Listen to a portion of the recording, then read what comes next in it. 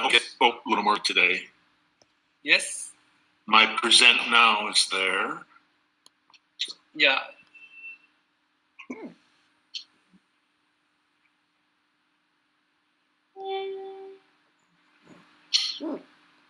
So have you done many things on Zoom, or do you pretty much use this Google one? Yeah, I mean, I have attended a few on Zoom, but I am more comfortable in this thing. Meet. Google Meet. Yeah, well, everything to do with computing is once you get comfortable with something that's easy to use. Exactly.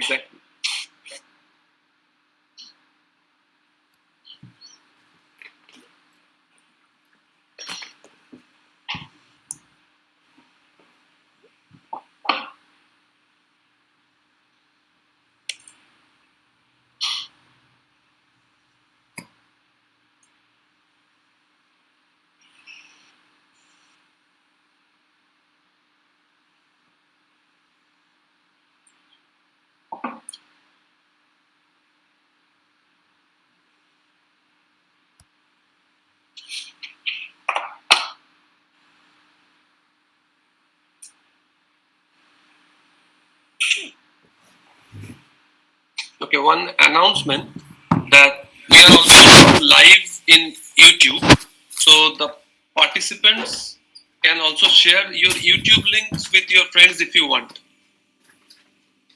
I have already emailed you the YouTube link, so you can share your YouTube links with your friends.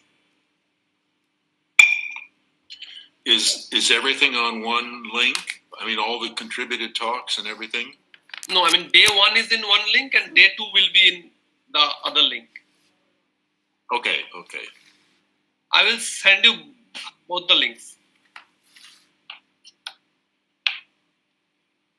Okay, now may I request Professor Vishek Odhikari to start day 2.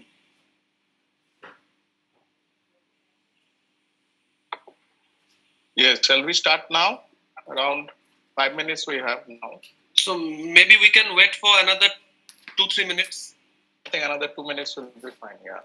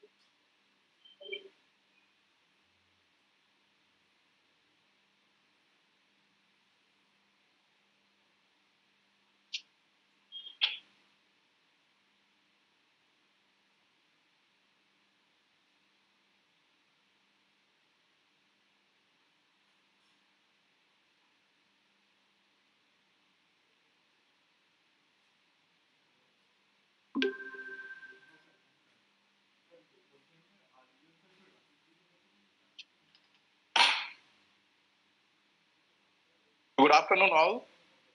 And it's with respect to Indian Standard Time, it's good afternoon. And cordially welcome you all to the International Conference on Algebraic Graph Theory and Applications. In short, we call it ICAGTA-2020, organized with the Department of Mathematics, Presidency, University, Kolkata. So yesterday, we have already witnessed two great invited lectures, one that was presented by Professor Brian Alpec, and we're fortunate that today also we will have another second part of his lecture, and of course, another lecture by Professor Peter Cameron. The last day we have all witnessed these two great lectures. Today also we will have three invited lectures. As I mentioned, Professor Brian Alpec, he is going to continue his second part of his lecture on some basic algebraic graph theory, lecture 2. And of course, we'll have two more lectures by Professor Dragan Maruzic. The title of his talk will be on the semi-regularity problem and beyond. And another talk will be by Professor Deborah Boutin. The talk title will be Distinguishing and Determining Graph Symmetries. So before wasting any further delay, I think it's my great pleasure to introduce Professor Brian Alpec for his first lecture. Professor Alpec has received his bachelor degree in mathematics from University of Washington and master's as well as PhD degree from the University of California, Santa Barbara, under the supervision of Professor Paul Kelly. Professor Alpec taught in Simon Fraser University for 33 years. Currently, he is a professor at the University of Newcastle, Australia. His research in graph theory includes tournament and digraph, permutation groups and their applications on graphs, decompositions and factorizations, Hamiltonicity of graphs, etc.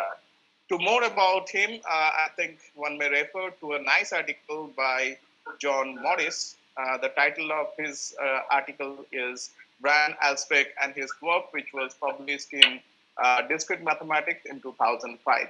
So without having further delay, it's my great pleasure to welcome Professor Alpec to start the second part of his lecture, which we have already seen yesterday. So now, sir, it's yours. Okay, thank you very much. I'll try to get this loaded up.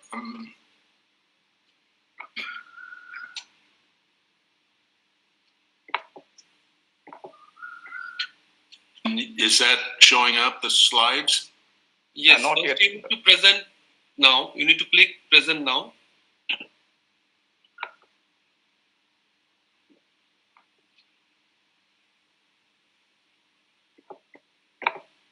Yes, it's coming now. Yeah, now your screen is there. Now you need to maximize that window. Yes, I know. So, Yes. Yeah, fine. Okay. So first of all, let me just give a quick summary of what I did yesterday. For vertex transitive graphs, and one of the constructions was based on set systems. Another construction is based on groups with Cayley graphs. I talked about that.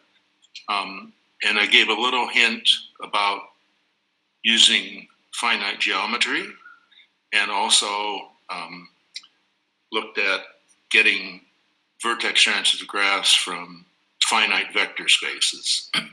After that, I wanted to start talking about characterization situations, and we looked in great detail at circulant graphs of prime order, and saw that, in fact, in that case, a lot of that, the success of that was all due to results in group theory, which is, of course, the case in much of the time. Then, when we were looking at the circulant graphs, we were talking about how to decide when two circulant graphs, and reached the point here of talking about this result that I'm starting here with Musicuk, and this is where we quit yesterday. And he was able to show that for those particular orders, N, 8, 9, 18, or K, 2K, 4K, where K is not divisible by an odd square, that then you have this nice condition for isomorphism, namely, you can find a unit in the ring of integers modulo n. Two connection sets are related by this multiplicative relation. And here I use a ring just because then you're talking about the multiplication kind of makes sense. But of course, if we start talking about vertex transitive graphs over other groups, or Cayley graphs over other groups, we no longer have this nice picture. And so, of course, like all of mathematics, you look at a situation that works well and you try to extend it in a situation by trying to figure out what's really going on. And of course, what's happening in that ring of integers modulo n is that multiplication by a unit is in fact an automorphism of the additive group, and so a group automorphism. And so this is the way in which you can begin to extend this to Cayley graphs on other groups. So we're going to start with a sequence of nested definitions here. So the first one is, we call a Cayley graph a CI graph, and I don't always not quite sure where CI came from, but most of us seem to believe it means Cayley isomorphism. But anyway, we call a graph a CI graph if whenever you have another Cayley graph on the same group with the connection set S prime, then the two of them are isomorphic if and only if there's a group automorphism of G that has the relationship between two connection sets. So the automorphism, or the group automorphism, maps S to S prime. So that's just an individual graph itself. And a slightly stronger condition, so we say that a group is DCI if every Cayley graph on the group of valency D or less is a CI graph. So this, of course, is a stronger condition. And finally, entire group is called the CI graph on G is a CI graph.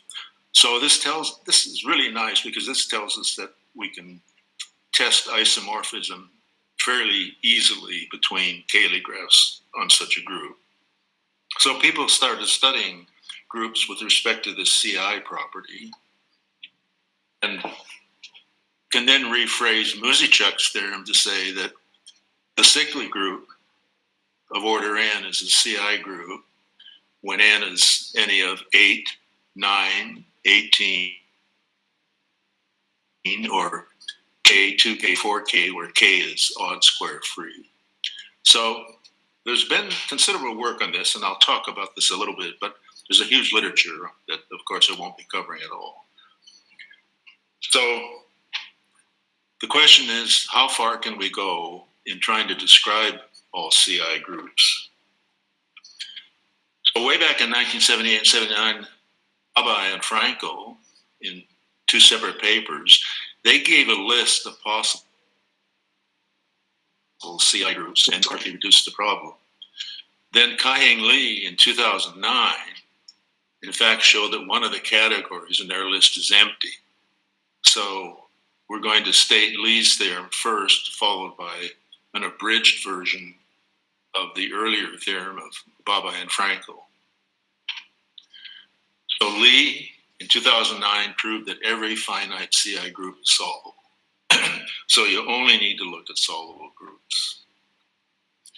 So that means we can now rephrase the bottom result, is that if G is the CI group of odd order, so we're missing even order, this is just odd order, then it turns out that any CLAW 3 subgroup, you only have three choices. Either it's Z3, Z9, or Z27, so it's cyclic. And for other primes, since the group has odd order, of course, the other primes are also all odd. The P subgroups, the CLAW P subgroups, are elementary abelian, which means they're direct products of cyclic groups of order P. And Moreover, G itself is abelian, or it has an abelian normal subgroup of index 3. So fairly close to being an abelian group. So this tells us then that odd order abelian groups are of interest, and even order solvable groups have not been discussed. So I want to look at just one thread coming out of this, and that's, let's just look at the elementary abelian groups by themselves. So, it's in 1992, the graph of valency 32 on Z2 to the 6th. So that graph, of course, has 64 vertices. So notice that the valency is really big. This graph is quite dense. And he proved that it's not a CI graph. So that was the first example of Cayley graphs on elementary abelian groups that were not a CI group. And in general, ZP to the K, so again, a direct sum, depending on how you want to look at it, they've been shown to be CI groups for K when it's less than or equal to 4, and also Z2 to the 5th. So the fact that you then have that Z2 to the 6th is not a CI group suggests the interesting problem of trying to determine the smallest exponent K such that Z sub P to the K is not a CI group. Now, the following result indicates that this problem is probably a hard problem. So in 2003, Muzichuk published a result that if P is a prime, and N now, so N now is going to be the exponent, if N is greater than or equal to twice the prime minus 1 plus this binomial coefficient 2p minus 1 choose p, so that exponent is growing fairly rapidly, that Z sub p to the n is not a CI group. Now, okay, so that's, do we know that that's the exact value? Well, in this case, if you plug p equals 2 into that theorem, you get 6. And so that happens to be the exact value for the prime 2.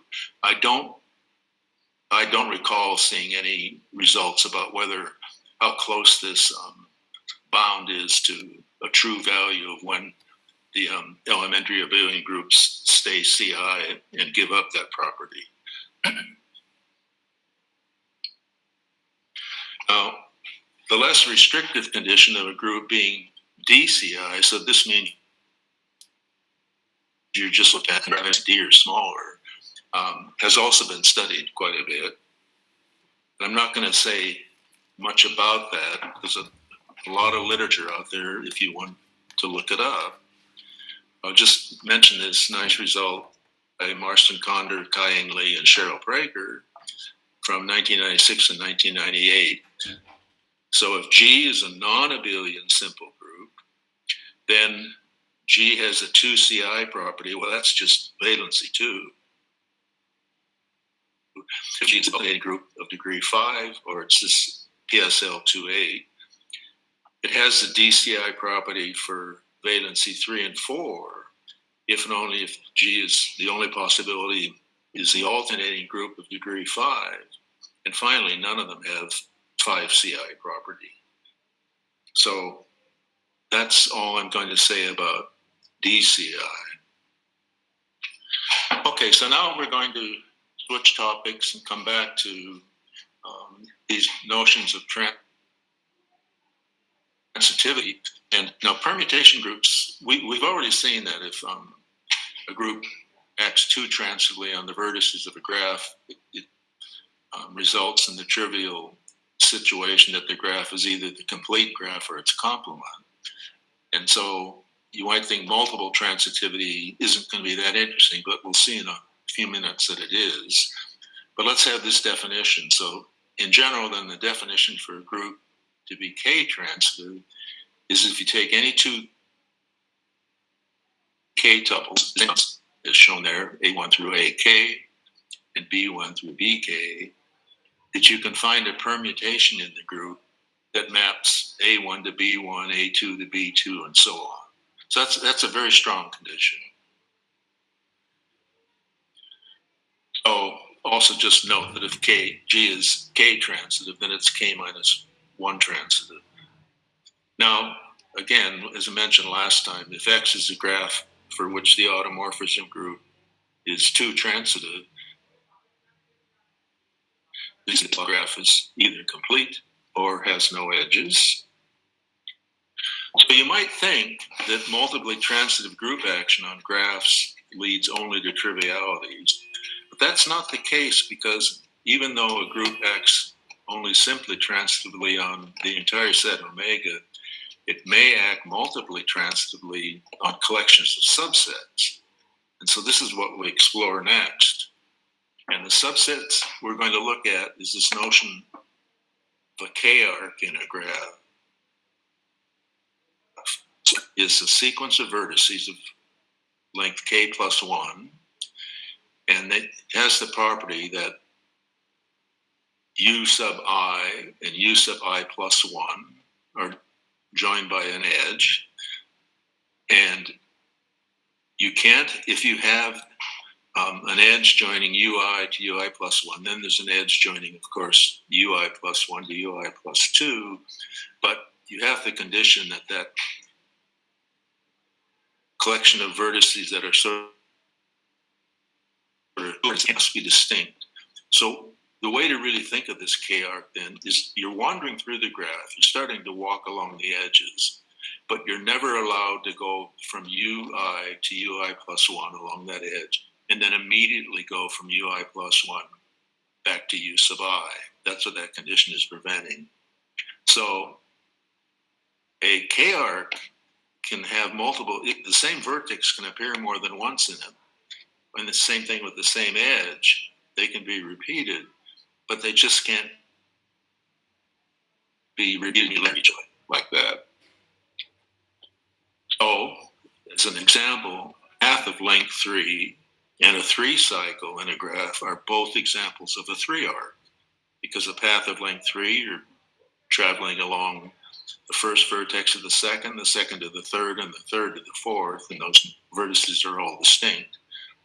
In a 3 cycle, of course, you start from the first vertex to the second to the third, but then the third vertex, you come back to the initial vertex, and that still satisfies the definition of a 3 arc. So you can see then that these arcs are fairly general objects. So finally then, a graph X is said to be S-arc transitive if the automorphism group acts transitively on the S-arcs. So here you have kind of a multiple transitivity notion coming into play.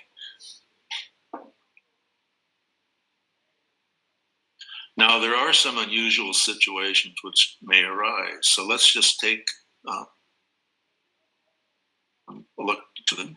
So first of all, a graph need not be vertex transitive to allow non-trivial arc transitivity. So for example, let's look at this complete bipartite graph K14.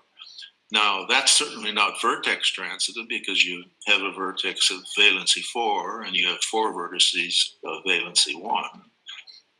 But it is 2-arc transitive because if you look at it, how do you get a 2-arc in that graph? Well, you have to start at a vertex of valency 1, go to the vertex of valency 4, and then go to another vertex of valency 1. And it's clear that any 2-arc like that, the group acting on this, the automorphism group, of course, is the symmetric group of degree 4 on those 4 vertices. You can just interchange them any way you like. So that graph is 2-arc transitive. It's not 1-arc transitive because you can't map the arc going from a vertex of valency 4 to a vertex of valency 1. You can't map it to the arc that goes the opposite direction. So it's rather a bizarre situation in some ways. The other situation involves cycles, because look at that 4 cycle there now. What does an S arc look like? Well, if you start at, say, the vertex in the upper left corner and travel to the vertex, the horizontal vertex in the upper right corner, because of the definition of an arc, the only way you can continue is you must keep going clockwise. And so you have an S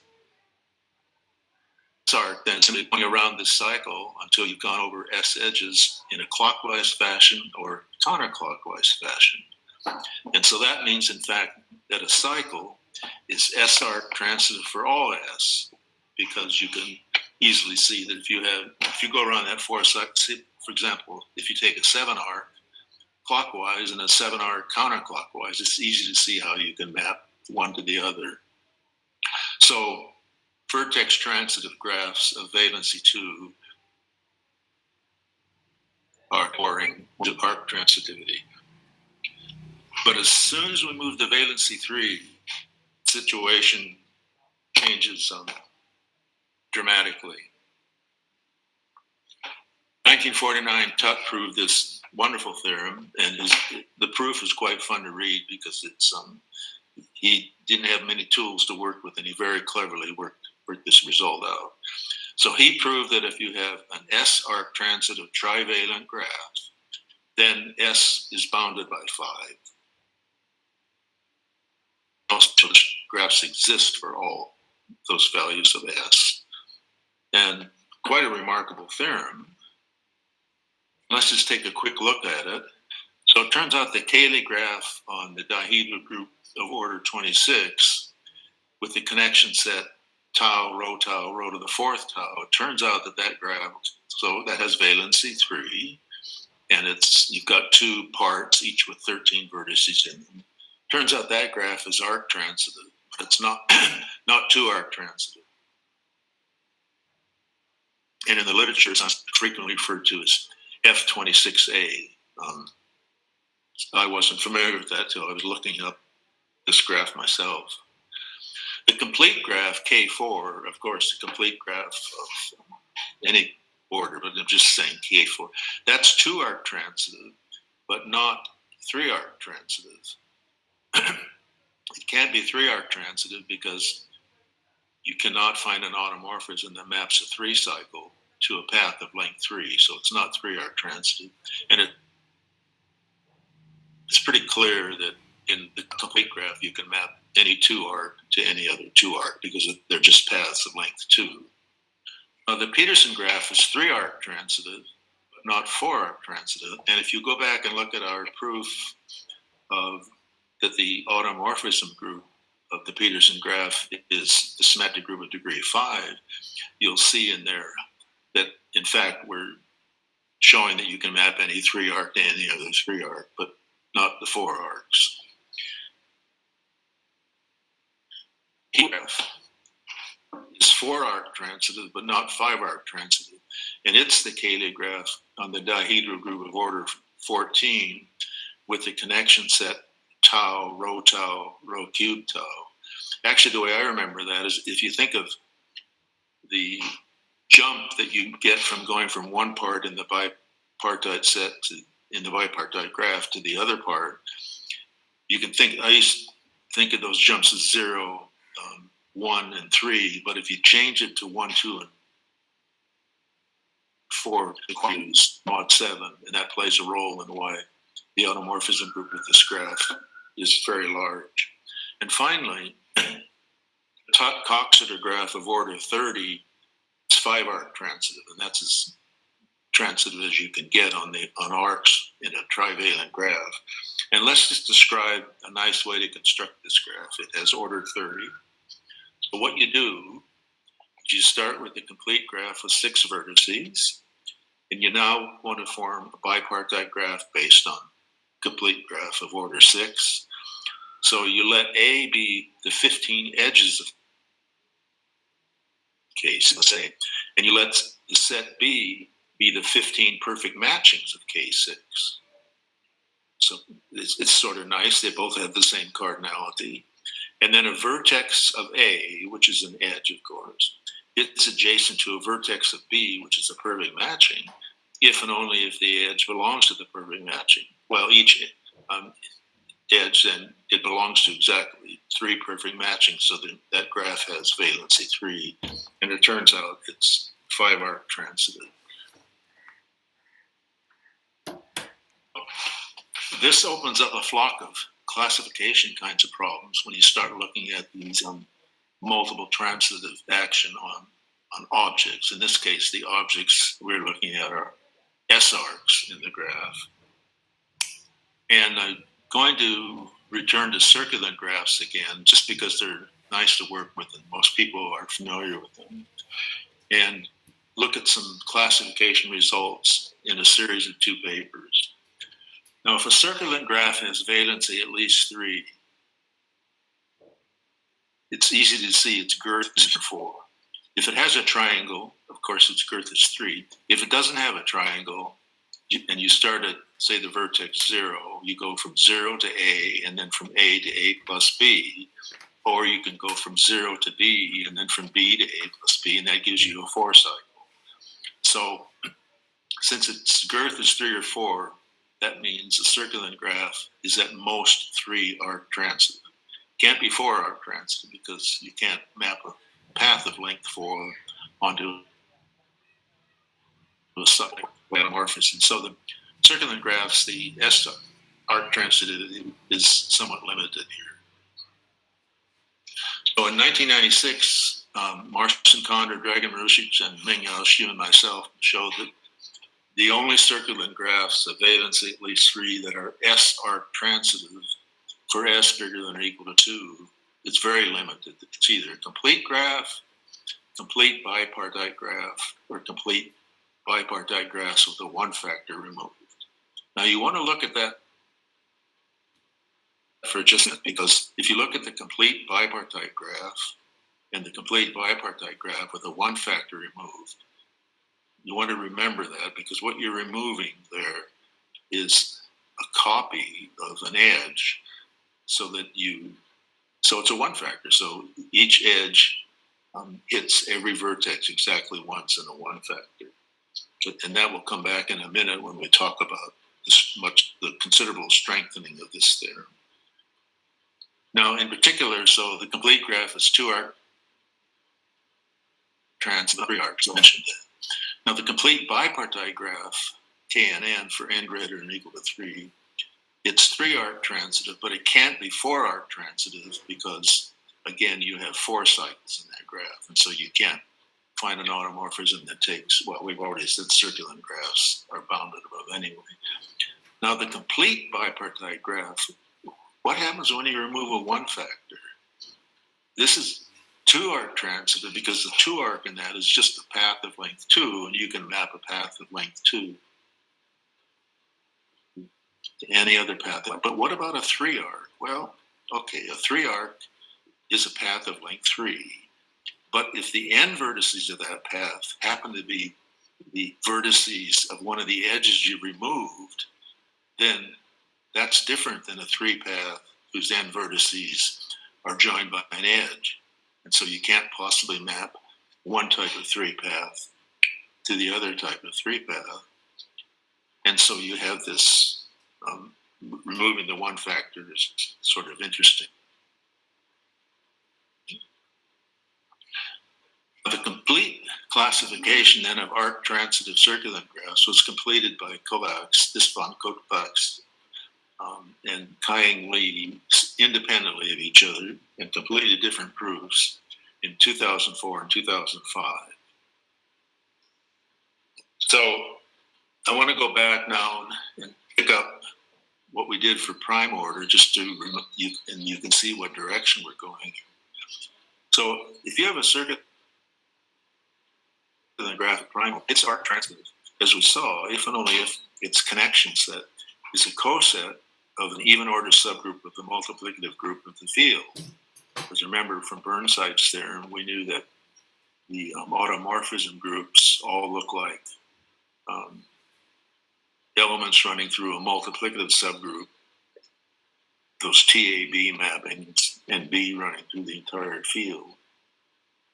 And so, I see an I is missing from transitive, I just noticed.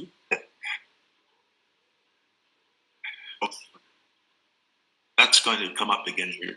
Now, so once you start getting to arbitrary orders, we're going to start building arc transitive graphs from smaller ones. So here I want to mention a product and But I use the term wreath product of two graphs because in most cases the automorphism group of the wreath product is the wreath product of their automorphism group. So it seems consistent to me. But on the other hand, many people call this product the lexicographic product.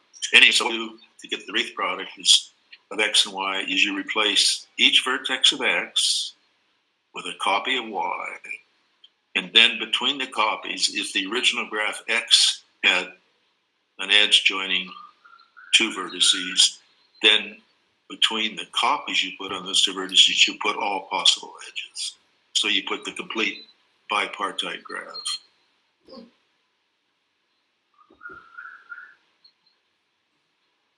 So the arc transitive circular graphs then are classified into four types. Now the first type is simple. It's simply all the complete graphs. Now it's easy to see that if x is an arc transitive circular graph of order n, then if you take the wreath product of that graph with the graph complement of the complete graph, so that's an independent set of t vertices, then you get arc transitive circular graph of order n times t. So of x by a copy of that graph, but that has no edges inside those copies. So the only edges are going between those clumps replacing it, where you originally had edges of x, and it's pretty easy to see that that's arc transitive. And in fact, exercise 16 then is to prove that this wreath product, in fact, is a circular graph, and to show that it's arc transitive when x is arc transitive. Now, the third type is closely related to the second type. You'll see that it's sort of the blown up version of what we did with the bipartite graphs. I'm just talking about that. So you let x be an arc transitive circular graph of order n, and now you want t greater than or equal to 3. And now you start with the wreath product x and the independent sets of size t. But now you remove t vertex disjoint copies of x such that each copy of x intersects each k empty set in a single vertex. Well, that's because that was the wreath product of k2 with something. And so k2 was x, and when we removed the perfect matching, you were just removing copies of x so that they had no vertices in common, and that's what you're doing here. And this resulting graph is arc transitive. So it's no surprise. It's just, but there is a surprise, and that's the fourth type. So we need a definition for this. So a k-graph is normal if the left regular representation is a normal subgroup of the automorphism group. Remember, we saw that G sub L is always a subgroup of the automorphism group, but it has to be a normal subgroup. Well, this is the fourth type then. So if X is an arc transitive circular graph and it's not of those first three types, then it turns out it's normal. Well, there's some vagueness in that description, right? I mean, you should agree with me that, so what does that mean? Well, if you go back to our circular graphs of prime order, they are, in fact, normal because the automorphism groups have that unique subgroup of order P generated by a single P cycle. And so, in fact, they're normal circulants. And so, can we now say something about the connection sets? Because in the case of prime order, we were able to say that the connection sets can be a coset of an even order multiplicative subgroup of the field. And can we get something like that for normal circular graphs of non-prime order? Well, let's just look at say a circular graph of order 24. Now the multiplicative subgroup of that ring has order 8, and every non-identity element is an involution. So the subgroup 1, 5, that has even order. That is a subgroup, right? Because 5 squared is 1, mod 24. But it can't be the connection set of a circular graph because it doesn't contain the additive inverses. So in this case, being an even order subgroup is not enough. It doesn't fill the picture in the way we did it in the prime case. So now I'm going to say that an even order subgroup of that ring, the multiplicative subgroup now, I'm going to say that it's balanced if it's closed under additive inverses. If we add 19 and 24, those are the additive inverses of 1 and 5. You now obtain 1, 5, 19, 24. So that's a balanced even order subgroup. And the circular graph of order 24 with this connection set is arc transitive. So exercise 17 is to prove that the circular graph that we just described here is in fact arc transitive. And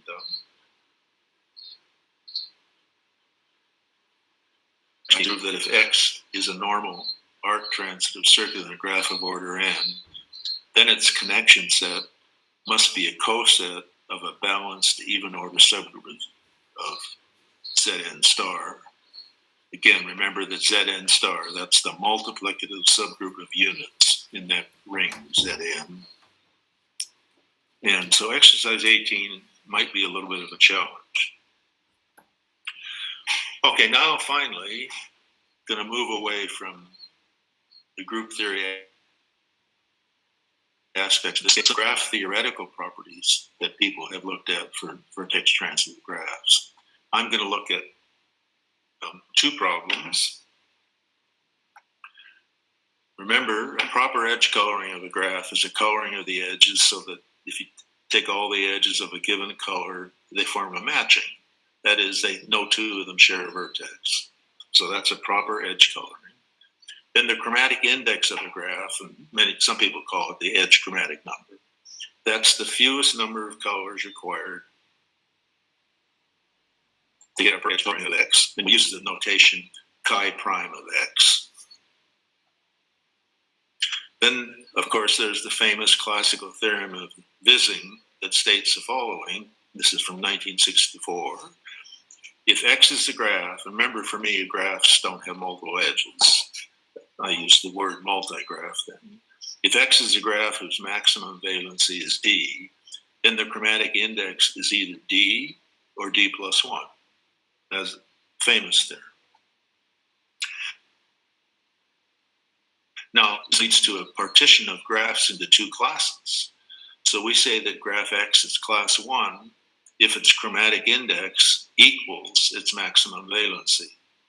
And we say it's class 2 if its chromatic index is maximum valency plus 1. So, and that's clearly a partition into 2 classes because the graph can't be in both classes. So here's a little example. Just if you look at this path of length 2, so it has 3 vertices, that graph clearly is class 1, right? It's maximum valency 2. And you can color the edges with 2 colors. And in fact, you must use 2 colors because the 2 edges have a common vertex use of 2, so they have to have different colors. So that graph is a class 1 graph. And notice that it has odd order. Okay, so we're talking about vertex transitive graphs, and they, of course, are regular. So this changes the situation considerably. So let X be a graph of odd order and valency D. Now, of course, D must be even when the graph has odd order. So the number of edges in X, of course, is D times N divided by 2. Now, the edges of a fixed color must form a matching. And because N is odd, that means the maximum number of edges of a fixed color is N minus 1 divided by 2. So if we use only D colors, the maximum number of edges we can color, our paint brush just runs out of paint of that color, is D times N minus 1 would leave some edges uncolored. And so the point is regular graphs of odd order are all class 2. No way around it. So then the natural question for us is every connected vertex transitive graph of even order class 1? Well, it turns out that the Peterson graph is not class 1. It has even order, 10. And that's easy to prove, given that you know one other function in a moment.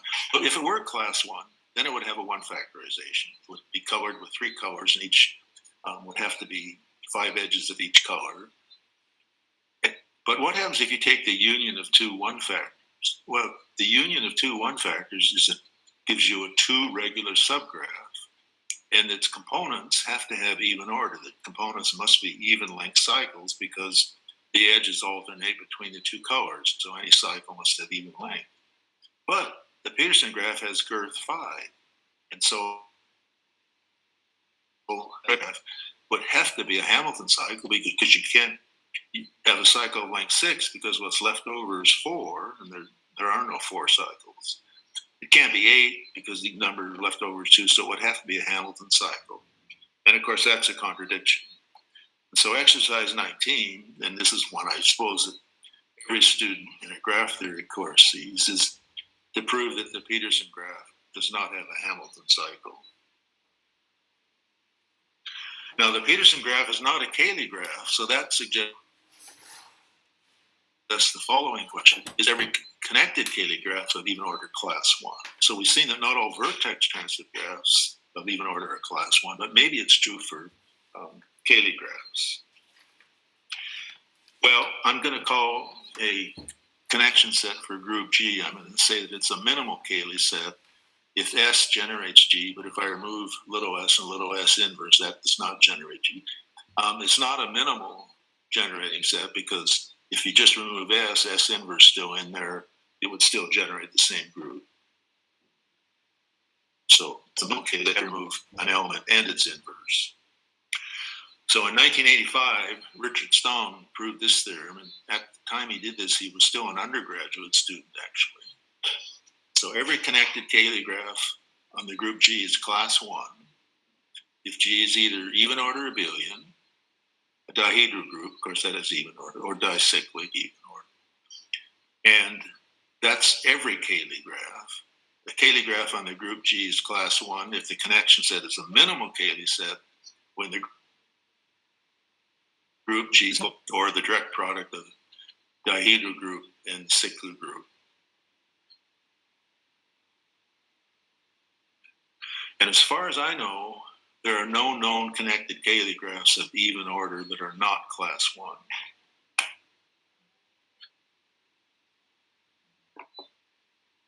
And there's a nice problem for people. There's a lot of work that could be done in this area. And the other graph theoretical type question I want to look at is Hamiltonicity. And this is a word that refers to the kinds of problems involving Hamilton cycles and Hamilton paths. So we're going to consider 3 Hamiltonicity questions. 1, is the graph Hamiltonian? Is the graph Hamilton laceable or Hamilton connected? And let me remind you what that means. A bipartite graph is Hamilton laceable if you can find a Hamilton path joining any vertex from one part to any vertex in the other part. That's when the parts have the same cardinality, but for vertex transitive graphs, that's the case. The graph is Hamilton connected if for any 2 distinct vertices in the graph, you can find a Hamilton path with those 2 vertices as the endpoints. And finally, is the graph Hamilton decomposable? So that means can you partition it into Hamilton cycles? I'll mention that just in a few minutes when we get to one of those questions. Now, I'm not going to discuss these topics item by item, but I'm just going to interleave the results and the ideas because some of them spill into each other here. So I'm going to start with 2 of really excellent results in this area. And theorem 17 then is C.C. Chen and Norman Kimball in 1981. They proved that if you have a connected Cayley graph of valency at least 3 on an abelian group, they proved that if the graph is bipartite, then it's Hamilton laceable. If it's not bipartite, it's Hamilton connected. Now, slightly amusingly, they didn't claim the Hamilton laceable portion of that in their statement of the theorem, but their proof actually covers the claim. Just maybe weren't aware of this notion of Hamilton laceable at the time, but their proof actually covers that theorem.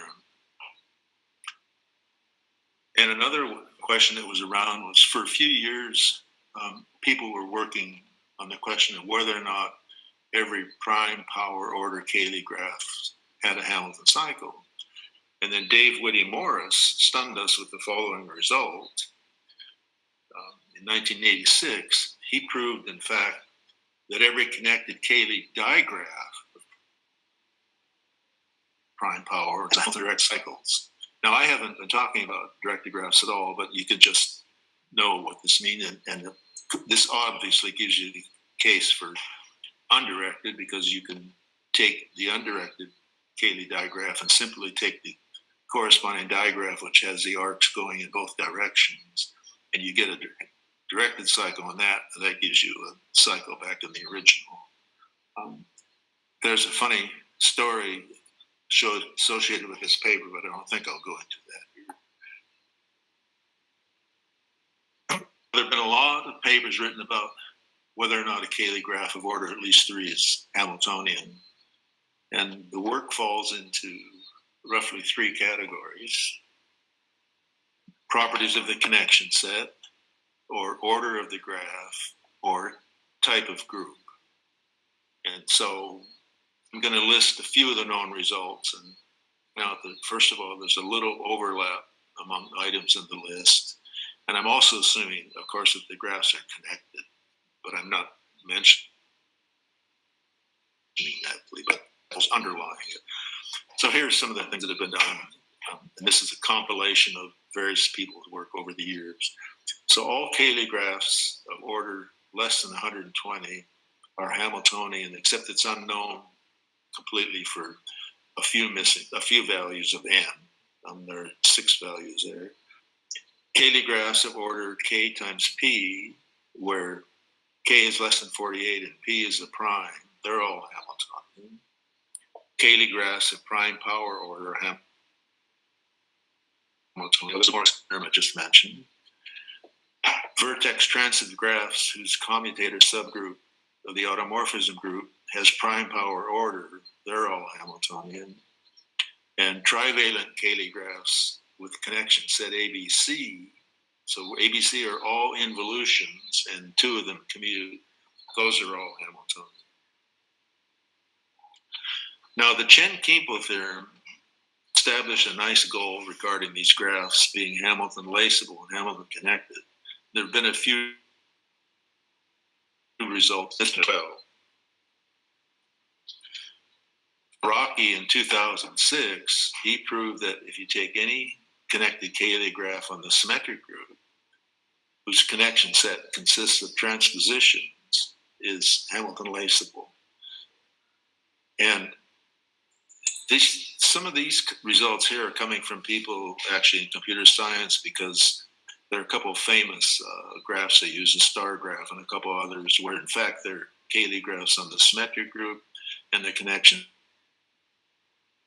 set consists of a special collection of transpositions. And of course, if the connection set consists of transpositions, then the graph must be bipartite, because if you have an even permutation and you hit it on the right by a transposition, you get an odd permutation. So this is the graphs are bipartite. One part consists of the even permutations, and one part consists of the odd permutations.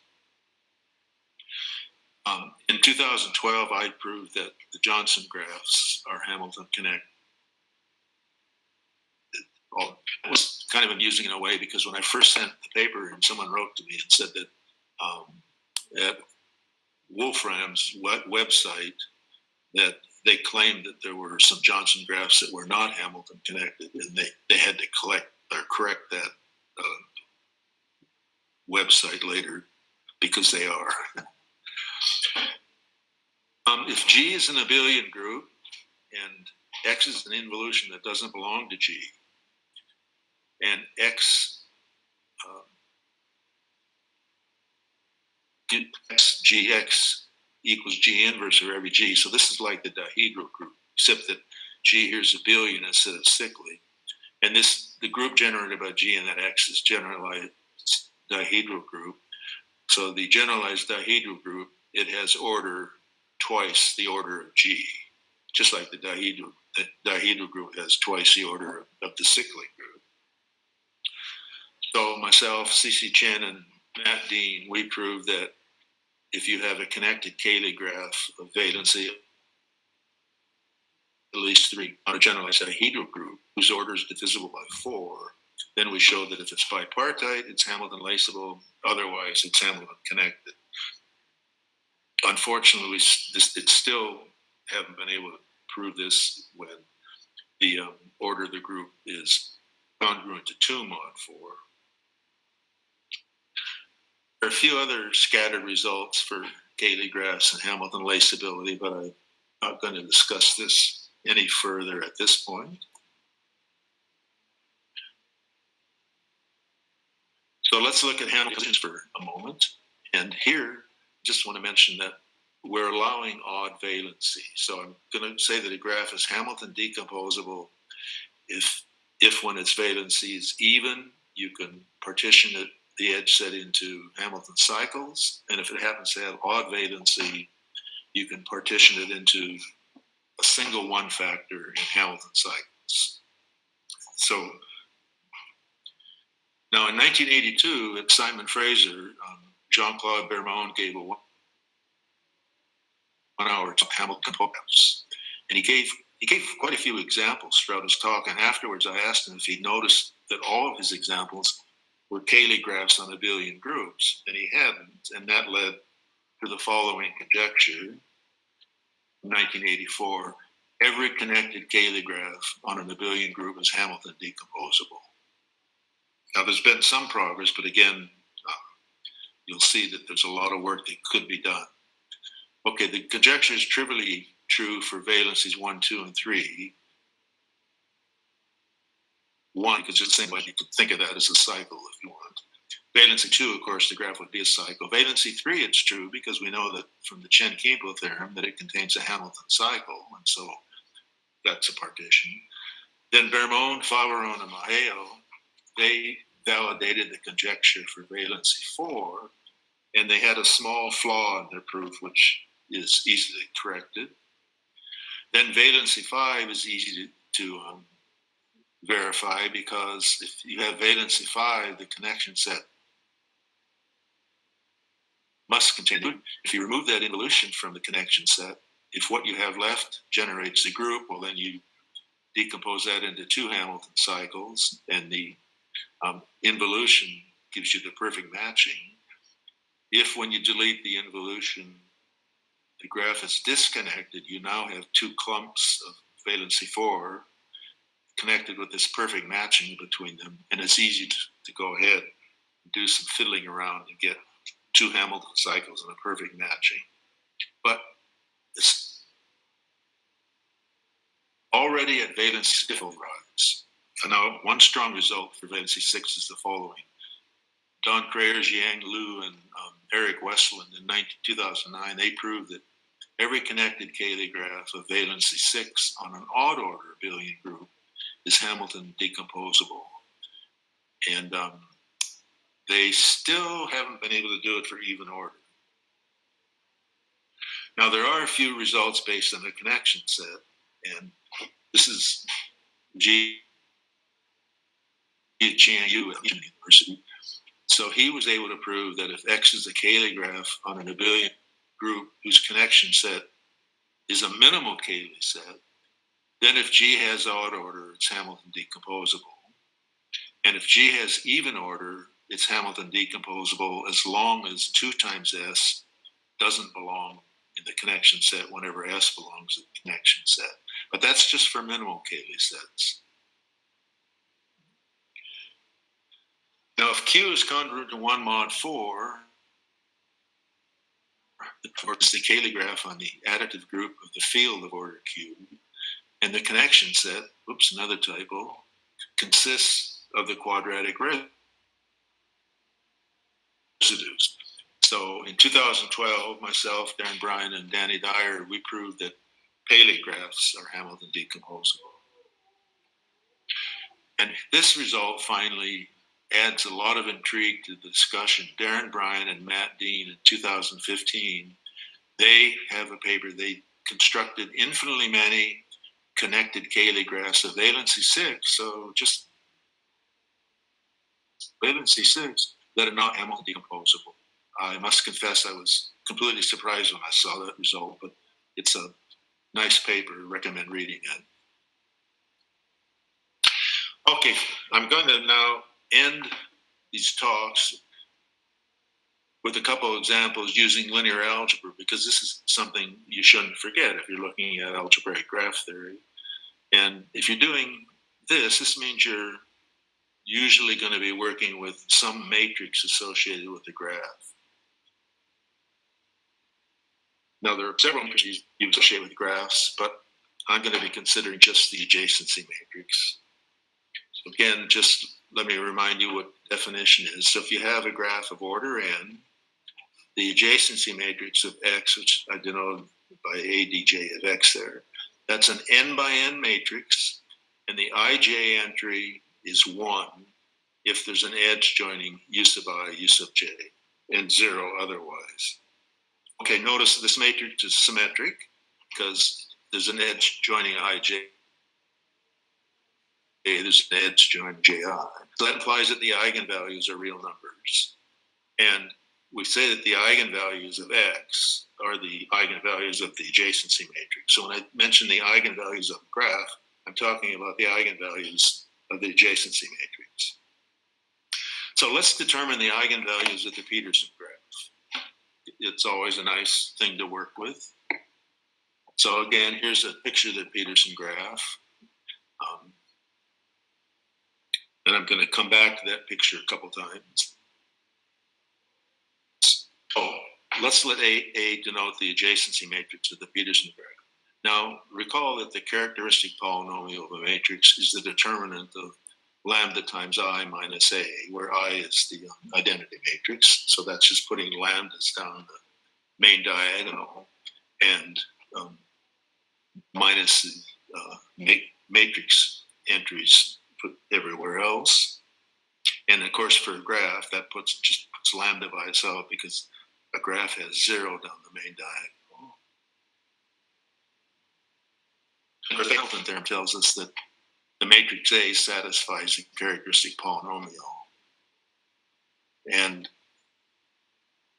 Marvin Marcus, who I was at Santa Barbara faculty member when I was a student there, he got quite excited about people being sloppy about talking about a matrix satisfying a polynomial, but we won't go into that. It just makes me smile thinking about that now. But there's another polynomial that sometimes is more useful than the characteristic polynomial, and that's certainly the case for the adjacency matrix of the Peterson graph. So the minimal polynomial, this is the unique monic polynomial. Monic means that the coefficient of the leading term is 1, of minimum degree which the matrix satisfies. So for the Peterson graph, it's going to turn out the minimal polynomial has degree 3, and that's a lot easier to work with than the characteristic polynomial, which has degree 10.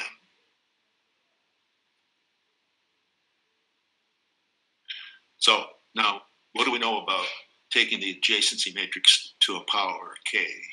Well, if you just look at how you multiply a matrix, do matrix multiplication, a to the k, that's the number of walks of length k from u sub I to u sub j in the graph. Now, a walk, of course, you can go out along an edge and come back along the same edge. So A itself, the adjacency matrix, that has a 1 in every entry corresponding to an edge and everywhere else. What about the matrix A squared? Well, the matrix A squared has 3 down the main diagonal, and elsewhere a 1 exactly where A has a 0. So why? Well, let's go back and look at the picture. Whoops. Okay, so if you just take the top vertex now, and you're looking now at the main diagonal element corresponding to that vertex. Well, notice that there are 3 walks of length 2. You start at the vertex, go out along an edge, and come back. So that puts you on the main diagonal in A squared. And also remember, this graph has diameter 2.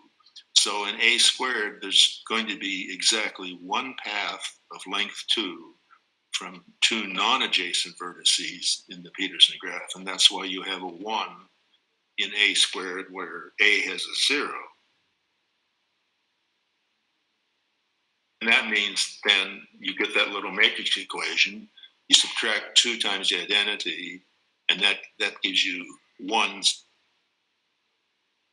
every. You have to go to A cubed. So the matrix A cubed has a 5 where A has a 1. And if you go back and look at the graph, you'll be able to start at a vertex and find 5 walks of length 3 from that vertex to a neighbor. It has 0 on the main diagonal because there are no triangles in the graph. And it has a 2 where A has a 0. That's because you can find between 2 non-adjacent vertices, you can find exactly 2 paths of length 3 between those vertices. And what that tells us then, cubed minus 2A squared minus 5A plus 6 times the identity is a 0 matrix. So that means the matrix satisfies that polynomial. So this polynomial, lambda cubed minus 2 lambda squared minus 5 lambda plus 6, that factors into lambda minus 3 times lambda plus 2 times lambda minus 1. So those are the eigenvalues. The only thing that you don't get here is you don't get the multiplicity of the eigenvalues, where in the characteristic polynomial, but it's easy to work out the multiplicities in this case because eigenvalue 3 has a multiplicity 1 because the graph is connected. So any regular graph of valency 3 has 3 as an eigenvalue with multiplicity 1. And the trace of A, the original adjacency matrix, that trace is 0. Remember, the trace is the sum of the entries down the main diagonal. And the only way then, and the sum of the multiplicities has to be 0. So that forces eigenvalue 1 to have multiplicity 5 and eigenvalue minus 2 to have multiplicity 4. That's the only way you can get everything to add up to 0. And now another little exercise then is to prove that if X is a connected regular graph of valency K, then K is an eigenvalue of multiplicity 1. It's easy to get it that it's an eigenvalue, but you have to play a little bit to get multiplicity 1. And then exercise 21 is a graph that is regular of valency K such that the eigenvalue of K has multiplicity 2. And once you do those 2 exercises, you will understand that perfectly well. Okay, so now we're going to do a couple problems here, or get a couple nice results. So the Peterson graph has order 10. It's regular of valency 3, so it has 15 edges. The complete graph K10 is regular of valency 9 and has 45 edges. So the arithmetic that possibly you could decompose K sub 10 into 3 copies, edge disjoint copies of the Peterson graph. Because the valency is 3 times 3 is 9, and the number of edges is 15 and 45. So that is a feasible situation. And furthermore, usually when the complete graph satisfies the arithmetic for some sort of decomposition, the decomposition exists. But now we're going to just look at a proof by that K sub 10 does not have a partition in the 3 Peterson graphs. So how are we going to do that? Well, here we go. Let's suppose that K10 has a decomposition into 3 Peterson graphs, and the respective adjacency matrices are A1, A2, and A3. So you get this obvious equation, right? That some of those 3 matrices must be equal to the matrix for K10, which has ones everywhere except 0 down the main diagonal. So you get that little equation.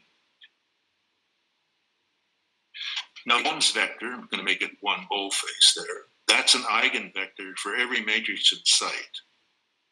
So that means that, let's just say that's an eigenvector for A1, A2, A3. It's an eigenvector for J, and it's certainly an eigenvector for the identity. And that means the remaining eigenvectors lie in the orthogonal complement of that one vector, so which is a 9-dimensional subspace. Now the matrix J minus I has eigenvalue not velocity 1, but then it has eigenvalue -1 for the remaining eigenvectors, the remaining 8. Now the eigenspaces for eigenvalue 1 for A1 and A2, they have dimension 5 because the multiplicity of that eigenvalue is 5. But that's living in a 9-dimensional space, so they must have a common eigenvector because they both have dimension 5. And now you get this equation. And so A1, so let that common eigenvector be X, then A1 of X plus A2 of X. Now we don't know what A3 of X is yet, but that has to equal J minus I of X. But J minus I of X we know is equal to minus X because -1 is remaining eigenvalues. And what did that force? Well, the only way that equation holds is if A3 of X is -3X. But that would say that -3 is an eigenvalue for the Peterson graph, which it isn't. So that's a contradiction. So that's a lovely little proof just using linear algebra. And not really the first time of that. And finally, the last little topic I'm going to look at here is something to do with the diameter of a graph. So remember that the diameter of a graph is the largest distance occurring between pairs of vertices in the graph. So one extremal problem, or optimization problem, if you want to look at it that way, is to try to maximize the number of vertices given that both the diameter and the valency are bounded. So you're trying to connect together as many computers as you can, and you just have a fixed number of edges that you can join in any computer, and you have only a fixed number of edges you can use altogether. So first of all, let's suppose the valency is bounded by 2 and the diameter is bounded by 2. How many vertices can you have? Well, let's start building the graph. We take a vertex and its valency can be at most 2, so we have 2 edges going out of it. And now we want to get as many new vertices as possible. The vertices on the bottom layer already have valency 1, so they can only have 1 edge going out. And you don't want them going to the same vertex because then you only have 4 vertices. So this way we have 5 vertices. But now the diameter is 2, so you can't possibly go down from that. So the only thing you can do is to close that off like that. So it's easy to see then the cycle of length 5 is the unique graph of diameter 2 and maximum valency 2. And that's a question for valency 2. Let's do the same with valency 3. So you start with the vertex and you have 3 neighbors coming out. Remember, we want as many vertices as possible. Now, each of those vertices on the bottom level are going to have 2 more neighbors, and we want those neighbors to all be distinct. So far now we have 10 vertices. But again, the diameter is 2, and so you can't go down any further because that top vertex has to be able to reach everything in 1 or 2 steps. And so if you play with it a bit, you'll find out that this is one way to connect it up. But once you make a couple arbitrary choices, it forces everything. And it turns out, in fact, that's the Peterson graph, just not drawn in the usual way. So in other words, what we've seen then, that if we're working with diameter 2, the largest order when bounding the valencies are the 5 cycle for valency 2, Bayesian graph for valence, and we now want to consider the general problem, or for other valencies. So if we have a graph of diameter 2 and maximum valency k, then what can we do?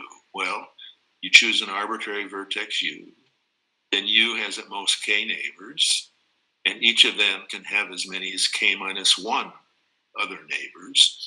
And so the maximum number of vertices clearly is 1 plus k times k minus 1. Of course, that turns out to be k squared plus 1. The base of valency and the diameter is 2. Now that value, k squared plus 1, is called the Moore bound for diameter 2.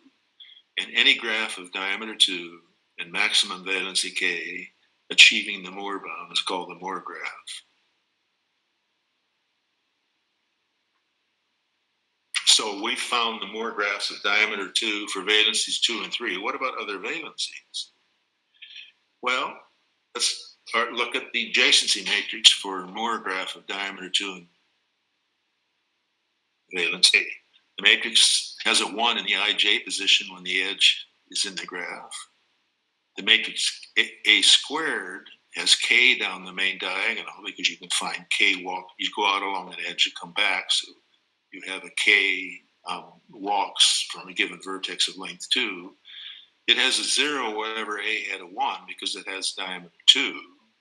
And you can't have a little triangle in it, or you don't get as many vertices. And it has a 1 whenever A had a 0. So that looks similar to what we did at one stage in the Peterson graph. So we have A squared plus A minus k minus 1 times the identity is J, where J is the matrix of all ones. Now this equation tells us that A and J had the same set of eigenvectors, because eigenvectors for A squared and A are the same, and for the identity, everything. So they had the same set of eigenvectors. And because the all vector is an eigenvector, that tells us then, let's go ahead with the equation, that tells us that you get k squared plus 1 equals n. Now we knew that already, but it's nice that it came up just from the matrix equation. For the other eigenvalues, we have this polynomial, and we want to, it's a quadratic. So we see that the other two eigenvalues are going to be lambda 1 equals, just use a quadratic equation or formula, these two eigenvalues. Okay, so maybe not the nicest terms in the world, but nevertheless workable. So if lambda sub 1 and lambda sub 2 are irrational, they have to have the same multiplicity because the trace of the original matrix is 0. So you have to have the irrational parts sort of canceling each other out. And you get this equation. So if you plug in, remember lambda 1 plus lambda 2, this one is multiplicity of each of them. And you get that equation. And what are the solutions of that equation? Well, the only solutions are k equals 0 and k equals 2. Well, k equals 0 doesn't make any sense because that's k is a valency. And the second gives you the cycle of length 5, which you already have determined. Now, if lambda sub 1 and lambda sub 2 are rational, then 4k minus 3, that amount that was under square root sign, that has to be a perfect square. So we let 4k minus 3 equal s squared, where s is an integer. And now the multiplicity, we're not sure, but the multiplicity of lambda 1, just let it be m. And then the other one must have multiplicity n minus 1, because we know that the other eigenvalue for the eigenvector of the all ones vector has multiplicity 1. So we get this equation.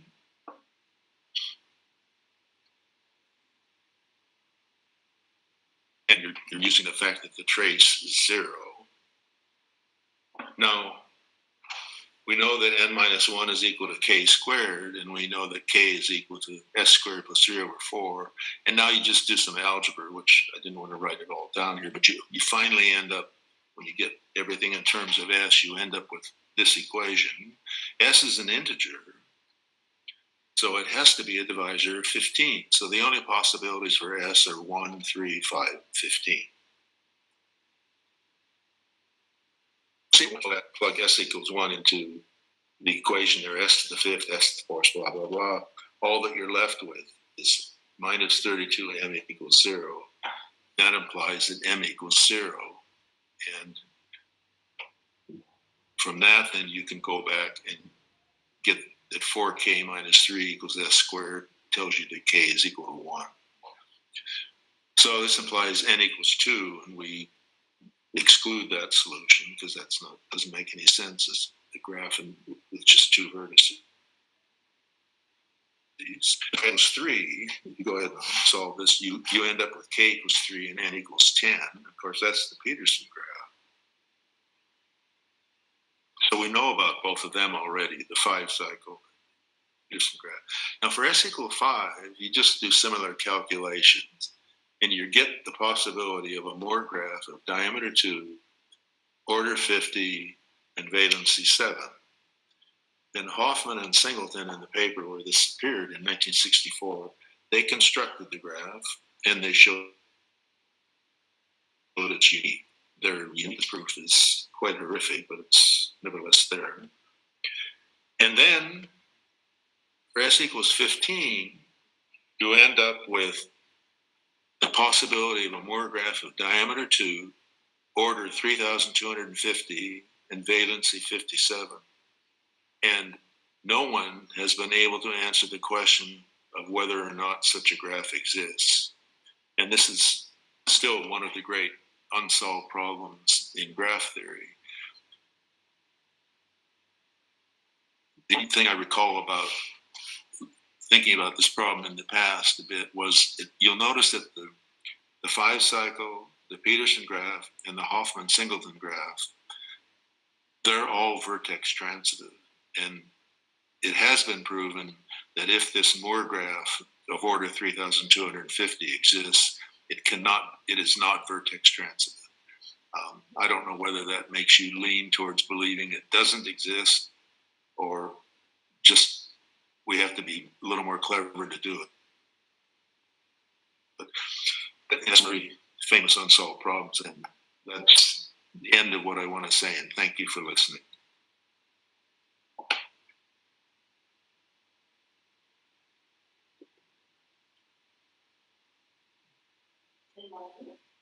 I don't know.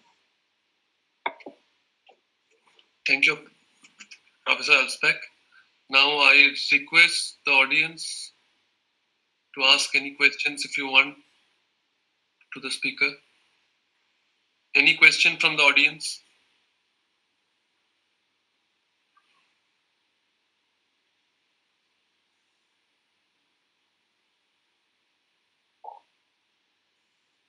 If you have any question, you can switch on your microphone and ask it.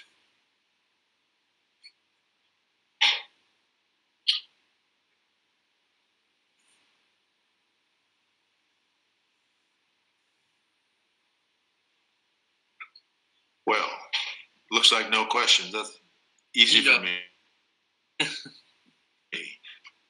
Okay. So, in absence of any question, let's thank the speaker once again for this nice and interesting talk. The talk was split into 2 lectures, and we are lucky enough to hear him for 2 days. I know it's quite late night there, so I would like to thank the speaker again for taking this pain to talk for almost 3 hours, and we are really, we really enjoyed the lecture. Thanks, Professor Alsbeck. Are you providing people with email addresses? Yeah, I can share your slides. If you send me the slides, I can share the slides to the participants. Well, I just would. I mean, if anyone wants to ask a question by sending an email, that would be wonderful Oh, okay. too. If you can share the slides, I will send them the slides, and I will also send them your email ID so that if they have any question, they can also ask. Yeah, I can email you everything. Okay.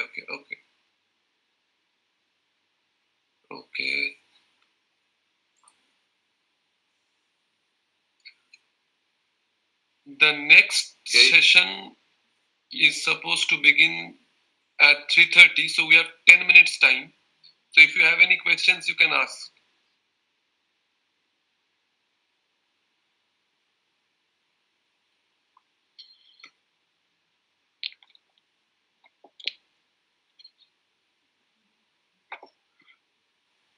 Okay, I'm gonna get ready to go. I think we are having a question. Yeah, can I ask, sir? Yes, please. Yeah, recently the Cayley graphs of commutative rings are defined. So, do you have any idea, suggestions regarding Cayley graphs of rings as such? Of Cayley-graphs of what? Commutative rings, sir. Commutative ring. Commutative ring? Commutative, yeah. No, I haven't thought about that at all. So. Okay. So, whether these problems can be tackled there or something like that. So you want to use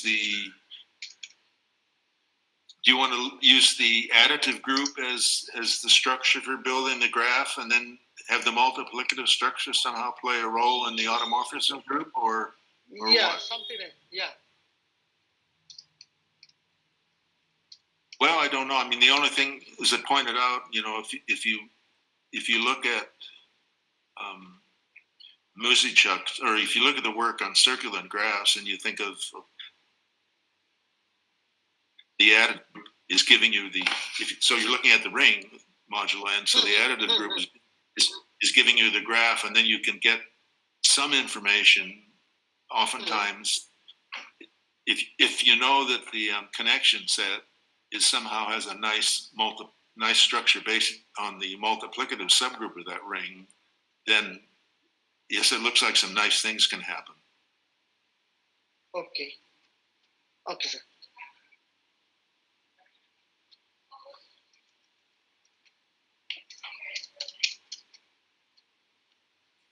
Any other questions?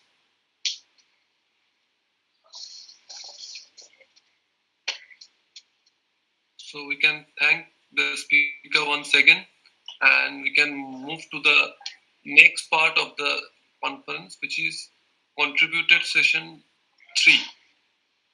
So Okay. now, Good night. Good night.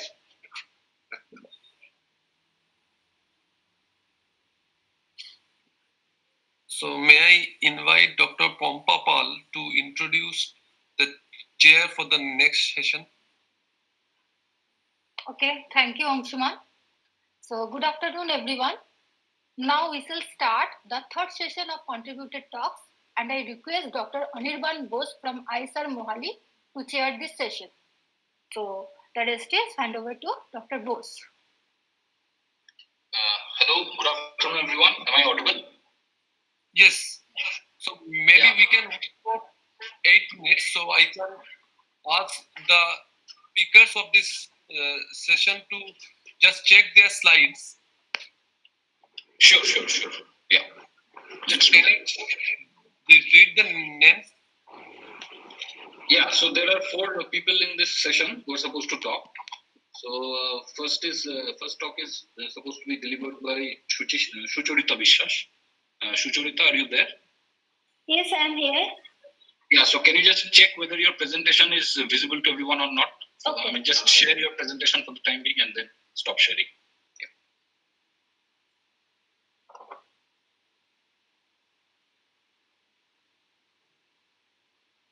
Is it visible?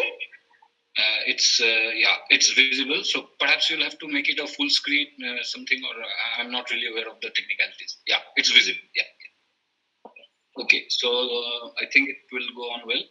So what about Monidipa? Are you there? Yes, I'm here. Yeah. So can you share your presentation and let's see if it is working or not?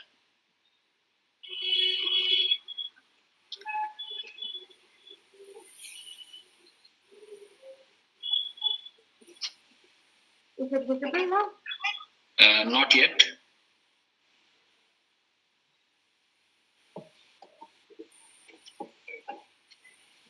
Maybe Anshuman can walk you through the steps. I am not really aware of the technicalities involved. First, need to click present now on the right bottom corner. Yeah, your screen is now visible. Yes. Now you need to go to the slide tab. Yeah. Yeah, now make it full screen. Yeah. Yes. Visible. Okay. Thank you, Monidipa. Yeah. So the next So you can you can stop sharing. So the next speaker is Roibatok-Angsuman. Yes, sir. So can you just share it once and check whether it's working? Sure.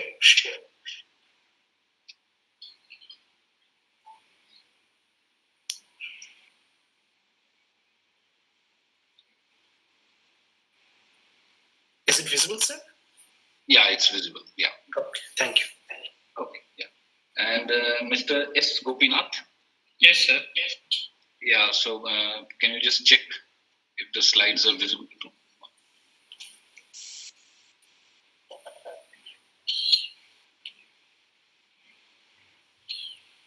Yes, it is visible for you, sir. Yes, it is visible. I hope that it's visible to everyone. Yes.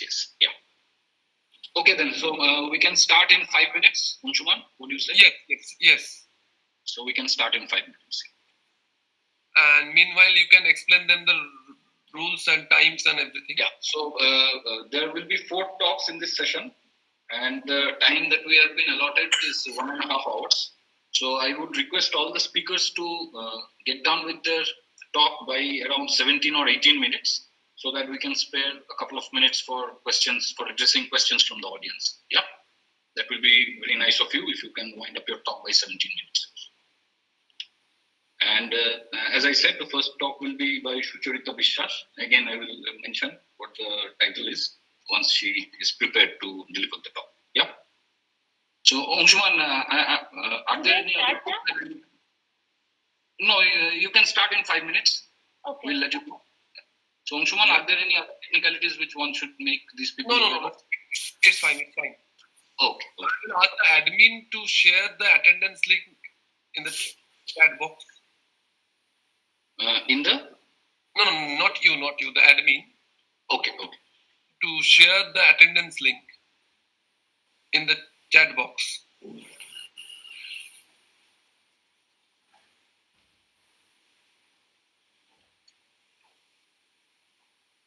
And we can wait for another 4 minutes and then we can start.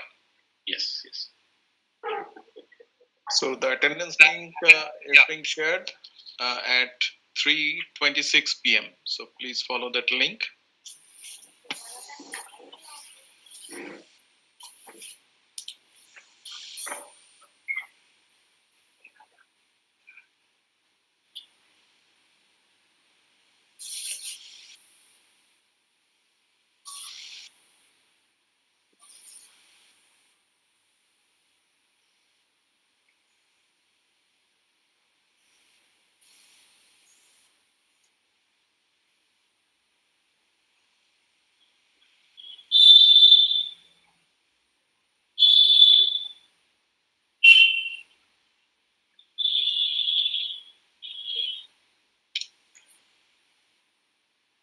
So, may I request Roibatok to mute your microphone because some additional sound is coming.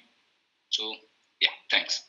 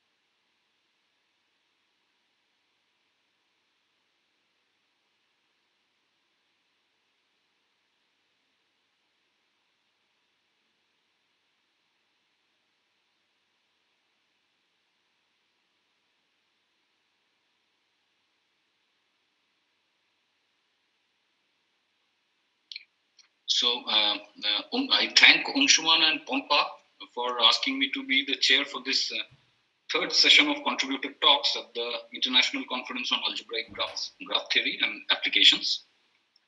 So, it's a pleasure to introduce Ms. Sucharita Biswas, who is going to talk about generalized Pepper's graph.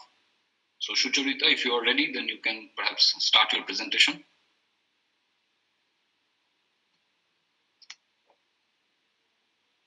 Am I audible to everyone? Yes, yes. Yeah, Sucharita, are you there? Yes, sir. Okay, yeah. Is it open? Yes. Please go ahead. Is my presentation visible? Yes, it is visible. Yes. Okay. So today I'm going to talk about the generalized Pepper's graph. As the title suggests, it is a generalization of Pepper's graph.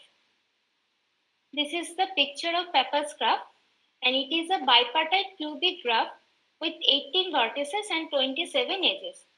Notice that we have 3 layers of vertices here. This is the outer layer, this is the middle layer, and this is the inner layer. Our goal is to generalize it from a graph theoretic viewpoint. Next, we discuss the definition of generalized Pepper's graph.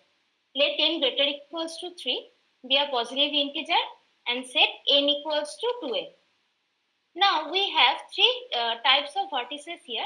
Xi's are called the outer vertices, yi's are called the middle vertices, and zi's are called the inner vertices. And there are 4 types of edges between these vertices. Outer edges consist of the edges joining consecutive xi's. Middle edges are of the form yi adjacent to zi plus 1 and yi adjacent to z minus 1. Spoke edges consist of the edges joining the corresponding xi's and yi's, and inner edges consist of the edges joining diametrically opposite zi's.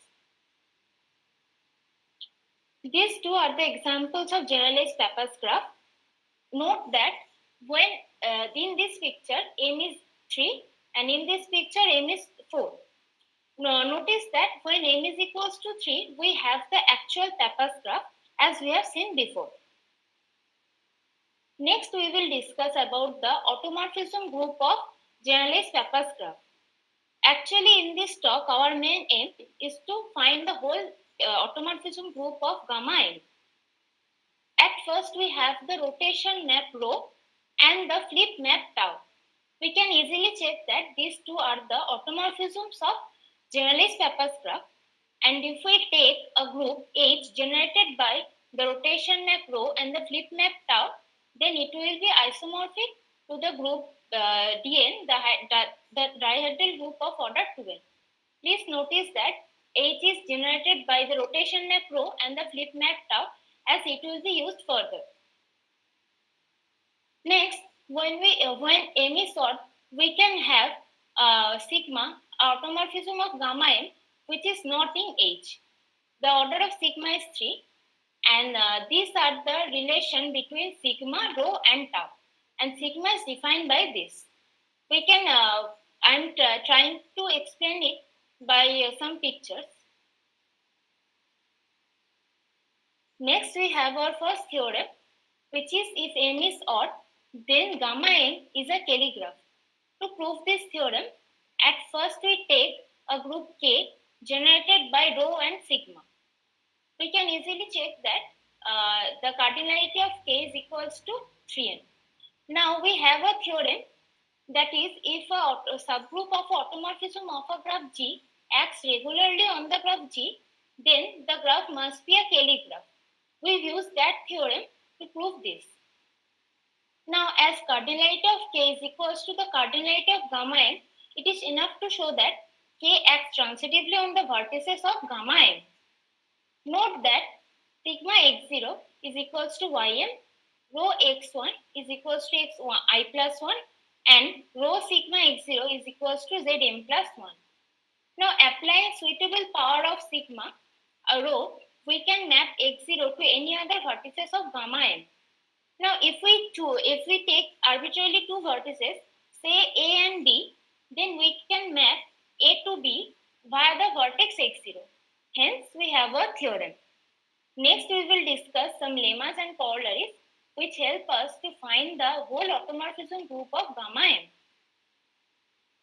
So, in lemma 1, we have proved for a automorphism phi and m is other than 3 if phi fixes the set of all outer vertices x and the set of all middle vertices y, then phi must be in H.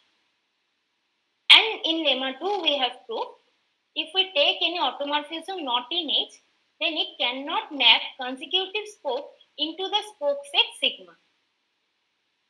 Now we have our first corollary, which is the stabilizer of the spoke set sigma is equals to H, that is the group generated by the rotation map and the flip map.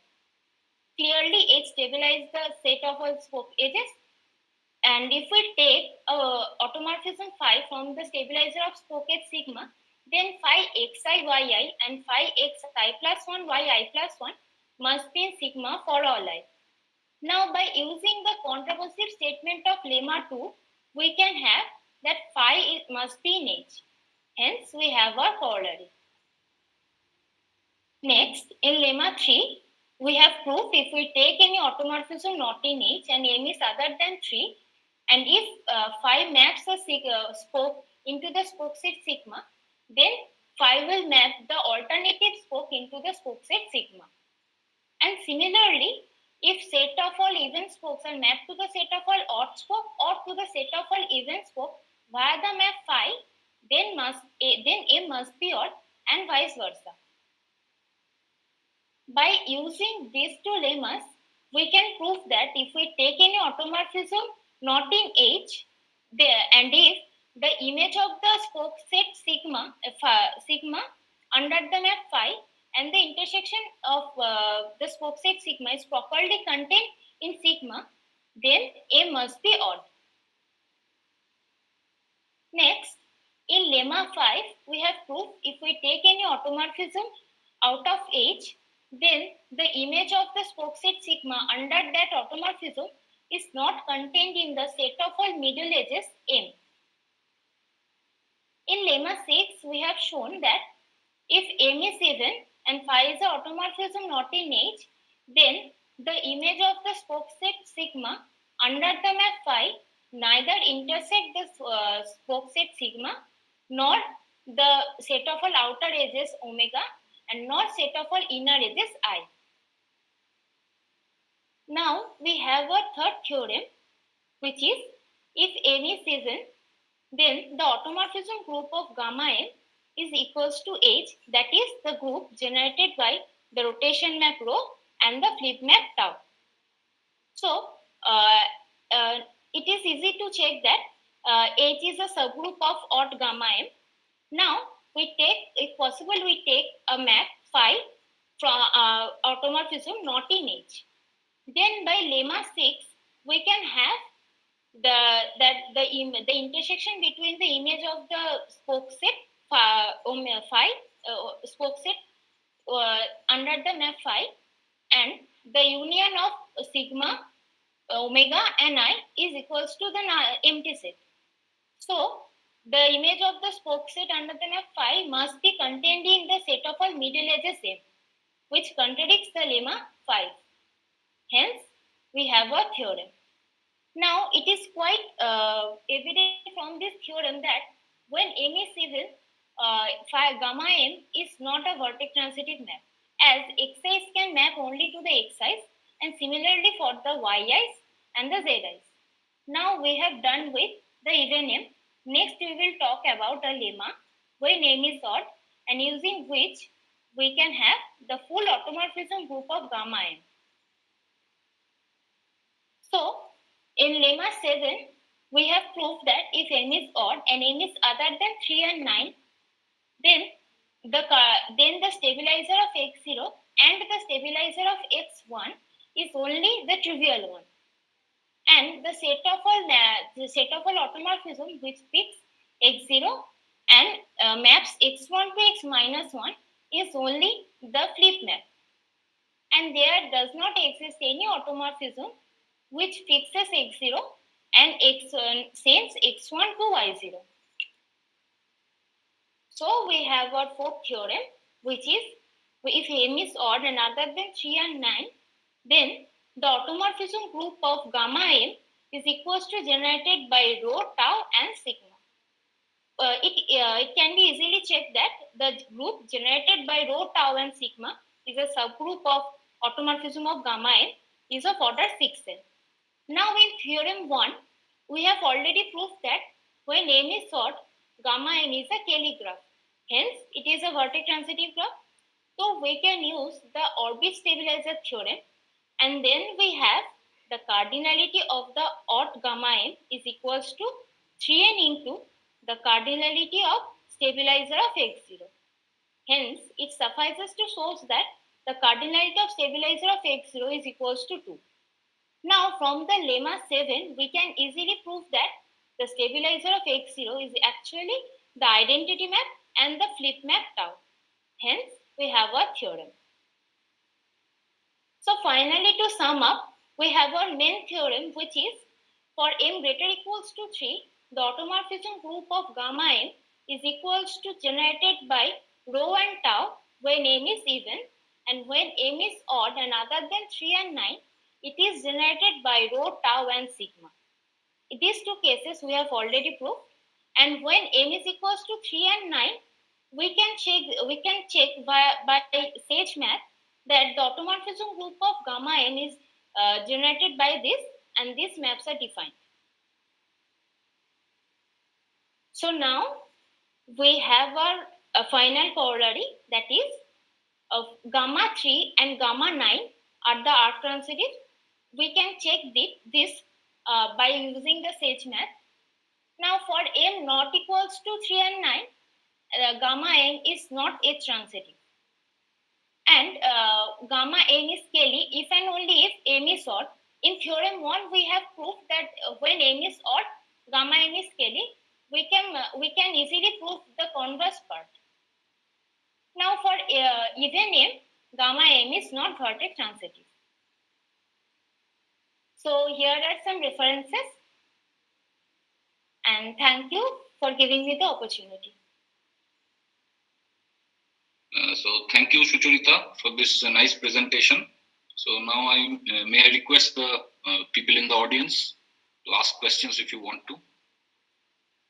Are there any questions or comments for the betterment of the work?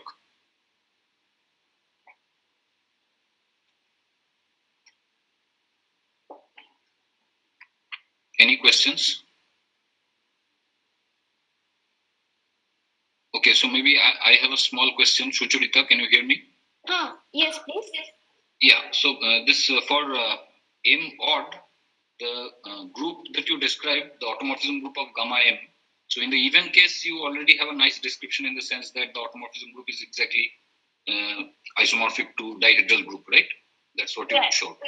Right. And in the other situations, you have explicitly computed the generators. That's very nice. So are there any very natural examples of groups, some already known groups which occur as automorphism of gamma m, where m is odd?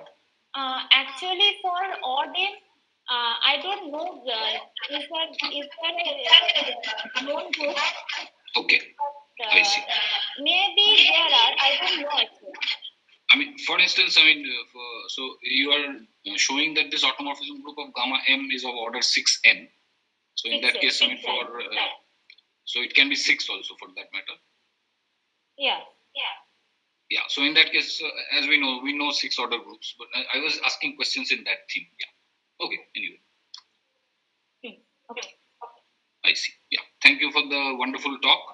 So are there any further questions? If there are not, then we can move on to the next speaker. I hope that there are no further questions, right? So the next speaker is Monideepa Saha, and she's going to talk about, so the title of her talk is Determining Number of Some Cubic Graphs. So if Monideepa, you are ready, then we can start your presentation.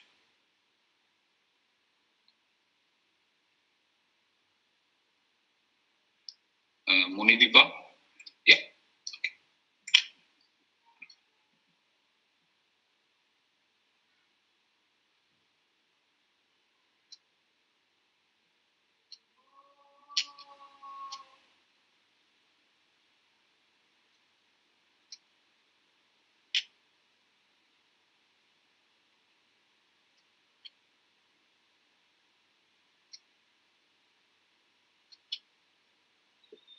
Is my slide visible? Your voice is audible, but your slide suddenly went away. Yeah, it's now visible. Yes. Is it visible? Yes, it's visible. Yeah, please go ahead. Yeah, thank you. Thank you all the organizers for giving me this opportunity to speak here. Today I'm going to talk about determining number of some families of cubic graphs. So, determining number is actually a parameter which measures symmetries in a graph. It is the total number of vertices that we need to destroy the automorphism in a group. Professor David Erwin and Professor Frank Harrelly first officially published an equivalent concept in the year 2006, but with a different name fixing number in their paper. Then Professor Deborah Boutin also independently introduced this concept of determining number in her paper. And Professor Boutin describes ways of finding and verifying determining sets, also shows how to use orbits to investigate determining set and determining number. So here are the necessary definitions. A graph is said to be a cubic graph if it is three regular, that is, when each vertex is adjacent to three other vertices of the graph. Now, a subset of vertices in a graph is said to be determining set if every automorphism of the graph is uniquely determined by its action on the set F, which means that any automorphism is completely characterized once we know the values of that automorphism on the set S, that is called the determining set. And the determining number is the size of the smallest determining set. In this talk, I'm going to discuss about determining number of two different families of cubic graphs, and we'll see some interesting facts. So the first family is introduced by Zhao and Gatemi in their paper Automorphisms of a Family of Cubic Graphs. The authors define the graph gamma n for any positive integer n with a vertex set v gamma n consisting of 4 n vertices u0, u1 up to u to n minus 1, v0, v1 up to v to n minus 1.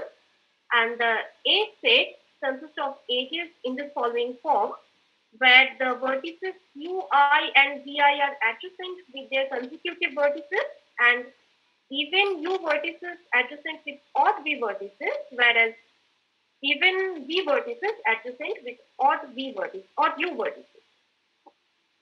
The authors also showed that this is a Cayley graph, and the automorphism group of this graph is isomorphic to Z2 cube semidirect S3 for the case n equals to 2, and Z2n semidirect Bn, that is the dihedral group of order 2n for the case n greater than 2. We will see that the automorphisms will play a very vital role for investigating the determining number for a graph. So the determining number for the family of this cubic graph is equal to 3 if n is equal to 2, and this is equal to n if n is greater than 2. The interesting part of this result is that although it is a 3 regular graph, but for this family, the determining number could be unbounded. That means we need a lot of vertices to destroy the automorphism group of this graph. For the case n equals to 2, it is quite simple because the family is isomorphic to Q3, that is the hypercube of dimension 3. And it can be shown by using fetch code that U0, U1, U2 is a minimum determining set, and the determining number is equal to 3. For the case n greater than 2, we have already seen that the automorphism group is isomorphic to Z2n semidirect Bn. As I have said earlier, that the automorphisms will play a vital role. So here I have defined some maps, alpha, beta, and delta is on the vertex set, where alpha takes the vertices ui and vi, 2 positions to its right. Beta maps ui to u minus I plus 1 and vi to v minus I plus 1. And the map delta i's are actually products of 2 transpositions, where the odd u vertices map to odd v vertices and even u vertices map to even v vertices. And it can be easily shown that these are the automorphisms of this graph. So we have a complete picture of the automorphism group that is generated by this map. So any automorphism of this graph is of the following form: delta 0 x power epsilon 0, delta 1 power epsilon 1 up to delta n minus 1 power epsilon 1, and alpha I beta j. We claim that the set S consisting of all the UIs with given indices is a determining set of this family gamma A. That means if any automorphism stabilizes all the vertices of this set, then it necessarily an identity map. So to prove our claim, we consider an automorphism that is in the stabilizer of the set F, and my aim is to show that all the superscripts of this automorphism are 0. So if possible j is equal to 1, then this automorphism stabilizes the set S. So in particular, it stabilizes U naught. So beta applied on U naught gives U1, and alpha power I applied on U1 gives U1 plus 2y. So the automorphism delta I is, since they are products of transposition, so either they could fix the vertex U1 plus 2i, or it would be shifted to V1 plus 2i. But in both cases, due to parity mismatch, we would get a contradiction. So what we have assumed that j is equal to 1 is false, and that's why j is equal to 0 for this case. Next, if I is non-zero, then again this automorphism stabilizes U naught. So alpha power I applies on U naught gives U2i.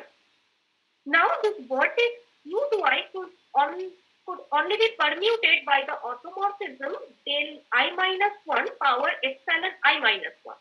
So we have two cases. If epsilon I minus 1 is 0, then evidently this would fix the vertex U2i. So it is equal to U0, and from there we get I equal to 0, contradiction to our assumption. And in the second case, if the power epsilon I minus 1 is non-zero, then this automorphism maps U2i to V2i, but this is not equal to U0. So also we have a contradiction here. So that's why I is equal to 0. So rest, the automorphism this fixes all the elements of the set S, and this could only happen if all the superscripts are 0. So it implies that S is a determining set for this family gamma N. So we remain to prove that S is a minimum determining set for this graph.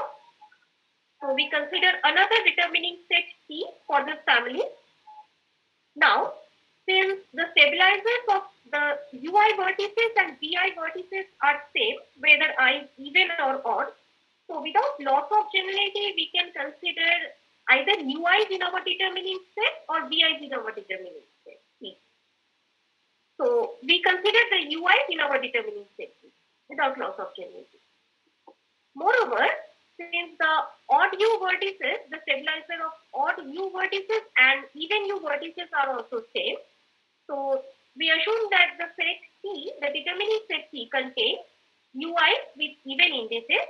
So we consider that T is a subset of the set U0, U2 up to U2n minus 2 that we have earlier considered as the set S. And our aim is to show that T is exactly equal to the set S. So suppose that U0 is not in the set T, then the automorphism del n minus 1, it stabilizes all the elements of T except U0, but it is not the identity map. So we have a contradiction that T is a determining set, so we cannot drop U0 from the set T. Since we have seen that gamma n is a Cayley graph, so it is a vertex transitive graph, which means that we have at least one automorphism between any two vertices. So by dropping any element from this set, T will fail to be a determining set. That's why T is equals to the set S, that is the F set, and the determining number of this graph is S. So for this family, the determining number would be unbounded. The next family is introduced by G. Villiers.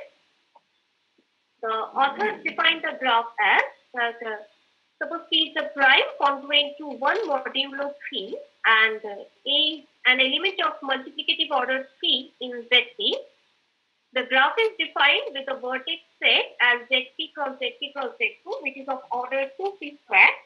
And the edge set consists of edges in the following form. There are three kind of edges.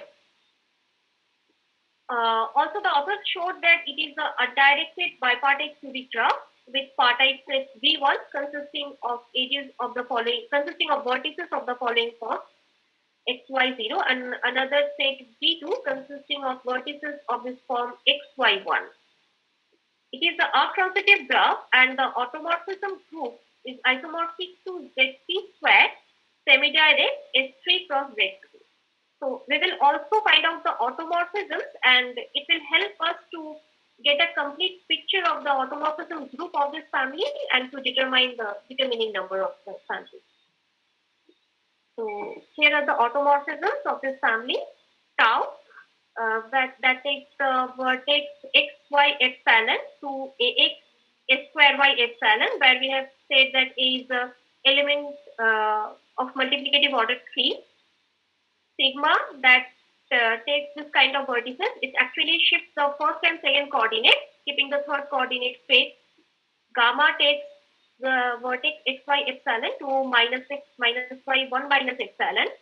T1 and T2 are two maps where T1 adds 1 to the first position, keeping other fixed, and T2 adds 1 to the second position, keeping other fixed. So the automorphism group of this graph is of this form that is generated by this map, and any automorphism of this family is of this following form. This result shows that the determining number of this family is 2 for all prime P satisfying P congruent to 1 modulus 2.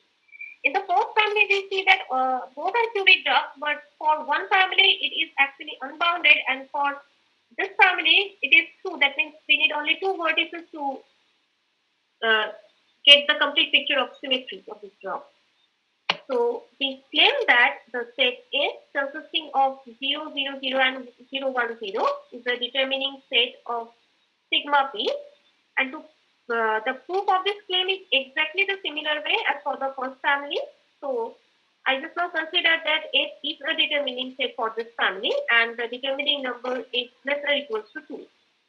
Now since sigma P is an arc-transitive graph, so definitely it is a vertex-transitive graph, and by orbit stabilizer theorem, the order of stabilizer of any vertex is actually the order of the group by order of the orbit. Now, as it is a vertex-transitive graph, so the order of the orbit is exactly same as the order of the vertex set. So, we have the order of the stabilizer, any vertex is 6. That means, if we consider a set consisting of a single vertex, it could not be a determining set because there will be so many non-identity automorphisms that may stabilize the vertex but not be in the determining set. So any single vertex cannot determine the graph sigma P. That's why the determining number is equal to 2. So here we have the theorem. There are the references of my talk. Thank you for listening. Thank you, Monideepa, for your presentation. So, are there any questions or comments from the audience?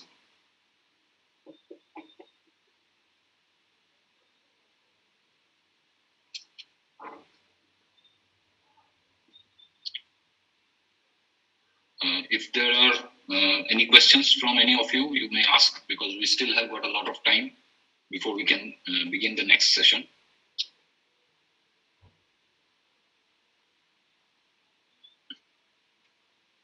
So it seems like there are no questions which anyone wants to ask. So let's move on then.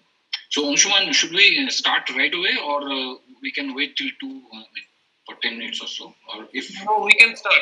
I think. we can start, right? Yeah. If Roibatok, so the next speaker is Roibatok Sengupta, and he's going to talk about square element graphs over groups for which the set of all squares forms a subgroup. So if Roibatok, you're ready, then we can begin. Yes. So am I clearly audible? Yes, you're audible. Yes. Thank you.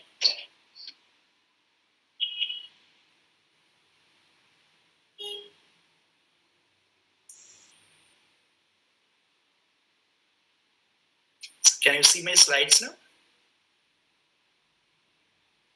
Yes. Yes, Ruibato, your slides are also visible. Yes. Okay, thank you so much. So, good afternoon, everyone. I thank the organizers for giving me this opportunity of presenting my work here. As the moderator said, the title of my paper is Square Element Graphs over Groups for which the set of all squares forms a subgroup. This is a joint work with M.K. Shen, Sukhendu Kaur, and Bijon Bishwas. So it's in fact a continuation of our study of square element graphs, which we have introduced a year or a half ago.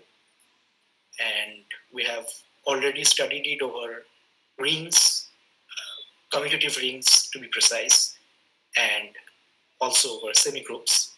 So in this presentation, I would look at a particular aspect where I have considered particular groups where a set which we call the square set or the set of square elements will form a subgroup of the group we are considering. So this is the structure I'm going to present. So I will briefly introduce the graph and then I will highlight some of the properties which we have already discussed in our earlier papers where we studied this graph over a group in general. And then in the third section mainly, I will come to the work which we are going through currently, that is the study of the square element graph over groups where the square set forms a subgroup. So let me first talk a little about the motivation. Now, as everyone here is aware, more or less, that if one looks at the development of these graphs defined over various algebraic structures, then one easily notices that often it becomes that one focuses on some particular subsets or some substructures of the algebraic structure we are looking at. For instance, if one looks at zero divisor graphs, then it is entirely dependent on the set of zero divisors of the ring or say the semigroup over which the graph is being defined. Or if one looks at the commuting graphs, then the center plays a very prominent role. Or if one looks at the intersection graphs of ideals, there the ideal plays an important role. So when we're thinking about this set of squares, which I'm going to shortly introduce it to you, we felt a motivation that this set could be used to define a graph. And in a way, it might lead us to some study of interplays between the algebraic structures and the graph theoretical structures, as it is usually done in this kind of studies. So let me first introduce this square set, which I have mentioned quite a few number of times already. So this is what we mean as a square set. It's the set of all square elements. Now, what is a square element? Suppose I will start with a ring because that's where this graph was first defined by us. So if you take a ring and if you take the square of all the elements of the ring, square of all the non-zero elements of the ring, then I called that set as the set of square elements of that ring. That is, we are considering the elements of the ring R, which are of the form y square for some non-zero element y. So why was this, what got us interested into this in the first place? First of all, we felt that there's a number theoretic catch here. I mean, we could involve number theory meaningfully with this because, as we all know, quadratic residues can be connected with this set. So there is a kind of level playing ground between theory of numbers and the graph theory. So, and moreover, what we observed is that this set has properties very similar in a way to the set of zero divisors. Suppose if we take a commutative ring and if we consider this set of squares, then exactly like the commutative rings, exactly like the set of zero divisors in a commutative ring, what happens is that this set is also closed under multiplication. Anyone can see, because if you take two elements, say one is x square and one is y square, then if the ring is commutative, it is simply xy square. So it's closed under multiplication. The product of two squares also give you another squares. But in that case, we have to modify this thing probably because of the zero divisor considerations. So we later actually modified this r minus 0 to r. So instead of considering squares of non-zero elements, we consider squares of any elements of the ring. So this was the first similarity with zero divisors. And the second similarity of zero divisors was that like the zero divisors, this is not always closed under addition. So sum of two squares may not always give you a square. But this has an advantage, this set of squares, that when you consider a field, we know that we don't have much to do when we consider the zero divisors because it's an empty set. But the set of squares in a field is not an empty set. So there is an opportunity for us to work with fields. And there is also this property, as everyone knows, that in a finite field, every non-zero element can be just sum of two squares. So keeping this in mind, we define this graph, square element graphs over rings in this way, that we took a ring R, we took all the non-zero elements of the ring as our vertex set, and we defined a simple undirected graph where two elements were adjacent if their sum was a square element. So this was how square element graph was defined over ring with the symbol SQR. And since one can easily see that this, although there is a scope of involving both the operations of the ring, that is addition and multiplication in this definition, because here we have the addition and in the squaring process we have the multiplication. But essentially it uses only one operation of the ring, because once this set of squares is determined and we have that set, so this whole graph is actually dependent on only one operation of the ring, which is the addition operation. So it is, once we have the set of squares of a structure with us, we need only one operation to define a graph like this. So taking you from this, we could define square element graph over semi-groups as well, where it was defined in the natural way that we took all the elements of the semi-group as our vertex set, and two elements were adjacent if their product, so to say, where product is the operation in the semi-group, needless to say, is a square. And we have also focused on groups as well in our last paper. So in this paper, as I said in the very first place, I will look at some aspects of this square element graph when I am defining it over groups for which this square set is a subgroup. So before I move on to that thing, let me, since I have a bit more time, which I usually have in this presentation, let me just pass you through some of the results in square element graph defined over group. This is a very simple but interesting result which holds for the square element graph defined over a group, that two elements in square element graph defined over any group G are adjacent in this graph if and only if their corresponding inverses are adjacent in the same graph. And then for a finite commutative group G, we could completely determine the degree sequences for this graph. As one can see that it is almost entirely dependent on the number of square elements, distinct square elements in that group.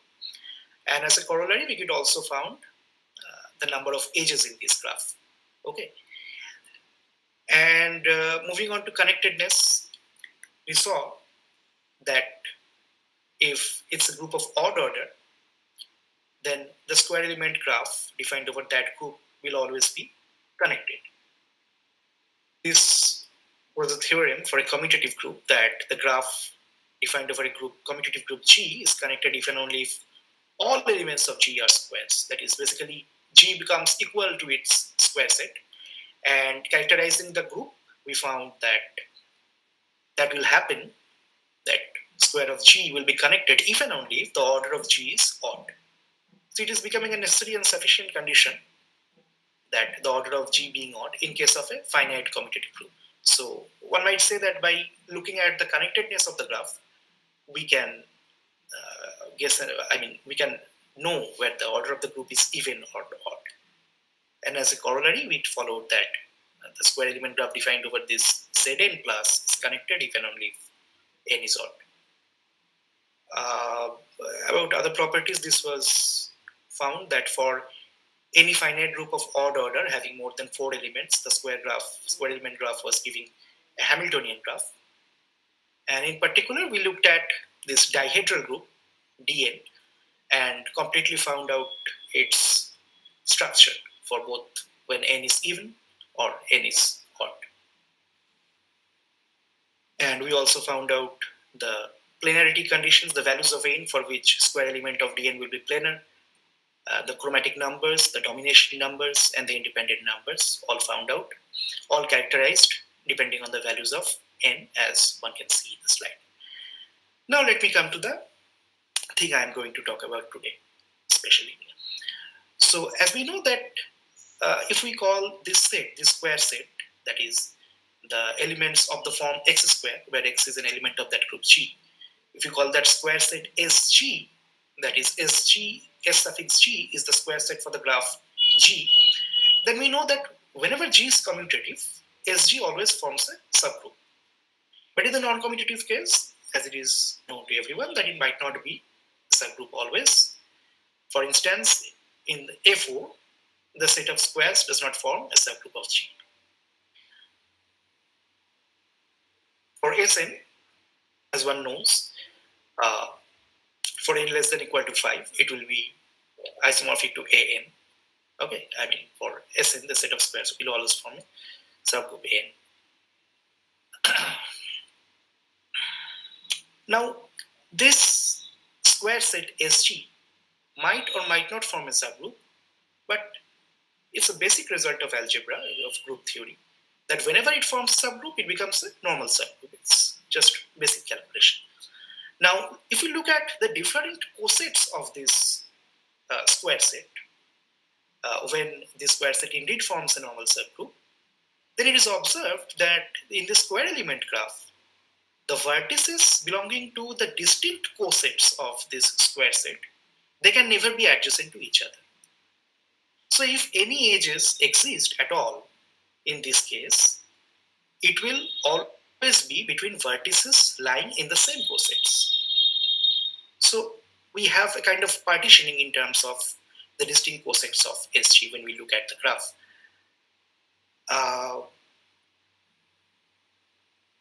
In fact, we could find the structure of these cosets. For instance, if the square set is a normal subgroup, then the subgraph induced by a coset, say XSG, in this square element graph is isomorphic to a special form, a graph of a special form, which we have written like this. Here, the line over, as we all know, is the complement.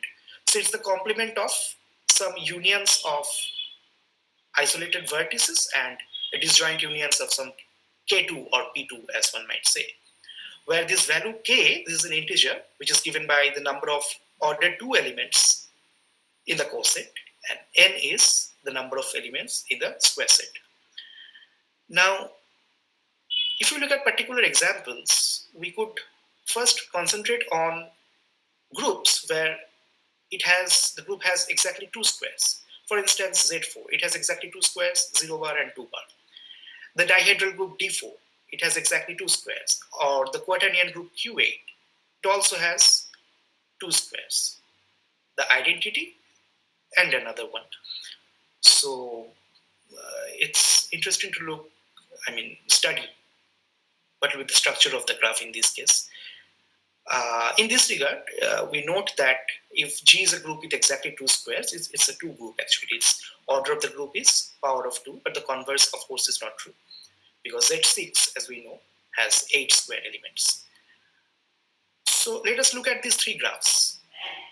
this is the graph defined over D4. This is the graph defined over Q8, and this is the graph defined over Z4 plus. So all of them have exactly 2 squares. And as one sees, there is an underlying structure which is common to all 3 of them. All 3 of them are basically some disjoint unions of isolated vertices and 2 paths. Okay. So we thought that maybe this is a characterizing structure for square element for groups where the square set has exactly 2 elements. So we indeed were able to prove it, that if square G is a disjoint union of some K2s, by K2s one can also say P2s like this, and some isolated vertices with at least 2 of them being there, then it is necessary and sufficient that the group has exactly 2 distinct square elements. Now moving on to the general case for general values of n, we were interested to see if it is, at least in some cases, possible to, determine whether the square set is forming a subgroup or not, just by looking at the graph structure. We wanted to look at the graph, and it would be a nice thing if just by looking at the graph, we would be able to say with confidence that yes, the set of squares forms a subgroup. So as it turns out, we have this lemma, which I'm going to present first, that if G is a finite group, and if the square element graph defined over that group is union of some subgraphs of this form, some complements of K1 and K2's disjoint union, and some Kns, some cliques, where n is an odd natural number and m is some non-negative integers. So if it is of this structure, then the square set is necessarily a subgroup. And not only that, in that case, the number of elements in SG will be given by the order of these cliques n. N will be, SG will be a subgroup of order n. So in fact, the necessary thing holds as well. So this is the final theorem that, the theorem in the final form, that if G is a finite group and if n is any odd natural number, then the square set will form a subgroup of order n if and only if the square element graph of G is of this form, that it will be a disjoint union of some graph of this form with at least one being there, and some cliques. The cliques might be 0, but if there are no other graphs, no other subgraphs, then this actually characterizes groups for which the square set forms a subgroup. So this is for odd natural numbers, n. In this respect, I would like to draw your attention to one fact, that you might see that whenever I am giving this if and only if result, this m is given to be any positive integer, any natural number. So n is coming from the cardinality of the square set, and m, as I have said, depends on the particular cosets on which I'm getting. The number of order 2 elements. So it is interesting to see if we can guess the value of k, a value of m, when we are looking at the group, without going into the group calculations per se. So this is just an observation, and that when we are taking the group D5, the dihedral group of order 5, the square set forms a cyclic subgroup order 5, and for this, m is 0 for all the components. For both the components, m is 0. See, it is interesting to see if we can find graphs where, we have different values of m for different components. And this is a particular result when it comes to groups of order P, where P is a not prime, that's a cyclic group.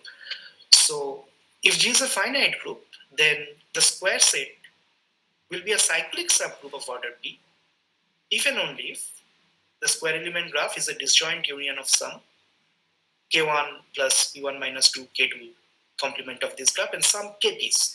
So the structure remains same. So one might think that this is following as a corollary from the earlier result. But the thing is, in this case, this M is 0 for all the components. And this is quite straightforward to see if one considers the orders. But at least in this case, we can ascertain that M will be same for all the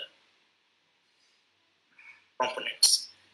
So moving on, from odd order, now if we move to even order, first we considered groups where the set of squares has exactly 4 elements and it forms a subgroup of order 4.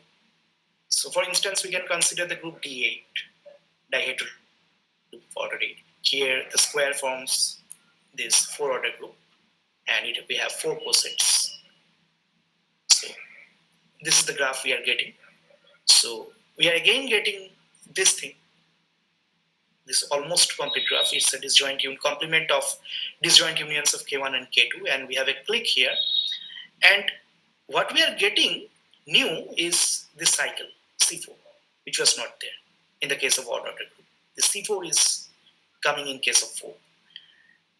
So we were in fact able to prove by considering some examples. We observed that for other groups having exactly 4 elements, for instance, Z4 cross Z4 or say Z8, we again have this structure, some unions of K4 or C4 or this complement of K1 plus K2 thing. So as it indeed turns out that this is a characterizing structure that for a finite group G, the square element graph of G is a disjoint unions of some C4s, some K4s, and some graphs of this order to K1 plus K2's complements, if and only if SG, the square set, is a subgroup of order 4. In fact, we can say something more. We can identify when the subgroup is becoming the Kleins 4 group and when the subgroup is becoming the cyclic subgroup. It's a sufficient condition, not a necessary condition, obviously. It is that if there is no component present in the graph which is isomorphic to this one, then the graph will be, the square set will be isomorphic to the Kleins 4 group. And again, if we have no clicks, there is no click in the graph, say K4, then the square set will be isomorphic to the cyclic group. So this is a sufficient condition. But of course, it's not a necessary condition because in this case, we have all the 3 types of components. And in this case, as we can already see, it's a cyclic subgroup.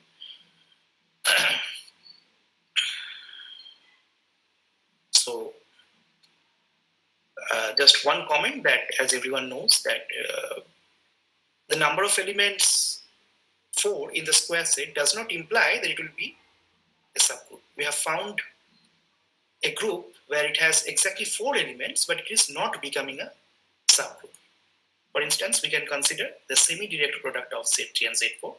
It has exactly 4 squares, but the square set was not forming a subgroup. However, as everyone knows, if it has 2 squares exactly, it is necessarily a subgroup.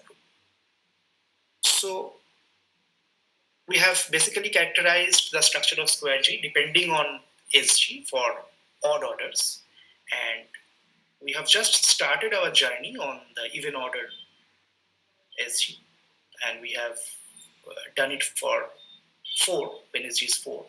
So our next target is to see what is the structure of square element of G and how is it characterizing G when SG is of some arbitrary even order. And then we'll probably look at some more properties. It's in the developmental stage, so it's not much have been done, I would say, but I thought of presenting this to you, so maybe it might be of interest to you. So I end with this problem, that what will be the structure of square G over a group G if the set of squares forms a subgroup of some even order greater than 4. So these are my references.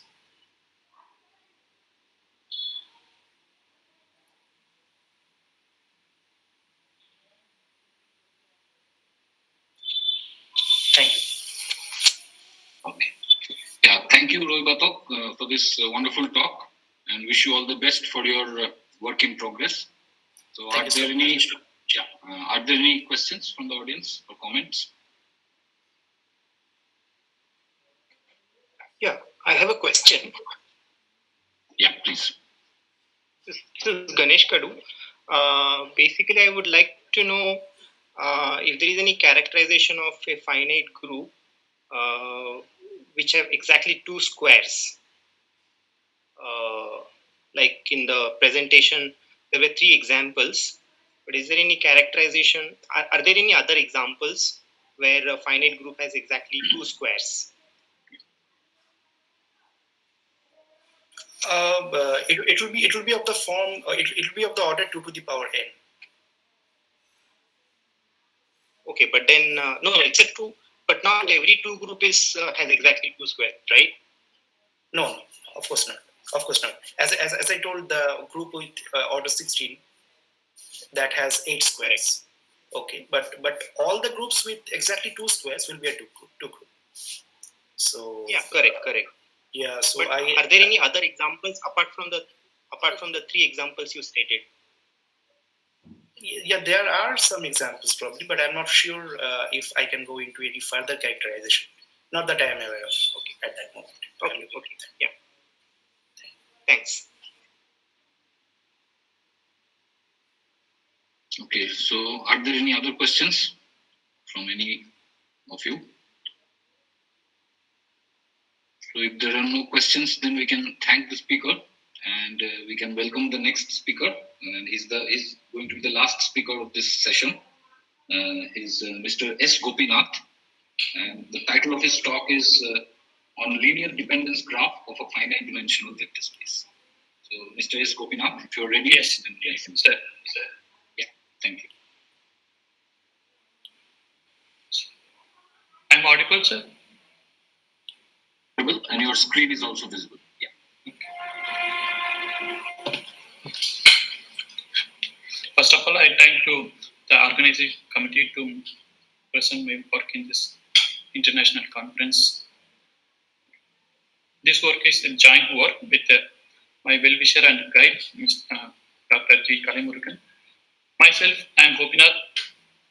I am doing research in Tiruvallur University, in State University.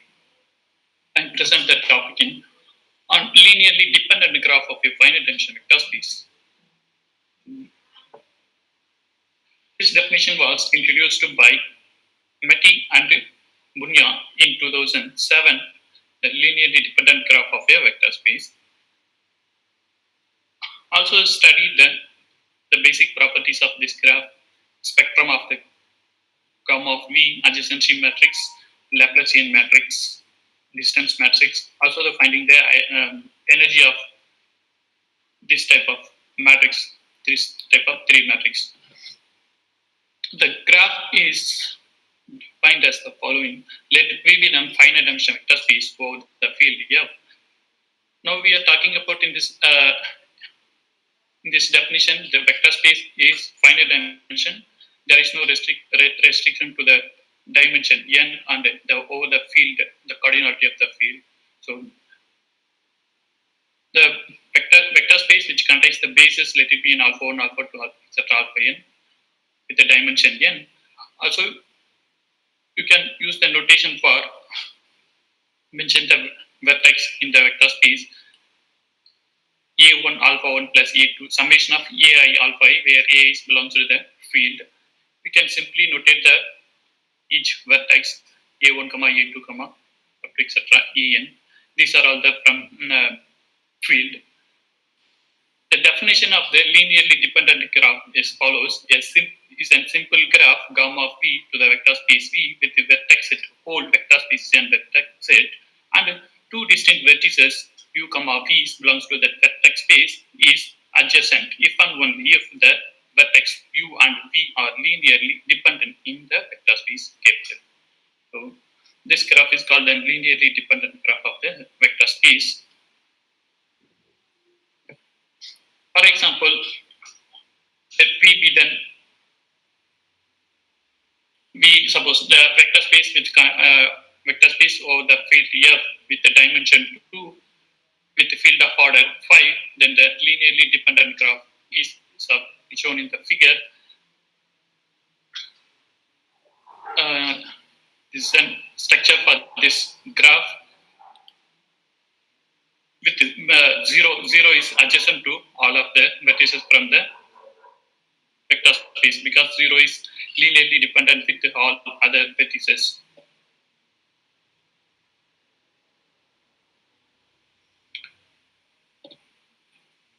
So, this is the definition for decomposition of the graph. Decomposition of a graph is a collection pi of each disjoint subgraph h1, h2, etc. hr of G such that every edges of G belong to the exactly one hi. Suppose each hi is isomorphic to single edge, then the decomposition is H decomposition. Next one is genus of the graph. Genus of the graph is denoted by gamma of G, the minimum number of n, such that the graph can be embodied Sn, where Sn is denoted as sphere with n handles. A plane graph, suppose here n equal to 0 means that graph is the embodiment is a planar graph. Suppose the subset of the vertex set is a power dominating set of a graph G if every vertex and every edge is monitored by the set S. The minimum cardinality of the power set is called the power domination number. So one more thing, the Kn suffix n denote the 1 point union of n copies of complete graph of order 9. Some existing results on the linearly dependent graph of the vector space. Petit and Bunia proved this results. The size of the linearly dependent graph of the vector space is q times of q power n minus 1 by 2. So the independent number of this graph is q power n minus 1 plus q power n minus 2 plus etc. plus 1. This is this proof on based on the number of one-dimensional subspace of the vector space. This proof is very interesting. The last one is the two vector space isomorphic, then the linearly dependent graph of the vector space also isomorphic. Next one, this is a result for genus of the complete graph is equivalent to seal function n minus 2 into n minus 4 divided by 12. This lemma is proved by Battil, Herrera, Kodama, and Young. If G1 and G2, G1, G2 and G are connected graphs such that G1 equal to G1 union G2 and G1 intersection G2 is equal to the single vertex, right? A vertex from the whole graph G, then the genus of the graph is less than or equal to genus of the first graph plus genus of the second graph G2. Similarly, we also proved that one more lemma, if G is a connected graph having the subgraph G1 and block G2 such that G is equal to G1 union G2 and intersection which contains a single vertex from G, then gamma of G is greater than or equal to gamma of G1 plus gamma of G2. So these results are using the following theorem. First theorem. The gamma of V, the linearly dependent graph of the vector space, is isomorphic to 1 point union of q power n minus 1 plus q power n minus 2 plus etc. 1 copies of k q minus 1. So this proof is very simple one, the sketch of the proof. Because 0 is adjacent to all of the vertex. Because 0 is a linearly dependent with each vertex. So 0 is adjacent to all vertex from the vector space. Okay. Each one-dimensional subspaces of V form a complete subgraph of gamma of V.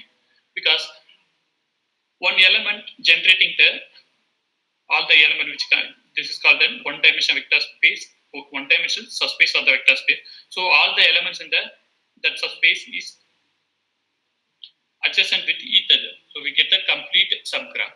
So another one is that since the total number of one-dimensional subspace of vector space is already seen in existing results, q power n minus 1 plus q power n minus 2 plus etc. plus one quantity of the one-dimensional subspaces.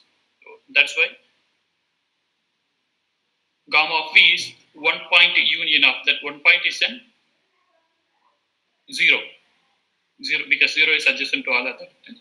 So gamma of v is isomorphic to k q minus 1 q power n minus 1 plus etc. 1. So next corollary. This corollary is from the above theorem is decomposable into complete graph and star graph, because all the component except suppose we can delete the vertex 0, all this are complete graph which contains q minus 1 order. Then 0 is which contains the 0 element is formed as star graph. So the graph is decomposable into star and complete graph. The genus of the linear dependent graph of the vector space is q power n minus 1 plus q power n minus 2 plus etc. 1 times of q minus 3 into q minus 4 divided by 12. The sketch of the proofs is very easy one. We're using the two lemmas. The first lemma, gamma of we are using this. We're using this lemma and this one, gamma of v with intersection with one vertex. Using this lemma, we can prove this. Easy one. By using this lemma, gamma of v is less than or equal to q times of this quantity, and another lemma, using the 11th lemma, this quantity is greater than or equal to. So finally, we get the genus of this graph is equal to q power n minus 1 plus q power n minus 2 plus etc. 1 times of seal function q minus 3 into q minus 4 divided by 12. And one more theorem. Power domination number of the linearly dependent graph of the vector space is cardinality of v minus the independent number of this graph. Sketch of the proof is simple. Suppose the power dominating set which does not contain the 0th element, we can choose all the other element, non-zero element in yes, because suppose we come to remove one element, that element suppose we can not taking in yes in from non-zero element, the edge from 0 to that particular element is not covered by the set. That's why we can take all the element, non-zero element to the yes. Suppose 0 belongs to that set, we can omit the non-zero element in each one-dimensional subspace. We can delete the one non-zero element in that each one-dimensional subspace. It is also a power dominating set. So we compare to this quantity. In second case, only they are getting the lower the minimum number of the power dominating set. So the power domination number of the non-zero linear dependent graph of the vector space is equal to cardinality of v minus this independent number of the graph. These are all my reference to questions.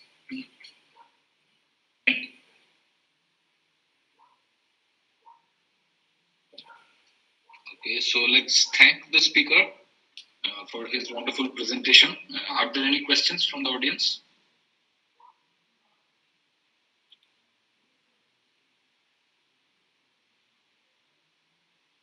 Yes, we've got a lot of time. You may think for maybe a few minutes and you can frame questions and you can ask also. We can go till 5 o'clock, right? So, are there any questions? So it appears that there are no questions. So, Angsuman, when is the next session going to begin? It's going to begin from 5 o'clock, right? Yes. Okay. Yeah. So I thank you as well as other organizers to let me be a part of this program. Although I'm not an algebraic graph theorist, but I got to see some very nice mathematics in the process. And thank you for bearing with me for the past 1.5 hours. And thanks again for not sitting on me in spite of the fact that I was a chair for so long. Yeah, thank you. Over to you. Hello Anirban, কেমন আছো? হ্যাঁ, ভালো আছি। আপনি ভালো আছেন? আমি অচিন্ত বলছি। ও আচ্ছা, আমি অভিষেক দা ভাবলাম। ওকে ওকে, হ্যাঁ ভালো আছি। আপনি ভালো তো? হ্যাঁ, তুই ভালো আছিস তো? হ্যাঁ হ্যাঁ, ভালো আছি। Okay, thank you, Anirban. Yeah, thank you, Abhishek da. For chairing this session for a long time. And yes, and it was a nice session and a nice presentation by 4 speakers. And thank you for that. So let's once again, thanks virtually, Anirban Bose, the faculty member from ISAR Mohali. Thank you so much on behalf of Presidency University, Kolkata. So now the next session will start certainly at 5 p.m. So we have some more time, and those participants who have not yet filled up the attendance sheet are requested to please fill it up. After some time, the link will be disabled. So kindly fill it up as early as possible if you have not met yet. And yes, so we have to wait for a while, because if we can prepone, then certainly sometimes it may happen that some specific viewers may target some specific talks and all. So it's better not to prepone it. So we have to wait. So maybe we can move around a bit. So it would be a long day, even long evening, we can say. Okay. So please bear with us. Thank you. Shubhabrata, are you there? Shubhabrata? Yeah, I'm here. Okay, I mean, can you make your voice a bit louder? I mean, are you close enough to the microphone? I'm close enough to the microphone. Am I audible? Yeah, you are, but I mean, a bit loud will be helpful. Oh, I'll see if I can. Okay. Change the setting. So we'll wait for our next speaker. He's yet to join, I think. So once he joins, we'll start at 5. I think the microphone is at the top level. So. Okay, I mean, it is fine. I mean, okay. So let's wait for the next speaker. Once he is here, we'll start the next session at 5.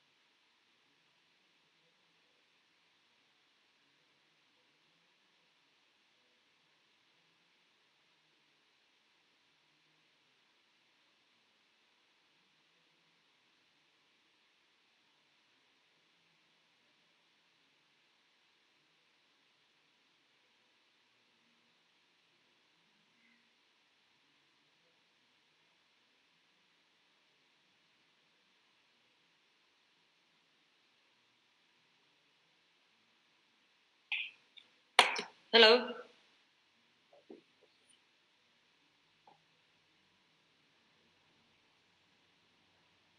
Yeah, we can hear you. Welcome to our program. Yeah, can you hear us? Yeah. Yeah.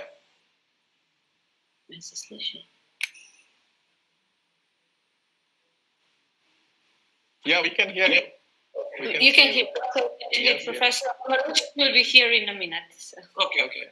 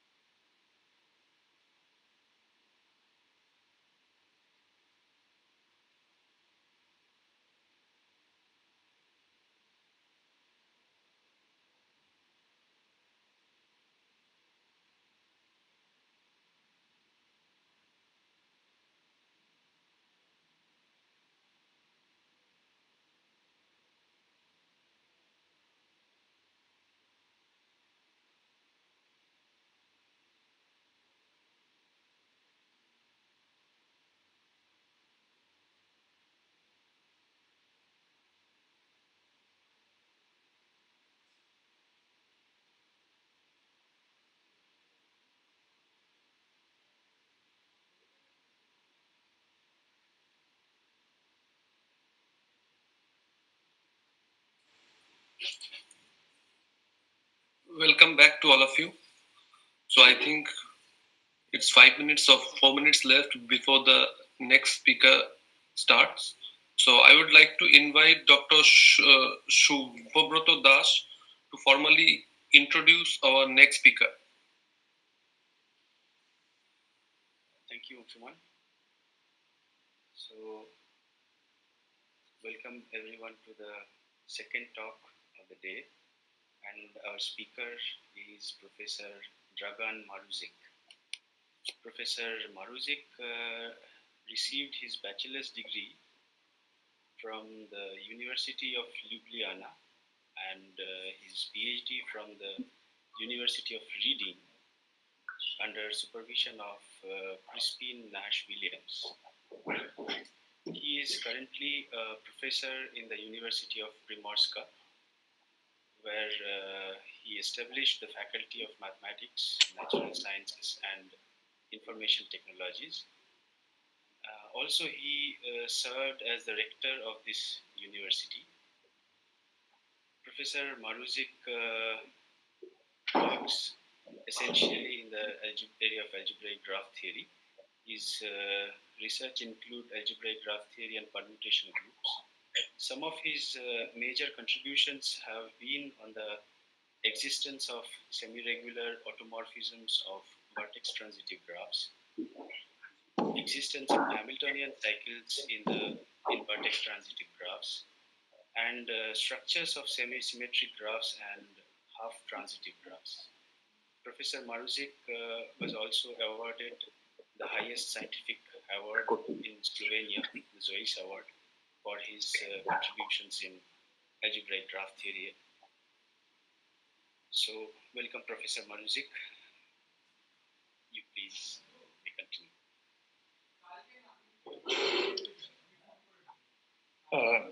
Hello, everyone. Just a sec, so we sort technology.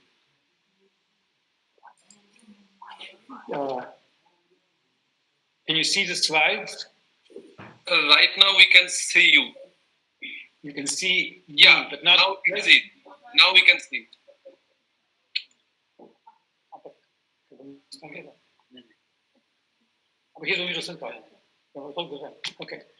Okay, fine. First of all, I have two of my former PhD students here who are helping me. You know, I'm moving to a very advanced stage already, but I'm trying to cope with the new technology. So first of all, let me thank you for having invited me to be an online speaker. This is the first time I'm doing this online, and it is also my first invited. The first conference as an invited speaker after having served as a rector of this university and after having come back to doing research in mathematics. So thanks a lot. So I will start with a little bit of history around this problem. But first of all, I am giving this talk from somewhere in the middle of this picture. This is a historic center of Koper. Koper is a small town. The main port, I should say the only port of Slovenia, right at the northernmost part of Adriatic coast. It is located in the historic center, and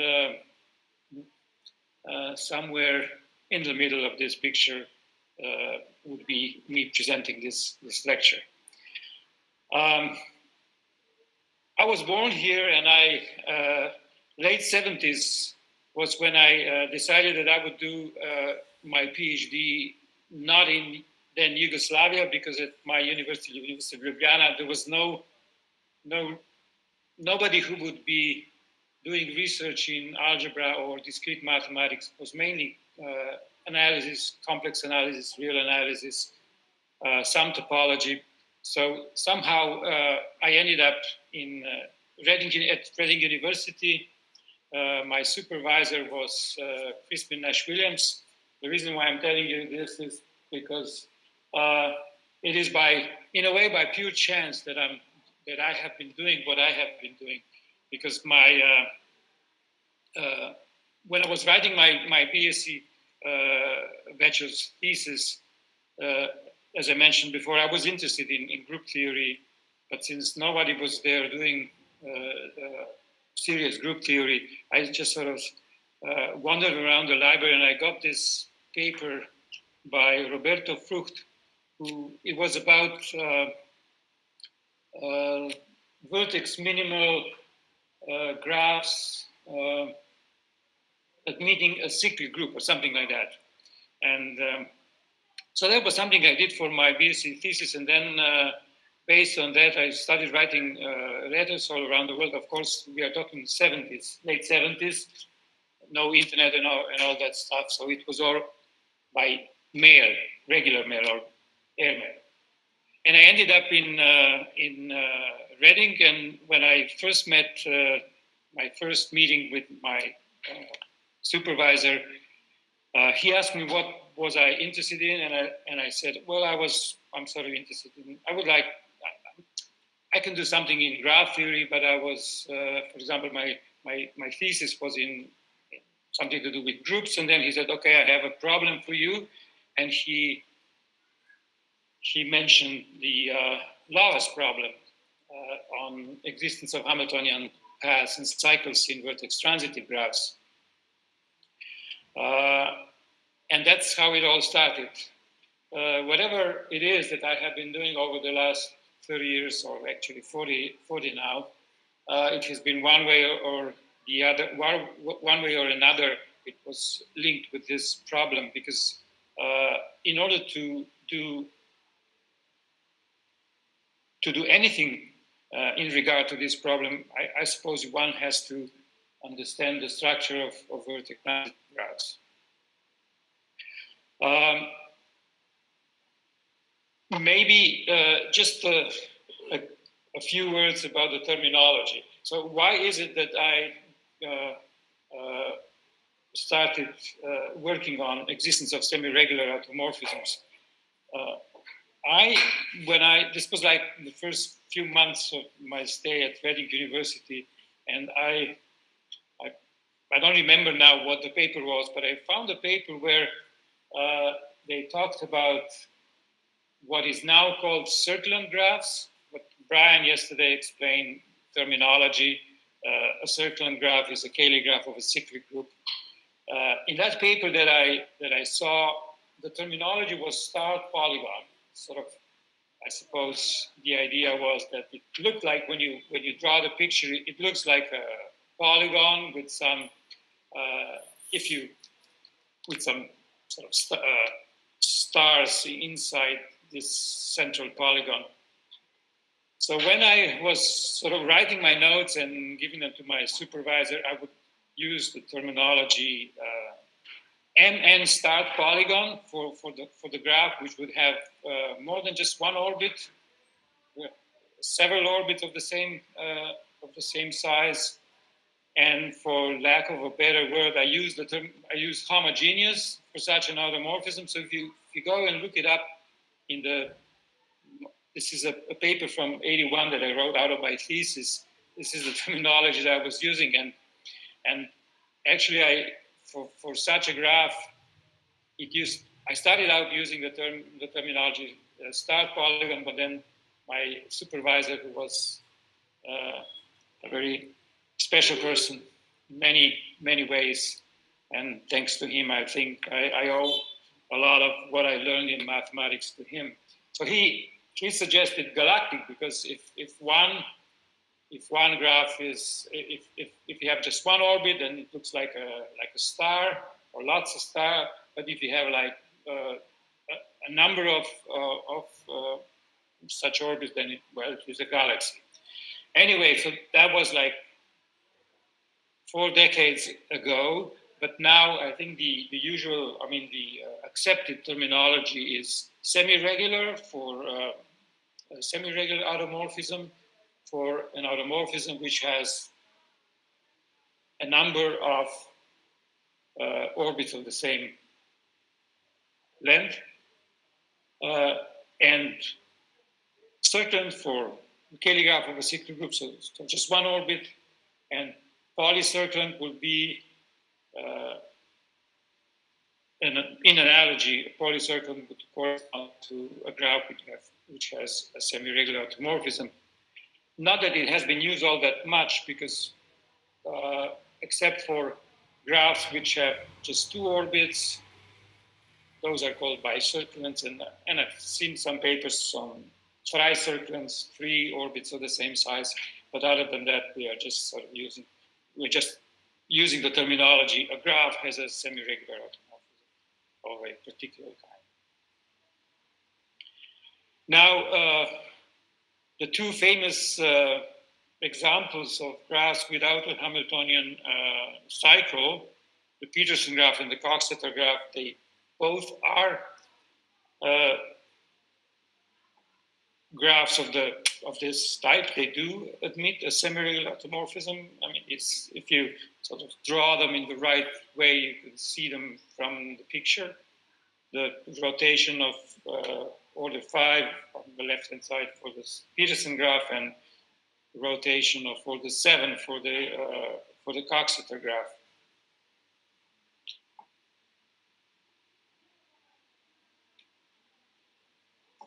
So the actual conjecture, now it is called a conjecture, but in my original paper and in my thesis, I just asked a question: is it true? Or is it true that every vertex transitive graph admits such an automorphism?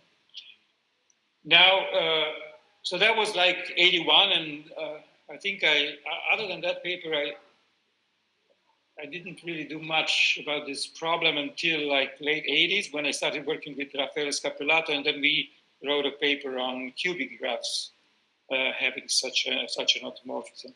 And then again, there was a gap. I was doing other things, but then in '96, I think it was 1996, I was at a conference in Montreal, and Peter Cameron, in the open problem session,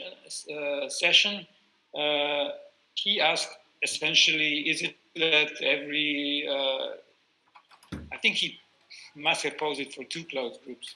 And then I sort of said, well, but this is something I worked on so many years ago, and that's how it this problem got some new energy, interest of other people as well. So now I suppose the most general version of this, now it is also called a conjecture, it is that whether this is true for two closed groups or not.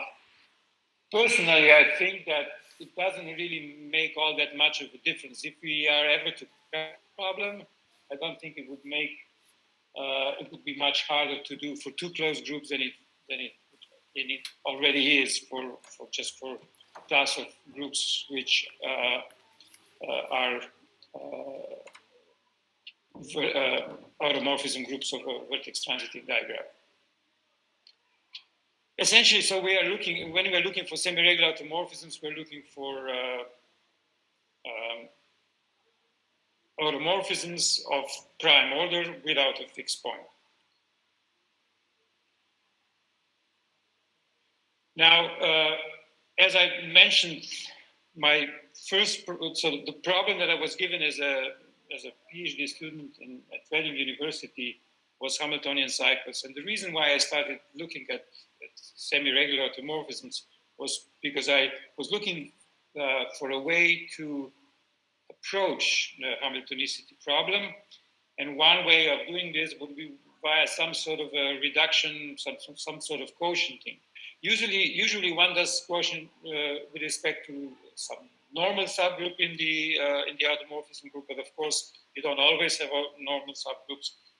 So the question is whether you can do it in an alternative way. And one way of doing this would be when you have a semi-regular automorphism, then you quotient with respect to the orbits of this semi-regular automorphism, and then you have a smaller quotient graph, and then depending on the structure of this graph, you can perhaps do something.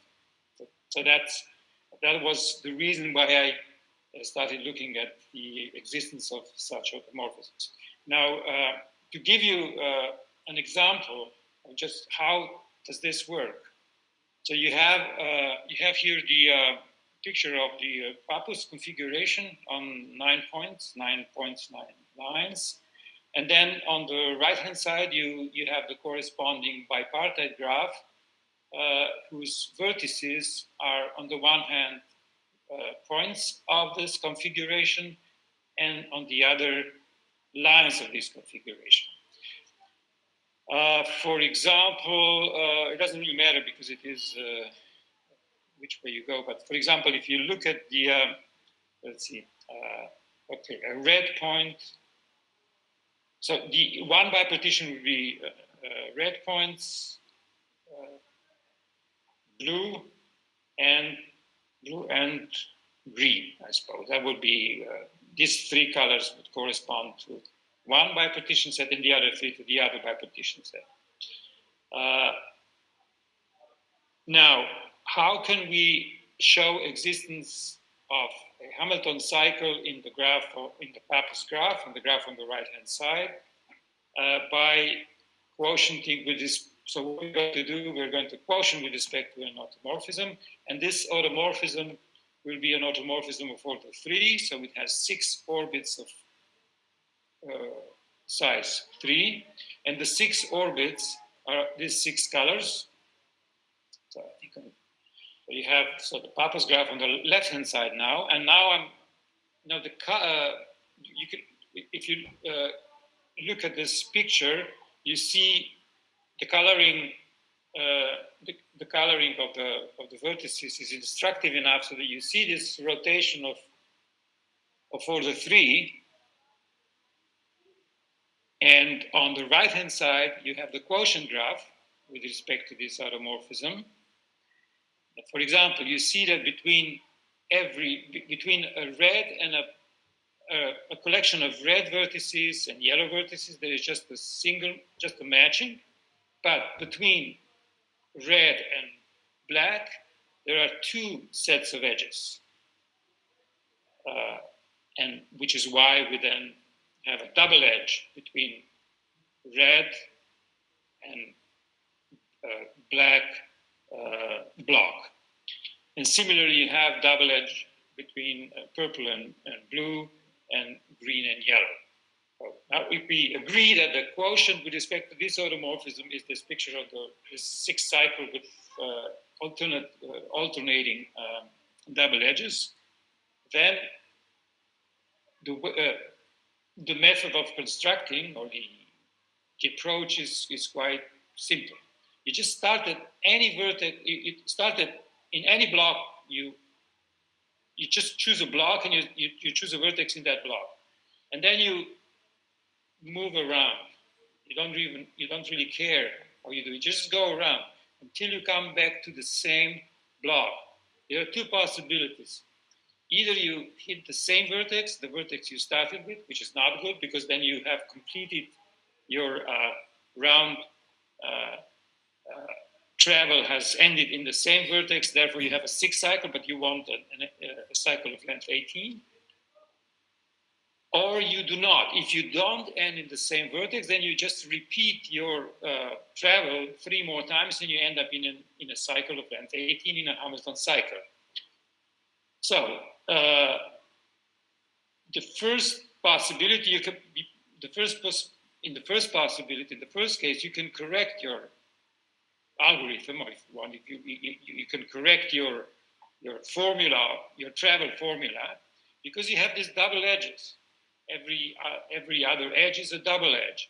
So you just replace, for example, if you went from the red to black, you chose one particular neighbor of the starting vertex, the red vertex. You choose now the other neighbor in the black block, and then all the rest is the same. And then you will have to then when you come back to the to the red block, you will have to hit a different vertex. Now this plus minus 1 for the double edge and nothing on the single edge means just this. If you can label the vertices in each block 0, 1, 2. Okay, so red 0, red 1, red 2, black 0, black 1, black 2, and so on. Okay, depending on this, so in such a way that your automorphism of order 3 maps I to index I into subscript I to subscript I plus 1. So red 0 goes to red 1, to red 2, and so on. Okay, now plus and minus 1 means that red 0 is joined to black 1 and black 2, and no label between black and blue just means that black I is joined to blue I for I 0, 1, and 2. Okay, so that would explain why I can complete this travel into a Hamilton cycle. Usually in the literature, this approach is called the lifting cycle approach. So if you have a cycle in the quotient graph, when you are quotienting with respect to a semi-regular automorphism, if you have a cycle there and you can somehow, and if on top of this, the number of vertices in the block is a prime number, then you can complete this into a full cycle as long as when you travel along your cycle in the quotient graph, you do not end up in the same. In many results that have been proven, the idea was to do precisely this, to just show, even if there were no double edges, just kind of show that you can always choose the right cycle in the quotient, so as not to end up in the same vertex you started with. Okay, so now we are moving along. So this would be how the cycle will end up. If you see, you start with this, say, red block, and then the next time you come to a red block, you are not in the same vertex. You have hit one of the other two, and then you can repeat this 2 more times. The same, you can do the same for here is a picture of the desired configuration and the corresponding desired graph. Same approach. You can see that there is an automorphism of order 5, and then the corresponding quotient is just a 4th cycle, and there are double edges there as well.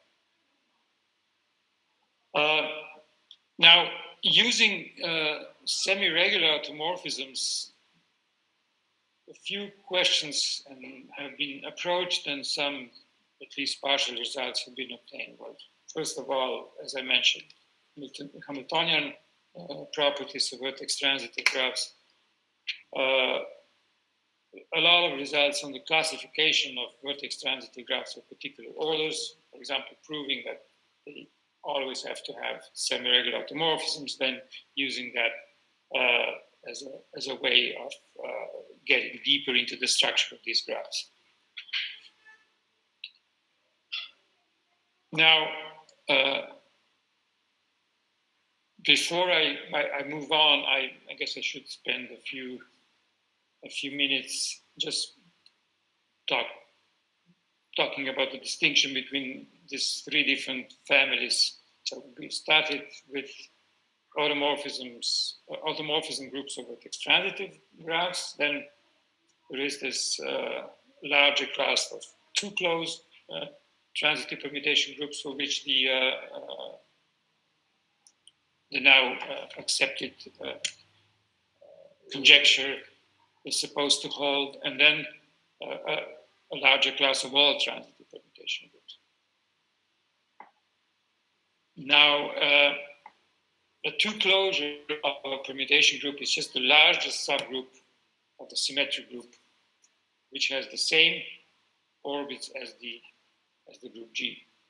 You can think of this as so you start with a group G, which acts transitively on a set V, and then you consider its induced action on the Cartesian product V cross V, and you color all these orbits of this action, and then you look separately at each of these orbits. So each of these orbits induces a graph, and then you look at the automorphism groups of all these graphs, and then the two closure would be the intersection of these automorphism groups.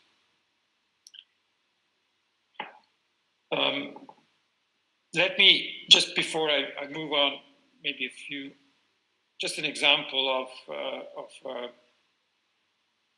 of B which is not A and of C which is not B. So a two-closed group which is not the automorphism group of a vertex transitive graph, and a transitive permutation group which is not too close. So the polycircling conjecture, is it true? Well, conjecture. Every group in B has semi-regular elements. And a group without semi-regular automorphism elements is called elusive. Now, there are lots of examples of elusive groups, but the corresponding two closures are all non-elusive. All contain semi-regular elements. So an example of B but not A, a two-closed which is not the automorphism group of a graph. I'm cheating here a little bit because the group will admit regular action, and as such will automatically have semi-regular automorphisms. But just for the sake of it, so the P is indeed larger than A. Take a complete graph and take Z2 cross Z2 acting on the complete graph, the group H over there. Now, the action of this group, if you consider the action of this group on the H, then we have three orbits. So the complete graph decomposes into three isomorphic graphs, 2K2, so two edges, two separate edges in each of these graphs. Now, what is the automorphism group of each such graph? The automorphism group of 2K2 is dihedral. And all of these three colored 2K2s, so they all have dihedral group as the dihedral group of order 8 as their automorphism group. And all these three groups intersect in H. Okay, so H is too close, but it is not the automorphism group of this diagram. Next, an example of a group which is a transitive permutation group which is not too close is construct. Well, there are lots of examples, but here's a possibility, a simple one. You take a Mersenne prime, you take two affine group AGL on a field with P squared element and AGL on a field with P elements. Then you consider the action of the larger group on the smaller group. Okay, so G acting on the cosets of H. So this action is of, well, yeah, the action is of degree P times P plus 1. So P squared times P squared minus 1 on a group with P p times p minus 1 element, so you get an action of degree p times p plus 1. This is interesting because there is a rather easy to prove proposition that when you have, I think, m times p, m smaller than p, then every transitive permutation group contains an element, semi-regular element of order p. P squared also, so p times p plus 1 is the first possibility that something might go wrong, and it does. So you look at this action, and then because of the fact that p is a Mersenne prime, prime order elements are either of order p or are involutions. So you only have to look at these two kinds of elements. So involutions and elements of order p. Now all involutions look like this, t minus 1b, and all elements of b are t1b.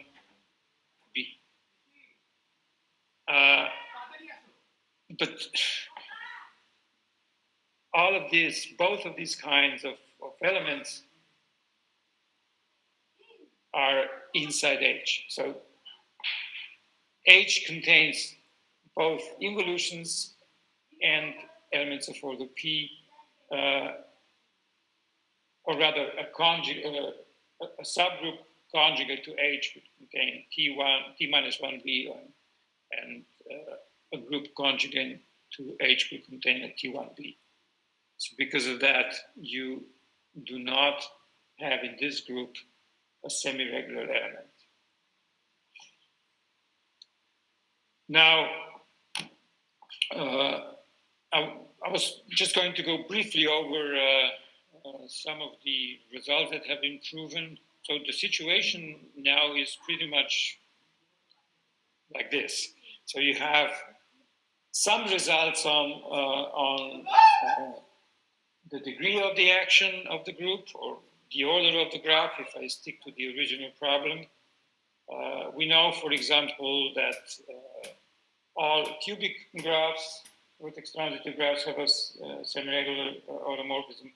All graphs of valency 4 also, that every arc transitive graph of prime valency has a semi-regular automorphism. Arc transitive meaning not only that it acts transitively on vertices, but also transitively on vertices, edges, and also admitting a swap of two adjacent vertices. So that would mean arc transitive on top of being edge transitive. Then other kinds of valencies, more recent by Giudici and Rare, valency 2p, for example, is an interesting result of this kind. But several other, okay, let me put it this way, several other results on the order of the graph or the degree, such as, for example, square free. So that's an interesting result. Every vertex transitive graph which has square free order has such an automorphism. This is useful to know in many instances. More recently, quite a recent, this is published, I think, in this year by Kasemi and Angsuman, P squared Q and P squared QR. Again, such vertex transitive graphs could meet semi-regular automorphisms. But of course, the most important result of this kind is by Michael Giudici, who worked on sort of when you have in algebraic graph theory,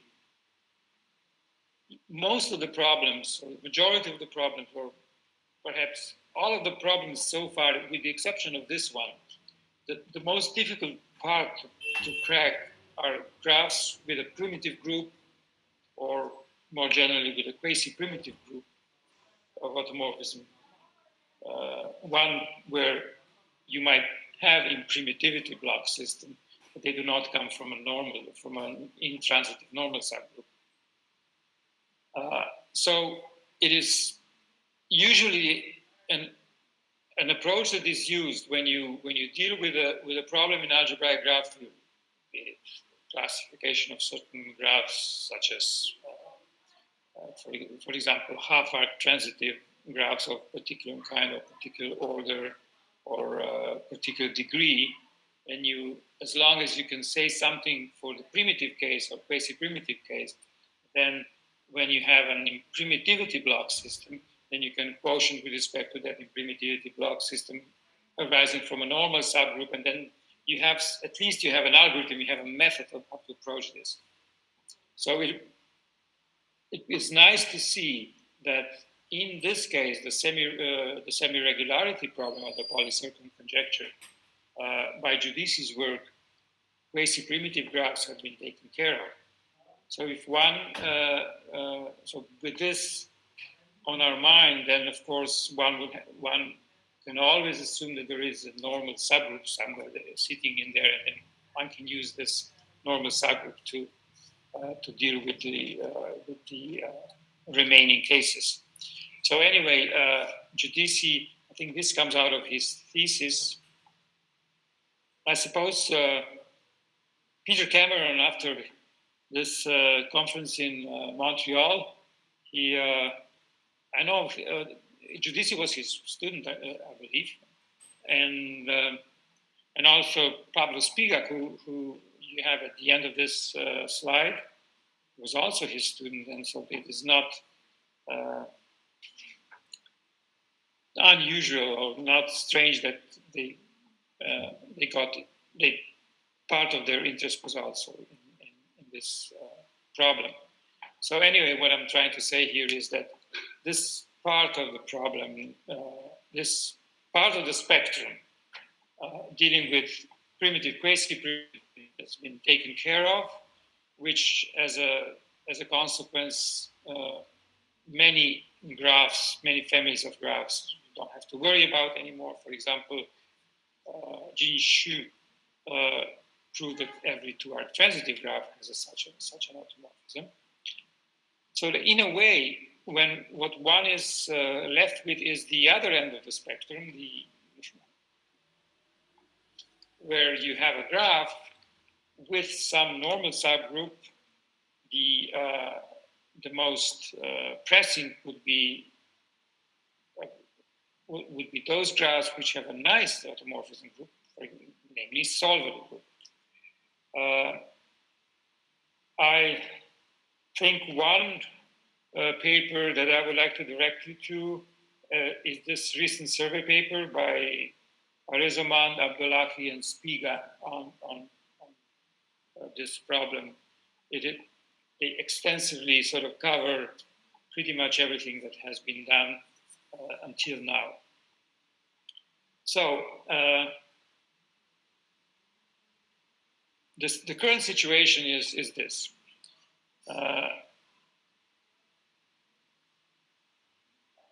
Giudici has dealt with quasi-primitive case. So if one is to solve this, to prove this conjecture, one would have to concentrate on graphs which admit a transitive group G, which has an intransitive normal subgroup. And the typical and the first step would be to approach the case where this group is solvable. But it seems that it is not at all easy. So now I'm sort of moving to the second part of my talk, or rather maybe the third of my talk. I would first like to say a few things about this solvable group of automorphisms case, and then I'm going to just mention briefly some of the more recent problems I and my colleagues have dealt with that are one way or another attached, or they sort of spring out of this semi-regular automorphisms problem. So the first one would be some solvable group. The second is right out of my abstract. The second, the second approach would sort of consider only those semi-regular automorphisms which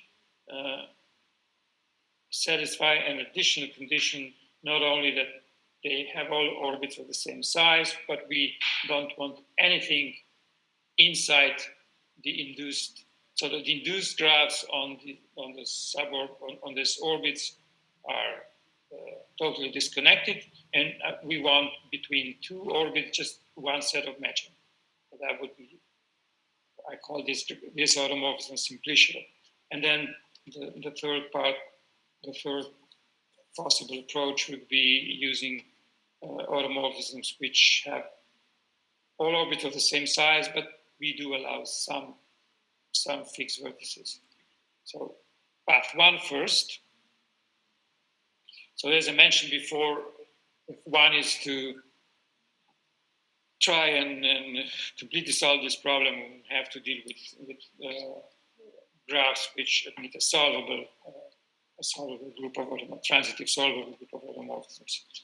For example, cubic and quartic vertex transitive graphs.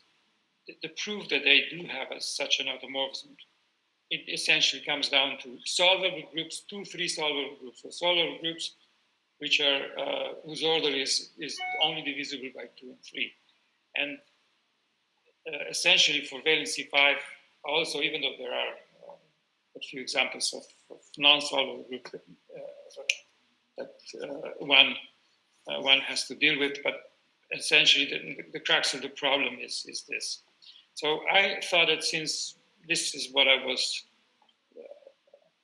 taught, and I learned that every talk has to have one, at least an idea of a proof, I thought I would at this point give you the argument how you deal with cubic vertex transitive graph, that such graphs admit a semi-regular automorphism.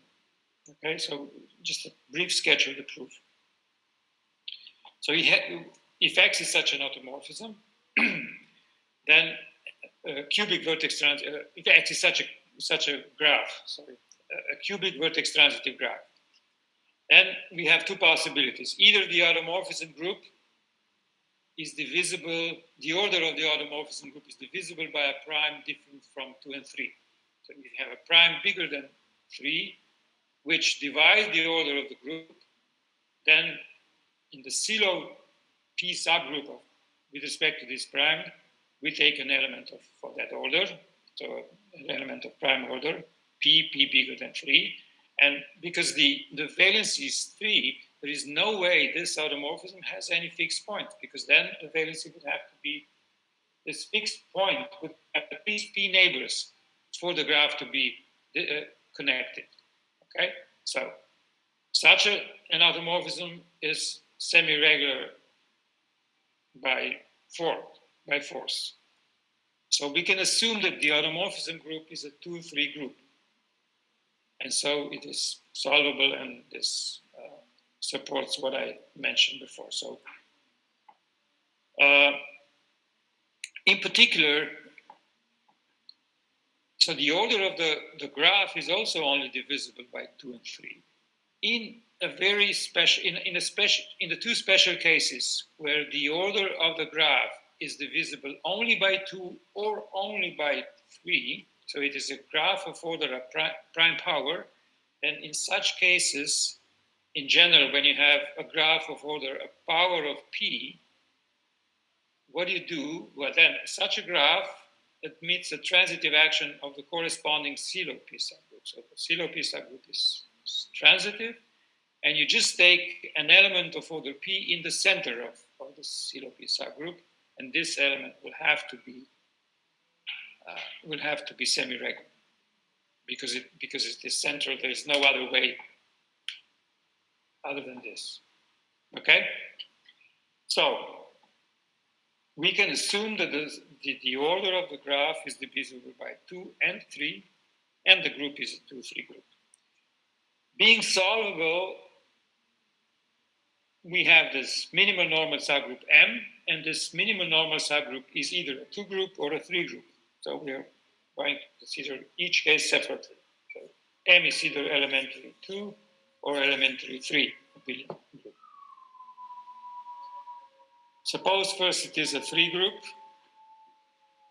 and consider the orbits of this group. Now, if if there are no 2 blocks with the property mentioned here, that is, that the kernel of the action of this group M on one block, the kernel of the action on one block is not trivial on the other block. So if for any 2 blocks, the kernel of the action on one block is also the kernel of the action on any other block, then obviously every element of M acts semi-regularly. Yeah? So I can assume that we have 2 blocks with this property. When I look at the kernel of the action, so one block, and then there is a block when this kernel is not trivial. So if I just take an arbitrary element, I don't necessarily know that it is semi-regular because it will be trivial on one block. An element of order P, for example, would be trivial in this kernel, would be trivial on B, but non-trivial on B prime. But here I can use the fact that since X is arc-transitive,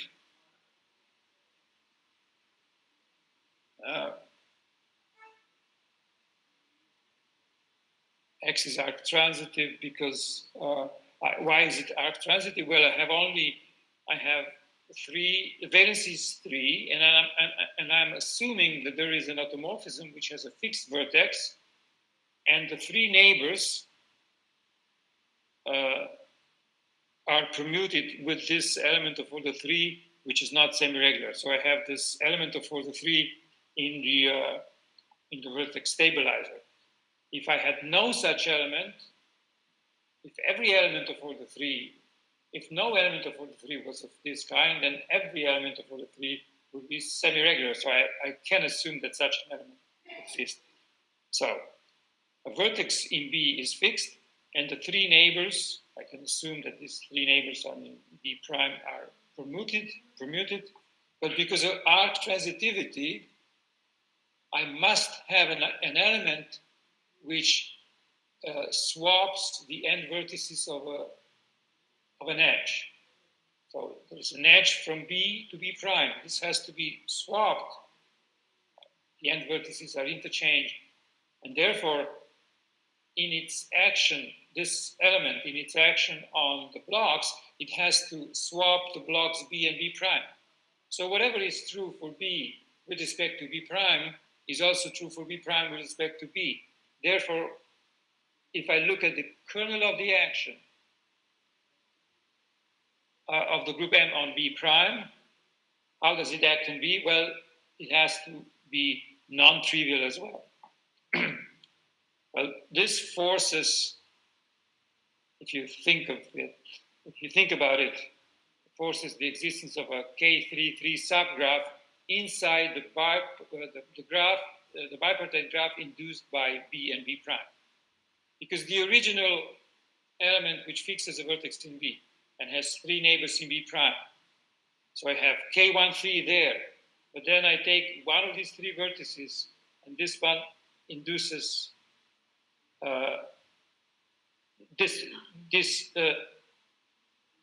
induces a K13 in the opposite direction, and then the remaining edges between 3 vertices in B and 3 vertices in B prime are just because of these 2 automorphisms fixed in one block and orbit of length 3 in the other block. So the whole graph has to be K33, and therefore X is K33 and X has a semi-regular automorphism. So that was the way you think. So this is the approach you do for the case when M is a 3 group.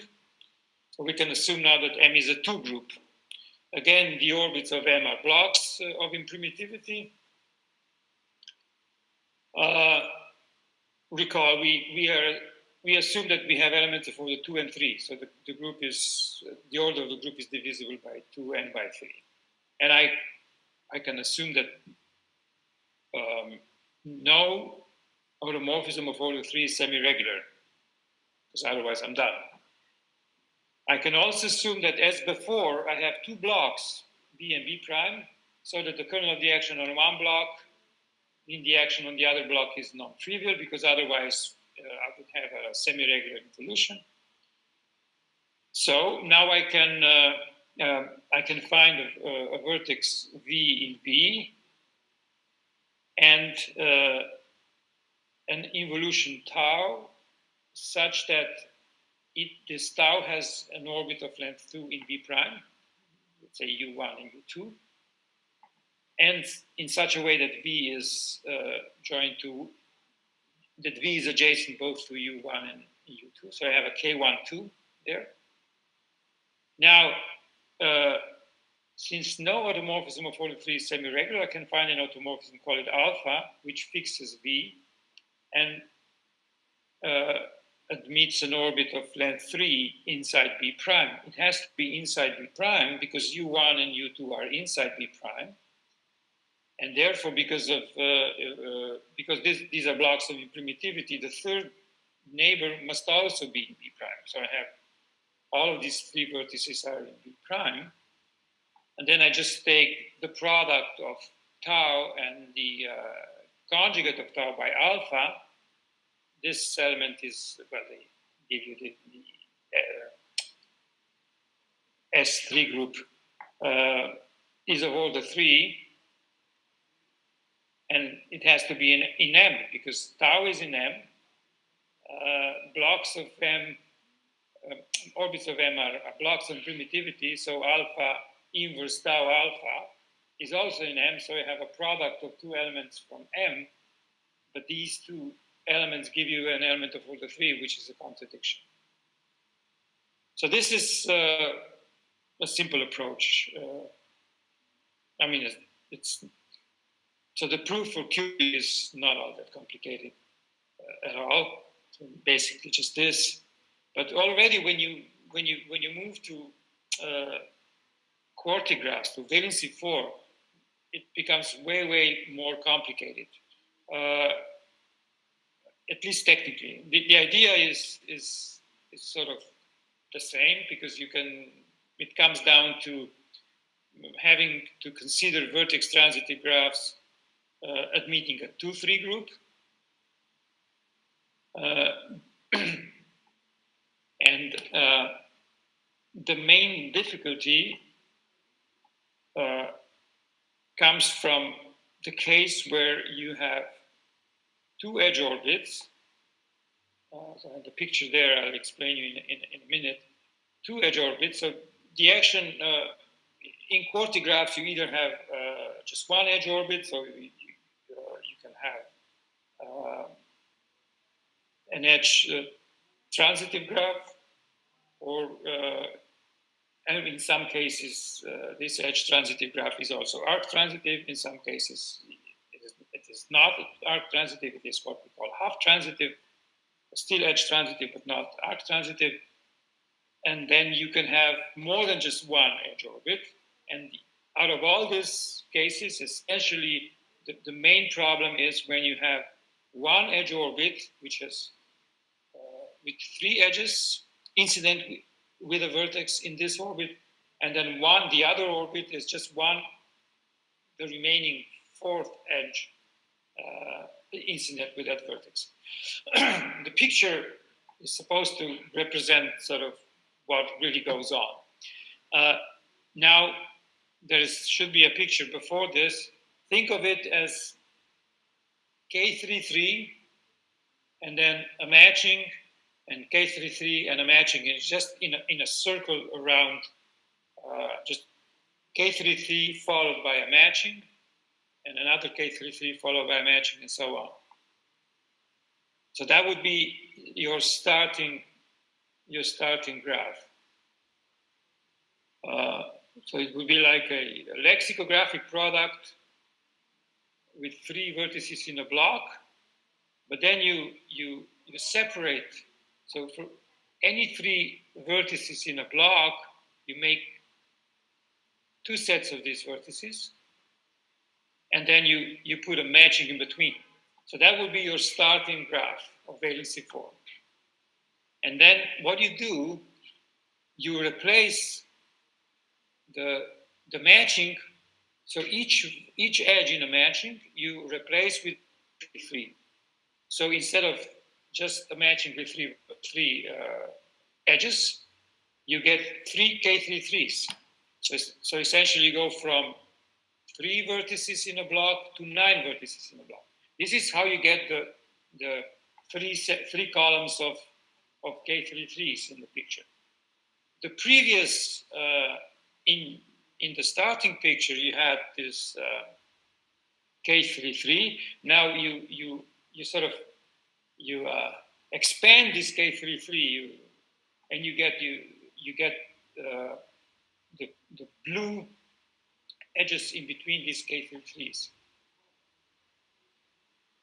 Another way of looking at this would be how do I quotient this graph by quotienting this graph in such a way that now I have some notation there. 0, 0, 0, 1, and 0, 2. Quotient all of this, so 0, 0, 0, 1, 0, 2 into just one vertex, 0. And then 1, 0, 1, 1, 1, 2 into one vertex, 2, 0, 2, 1, 2, 2 into one vertex. And of course, on the right-hand side also. So this will just give me 3 edges. And then when you do this, the blue edges in between become a K33. So that would be my original graph. So I'm doing it the opposite direction. I'm just expanding the graph. And you can do this expansion ad infinitum. You can continue replacing each edge. In this case, now the second step would be each blue edge with a K33, and then expand the K33s. It will become edges between. So they will become matching between these sets of K33s. So essentially, this is an infinite family of graphs which have this property that the edge orbits are 2, and one edge orbit consists of 3, and the other of 1. The proof is very technical, but sort of way more involved than the cubic case. And many have tried to deal with the valency 5. This is still open.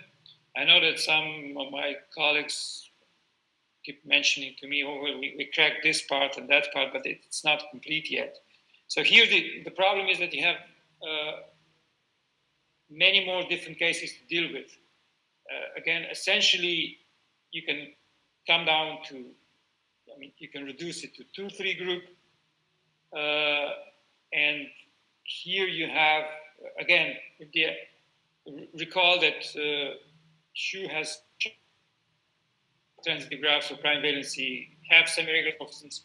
So arc transitive valency 5 is done. So you can assume that edge orbits are, and also every edge transitive of valency 5 is necessarily arc transitive. So you can assume that there are more than just one. There are 2 or 3 edge orbits. And these are the 3 difficult cases. This is what it comes down to. For example, in the first line, 4 edges and 1 edge. This is essentially the same as in valency 4, 3 edges and 1 edge. But the other 2 are way more complicated. And I think it is still not done.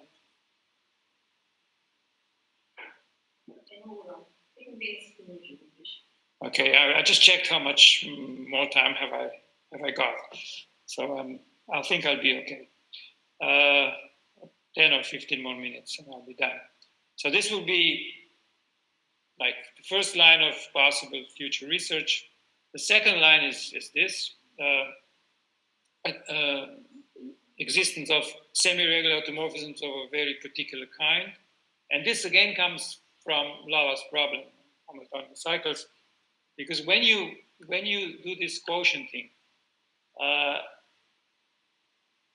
with respect to an element, say, of prime order, semi-regular element of prime order, if the number of, what you want then is that your quotient graph, of course, has a Hamiltonian cycle. If it does not have a Hamiltonian cycle that can lift to a full Hamiltonian cycle in the original graph, then at least you hope that the structure of the quotient graph, the structure of the quotient graph would be relatively simple to deal with. Say, have a small number of orbits, and then you can somehow play around and construct the Hamiltonian cycle by sort of an ad hoc method of a sort.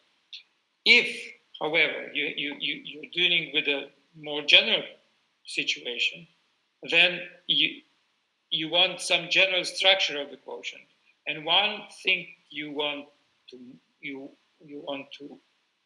may want to desire from this quotient to have is that it is somehow of a nice structure, and one way of sort of one property that implies niceness of a sort is that your quotient remains a simple graph.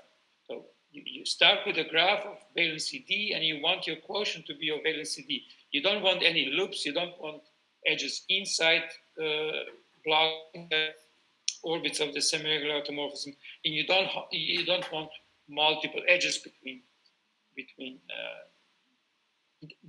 orbits. Because when you have this, then you have to apply non-algebraic method in a way. So this is where this additional property comes from. Simplicial automorphism is what I call such semi-regular automorphisms. And the Lava's problem is very open, of course, and if one wants to get an idea of what really goes on here, would have to deal seriously with cubic graphs, cubic vertex transitive graphs, and one such first step would probably be cubic arc transitive graphs, because cubic transitive graphs have been extensively studied for decades now, and I will mention in 5 or 10 minutes, because cubic arc transitive graphs are also interesting from another point of view, to almost semi-regular automorphisms. So cubic transitive graphs are well understood. Their automorphism groups are known. They fall into 17 different classes. And what is interesting is, okay, if you want to approach the Hamiltonicity problem for such graphs, then again, if you want to do some sort of a reduction, then okay, then you can say to yourself, well, I'm going to do primitive graphs first, or if not primitive, quasi-primitive, but let's start with primitive. Interesting, there is only one infinite family of cubic arc transitive graphs with a primitive group, and it comes from the action of PSL to P for primes congruent to 1 or minus 1 modulo 16. Other than this infinite family, there is the Peterson graph, the Coxeter graph, and I think there are 2 more graphs with the number of points somewhere between a few hundreds and 1,000, somewhere between 300 and 500, I think. There are 2 more graphs, I believe. So all of these graphs, either Peterson and Coxeter, do not have a cycle, but have a path. The other 2, they do have a cycle. but we don't know about this infinite family, except that we know that the so-called H graph, the smallest case, or P17, you have this picture I will explain in a minute. This one is known to have a Hamilton cycle because it has been checked. So what you do here is, this is a family of graphs that arise from PSL acting on cosets of S4. And we can show that this graph has a semi-regular element of order P, which is simplicial. So when you do the quotient is a nice cubic graph. With the exception of case P17, here you have the quotient with respect to the element of order 17 is such that you have the X and Y blocks. These are independent sets of vertices. The other four have a cycle inside, and you can sort of follow, because there is an element of order 4 in the normalizer of the Silo P subgroup. So you see on the left top you have 17/1. So this will be just a regular cycle, 0, 1, 2, and so on. And then you have 17 to the right of this sort of top right corner, 17/2. This would mean that 0 is joined to 2, to 4, to 6, and so on. Then similarly, 17/4 and 17/8. So this graph, the corresponding semi-regular automorphism of order P is not a simplicial.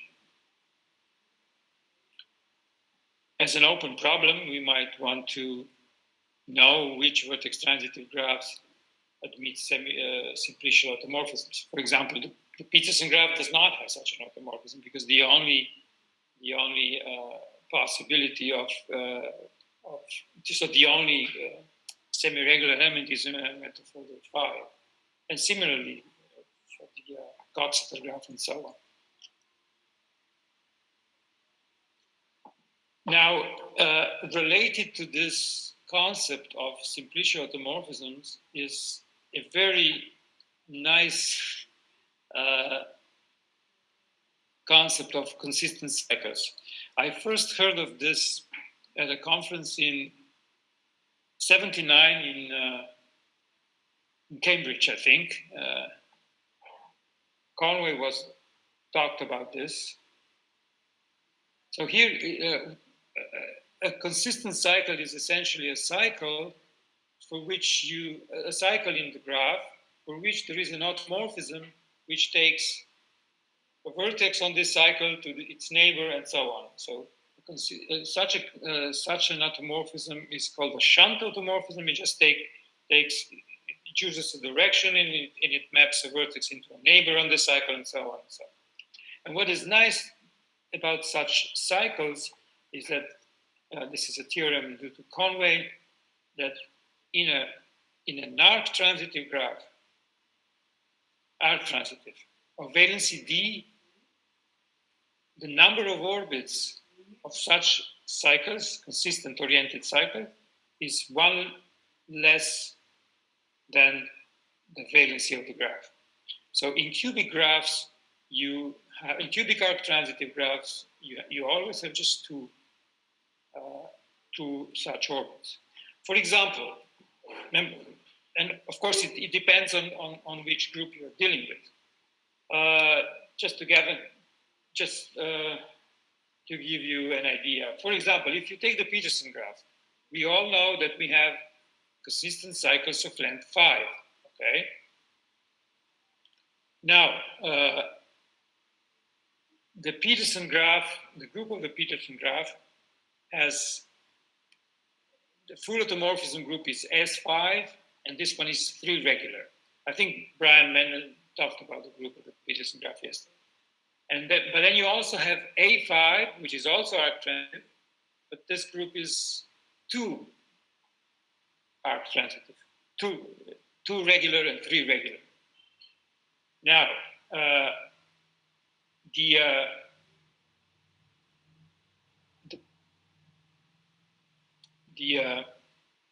full automorphism group S5 has an orbit of consistent cycles of length 6 and an orbit of consistent cycles length 5.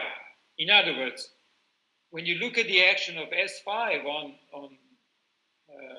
consistent cycles, you come up with, well, first of all, 5 cycles are consistent for A5 and S5. But when you consider the whole automorphism, the full automorphism group, then all 5 cycles are in one orbit, and there are 12 5 cycles altogether. But also, there is a consistent cycle of length 6. Think of it. Because in the stabilizer of a vertex maps the 3, in the stabilizer of a vertex, you can map the 3 neighbors and the 6 non-neighbors of the Peterson graph. So those 6 non-neighbors, they induce a 6 cycle, and this 6 cycle is consistent because you have a shunt automorphism mapping vertex to its neighbor on this 6 cycle. Now, how about A5? A5 is still arc-transitive, but what happens there is that you do not have, in A5, you do not have an element of orbit 6, of course. So you cannot have this 6 cycle induced by vertices at distance 2 from this fixed vertex that you chose. So though that 6 cycle is not consistent with respect to A5. So where is the second orbit? Because there are 2 orbits. There's supposed to be 2 orbits. Well, here's what happens. There are 12 cycles of length 5 in the Peterson graph, but with respect to A5, these 12 5 cycles, they fall into 2 classes, into 2 orbits. So A5 has 2 orbits of 5 cycles. S5 has just 1 such orbit, but it gets an additional orbit of 6 cycles.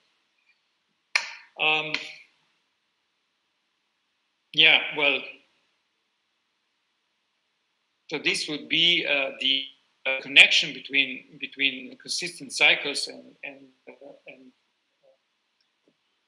simplicial automorphisms is I will give you in a second. So the example that I talked about before, this one does not have simplicial automorphisms because every semi-regular automorphism is of length 17, and the corresponding quotient is the graph on the picture. And here, and 7 cycles of length 17 are consistent, and therefore we cannot have a simplicial automorphism. In fact, the following is true. Just a second. Look at this on top, the proposition on the top. When you have an arc-transitive graph of valency D, then a simple criterion for existence of a simplicial automorphism of order n is that X must not have consistent cycles of length n and something that is called a half-consistent cycle of length 2n. I'll explain to you in a minute what a half-consistent cycle is. So what we don't want is, if we want a simple graph, we don't want anything inside the orbit, and we don't want a double edge between 2 orbits. But a double edge is something that a double edge would give rise to something that we call half consistent. So I have to come back to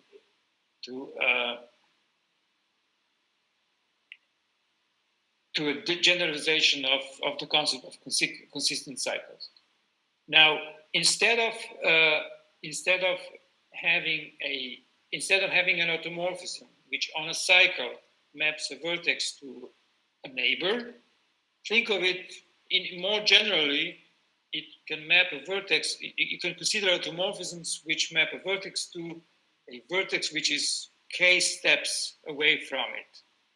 And if such an automorphism exists, then this cycle will be called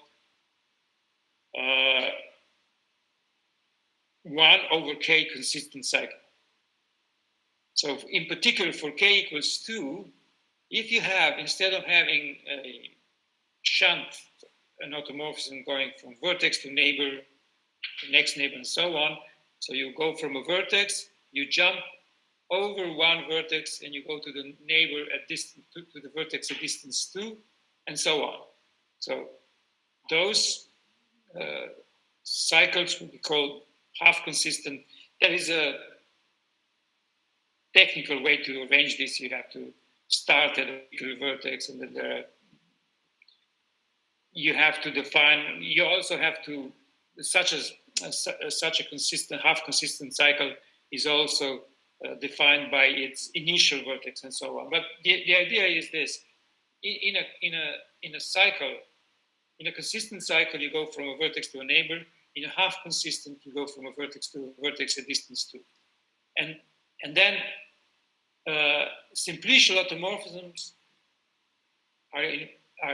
exist if and only if the graph is without consistent cycles of that length and without half consistent cycles of length twice as long. Okay, because that if you do not allow such automorphisms, you have nothing inside the orbit, and you do not have double edges. Double edges or more than double edges.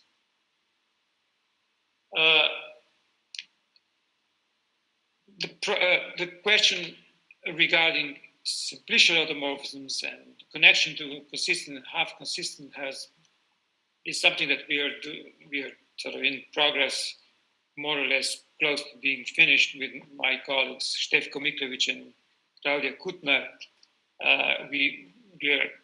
We sort of swept through all 17 classes of cubic arc transitive graphs with respect to how they behave with respect to consistent and half consistent cycles. And once we have this, then it is just a corollary of what really goes on in terms of existence of simplicial automorphisms.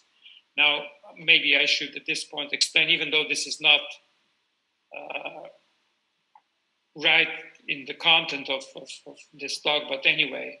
So a cubic arc transitive graph fall into one of these 17 families. And these 17 families are sort of symbolically denoted with these numbers in curly brackets. For example, number 1 in curly brackets means that the full automorphism group is 1 regular. It means that the stabilizer is of order 3, Z3, and so there is a unique way of mapping each arc into an arc to another arc. Then, for example, type the second line 1, 2, 1, 2 to the 1. This means that you have the full automorphism group is transitive on 2 arcs. The 1 on top of the 2 tells you that there is an involution swapping 2 adjacent vertices. When you have 2 on top of 2, that means that you do not have an involution swapping 2 end vertices, but you still have to have such an element of the group because the graph is transitive, but this element is of order 4. So whenever you have 2 squared or 4 squared, as opposed to 2 to the 1, 4 to the 1, this makes a distinction between the element that swaps 2 adjacent vertices. Either this is an evolution or an element of order 4. The numbers 1, 2, 3, 4, and 5 tells you just what is the size of the stabilizer, how regular, how arc transitive the group is. So, for example, if you have just 2 to the 1 or 2 to the 2, it just means that the full automorphism group is too regular of one kind, of one type or the other, and it has no one regular subgroup. Here is just a few examples. So of type, okay, as I mentioned, the Peterson graph S5 acts 3 regularly, 3 arc transitively. The A5 acts 2 arc transitively, and you have an evolution swapping end vertices of an edge.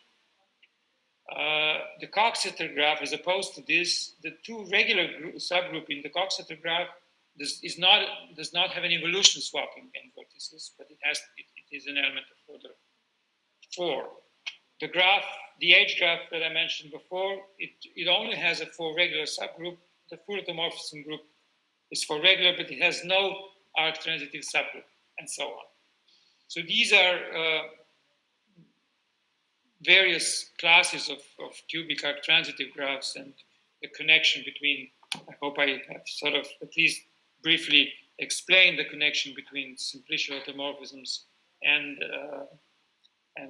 the concept of consistent and half consistent cycles. The hope, of course, is that my hope was now that we managed to prove this, perhaps we can sort of, with some ingenious constructive approach, work out or work through all the obstacles and manage to somehow construct the Hamiltonian cycle. Now, my last point that I want to make, and I'll be very brief. One other possible generalization would be to consider those automorphisms which are almost semi-regulars. Do not have very many fixed, so all orbits of the same size except for a few fixed vertices. A few fixed vertices or fixed vertices giving rise to very specific kind of configurations induced subgraphs. A very typical and nice,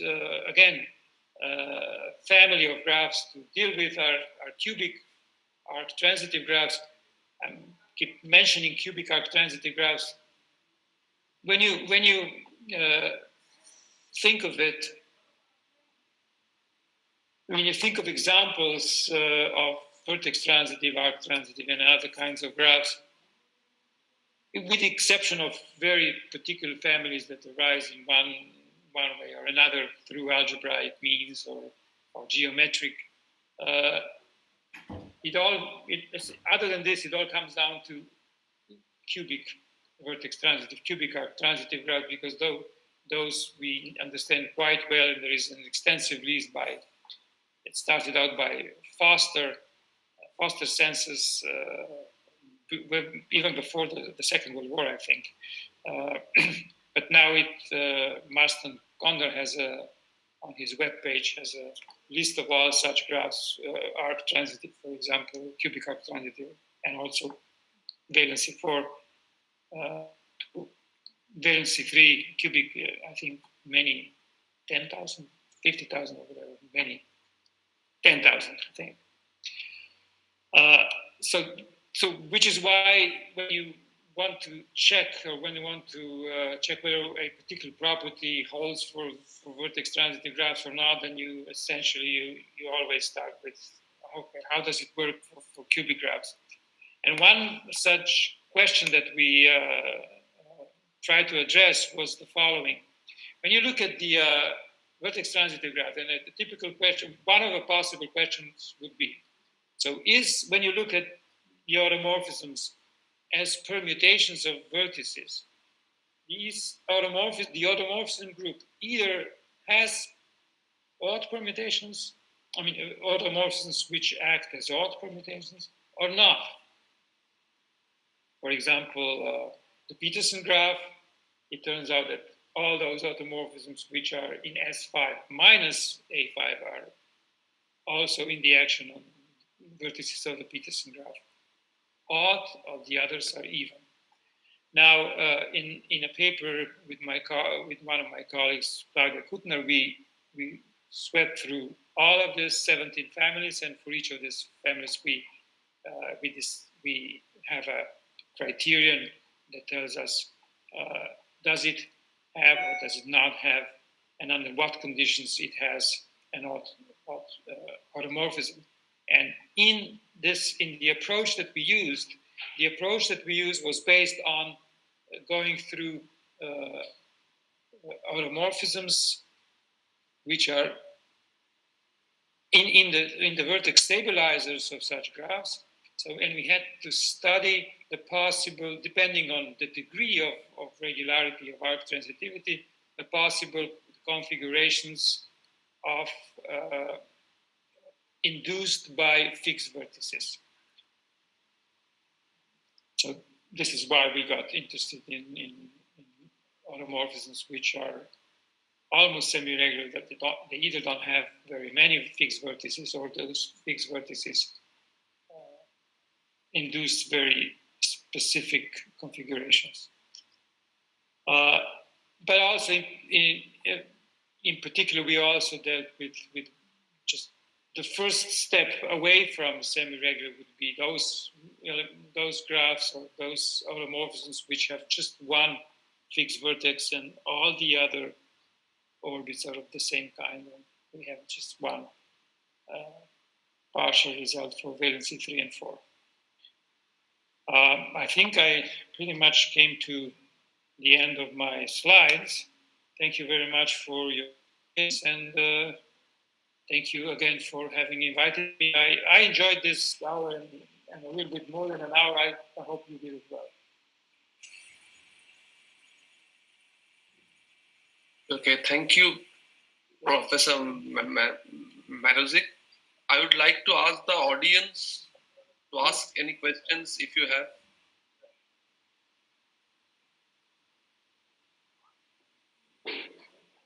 Hello, I have a question. Can you please explain what is the simplicial automorphism? Can you repeat the question, because we were busy? Just. Can you please repeat what is the simplicial automorphism? Oh, the simplicial automorphism. Okay, yes. First of all, it has to be semi-regular. Okay. Next, now you look at all the orbits of this automorphism. They are all of the same kind, the same size. But I also want that the induced graph the induced subgraphs on each of this orbit is an empty graph, no edges inside. Okay. Okay, no edges inside. This is one thing, and the other is between two orbits, adjacent orbit. I only have one matching. So if you were to draw the quotient graph, in the quotient graph you have just a single edge between two orbits. You don't have that multiple edges, and you have no loops. You have nothing inside. Yeah. So the Peterson graph is not the element of 4 to 5 is not simplicial, because I have a 5 cycle inside the two orbits.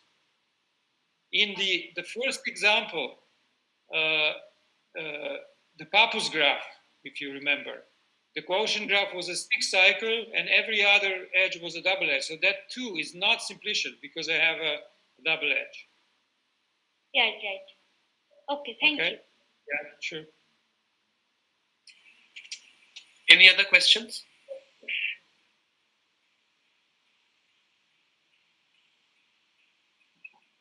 Well, I have 2 questions.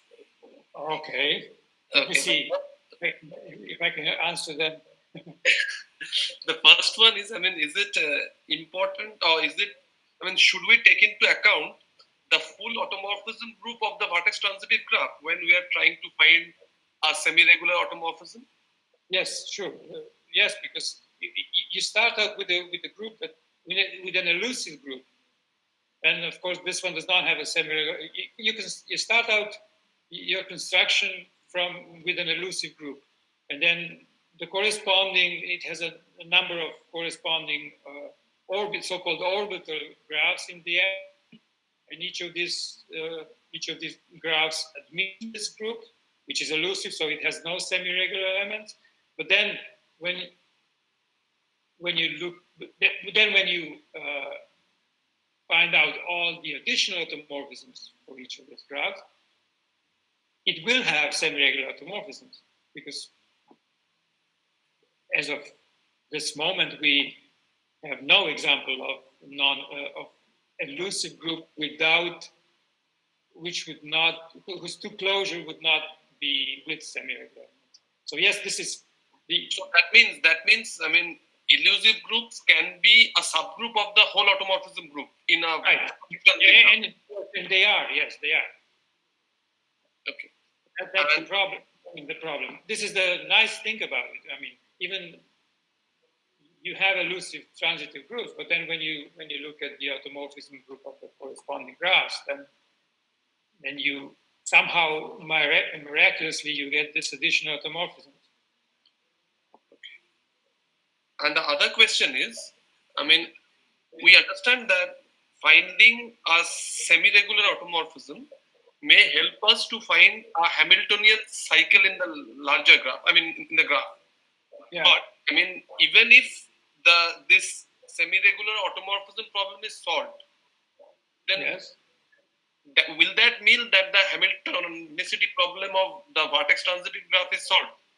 No, not at all. No, this is just. Yeah.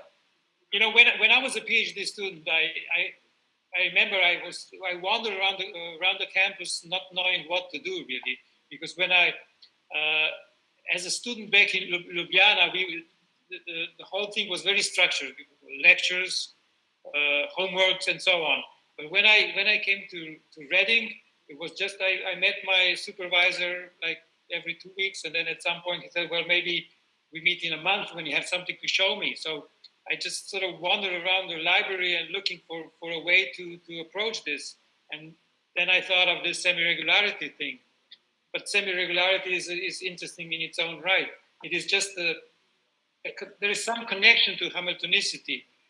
The approach to Hamiltonicity is well, I could have talked today a little bit about it, but it is the approach that is even more fruitful than existence of semi-regular automorphism has to deal with embeddings of graphs and surfaces and stuff like that, where semi-regularity is only one possible tool that sort of helps in the construction, but the main idea there is to look at the graph as something on a surface. Like, for example. And one more thing, yeah. Is it so? I mean, can we say that the Hamiltonicity problem is in general harder than the semi-regularity problem, or we cannot compare? Yes, I think so. Yes, but I have no argument either way. But I think I think so. Yes. Okay, thank you. Any other questions? Anyone?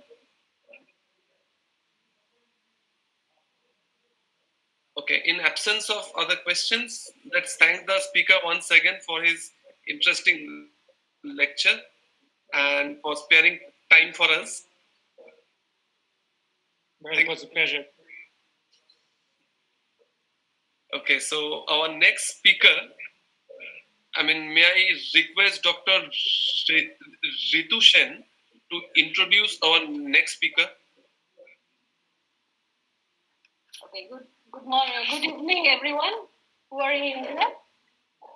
And I welcome you all once again to the last talk of the International Conference on Algebraic Graph Theory and Applications, organized by Department of Mathematics, Presidency, University, India. It is my great pleasure to welcome our next speaker, Professor Deborah Boughton. Her topic of today's talk is distinguishing and determining graph symmetry. Professor Balchin has received her bachelor's degree from Smith College and PhD from Cornell University in 1998 under the supervision of Karen Bochtman. Her doctoral dissertation was on automorphism groups of free groups. She is currently the Samuel F. Pratt Professor in Hamilton College, New York. She was also associated with Office of Naval Research, U.S. Navy. Her main research area include algebraic graph theory, geometric graph theory, and graph theory. Her works on determining sets and distinguishing sets of graphs are exemplary in nature. So now let us welcome our next speaker, Professor Balchin. Thank you. Thank you. First, I'd like to thank the organizers for putting together such a terrific conference and for giving me the opportunity to address you. Let me share my screen.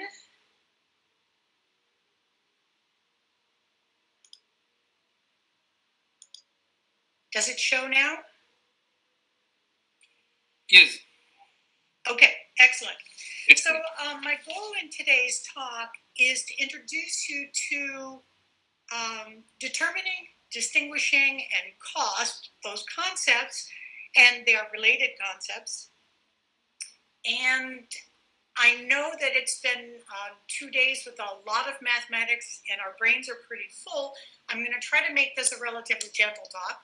What I'm going to do after introducing a few of the graphs that I'll be using the most is I'm going to introduce each of these topics in turn. I will give definitions, some simple examples. I will sample results from that area and talk about variations. This is sort of a survey, and I'll try to let you know which areas are new and wide open for investigation. You'll see on the right-hand side that you'll be able to track how where we are in the talk as we go down this list. At the bottom, it says details of something. I'm going to shorten that and make it lighter for us at this point in your day and in your conference. Okay. So organizers, is everything up all set on what I'm presenting here? The slides show okay? Yeah, yes. It's okay. Good. Google Meet is still relatively new to me. I'm used to Zoom. So first, I want to start with a few families of graphs and their automorphism group that we will be seeing again and again in this talk. So Kneser graphs. I know we've seen them earlier in this conference, and my notation, there's various types of notation for Kneser graphs, so mine is slightly different. Here I'm going to insist that k be strictly less than n over 2, and the Kneser graph, here's the little n colon k. So the vertices are associated with subsets of size k from the integers 1 through n, with an edge between a pair of vertices when the associated subsets are disjoint. Certainly you're all familiar with these. And here is the Peterson graph as K5-2. I want to talk a little bit about the automorphisms of this graph. Every automorphism of the Kneser graph is actually a permutation of the integers 1 through n, and it takes a vertex whose set is something to the set that we get by applying that permutation to the vertices. So in the Peterson graph here, I'm applying the automorphism that transposes the numbers 1 and 2. And what you can see is that would leave the vertex 3, 5, and 1, 2, and 3, 4, and 4, 5 unchanged. It switches 1, 4, and 2, 4, 1, 3, and 2, 3, 1, 5, and 2, 5. And that's what all the automorphisms of the Canadian graph look like. Okay, hypercubes, which is one of my favorite graphs, it's the nth Cartesian power of K2,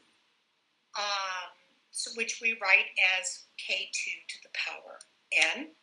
We're going to think of the vertices of K2 as having labels 0s and 1s, and that allows us to say that the hypercube of dimension n has vertices associated with the binary sequences of length n, with an edge between a pair of vertices when their associated sequences differ in exactly one coordinate. And here's a nice picture. So you can see the binary sequences of length 3.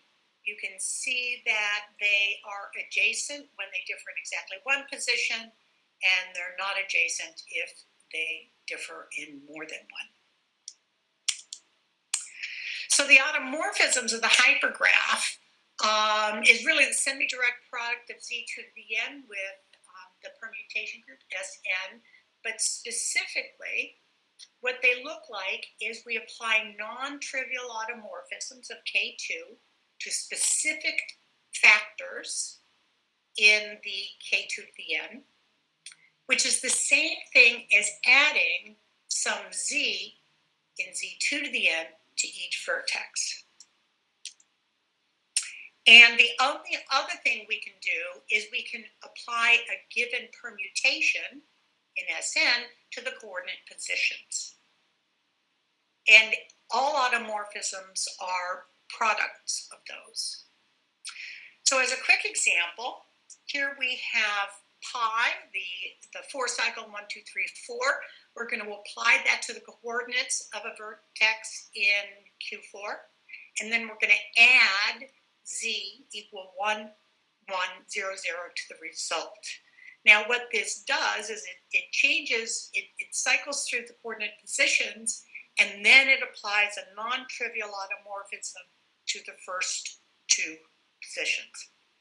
So we take this element of Q4, and I've given everything colors so we can see it.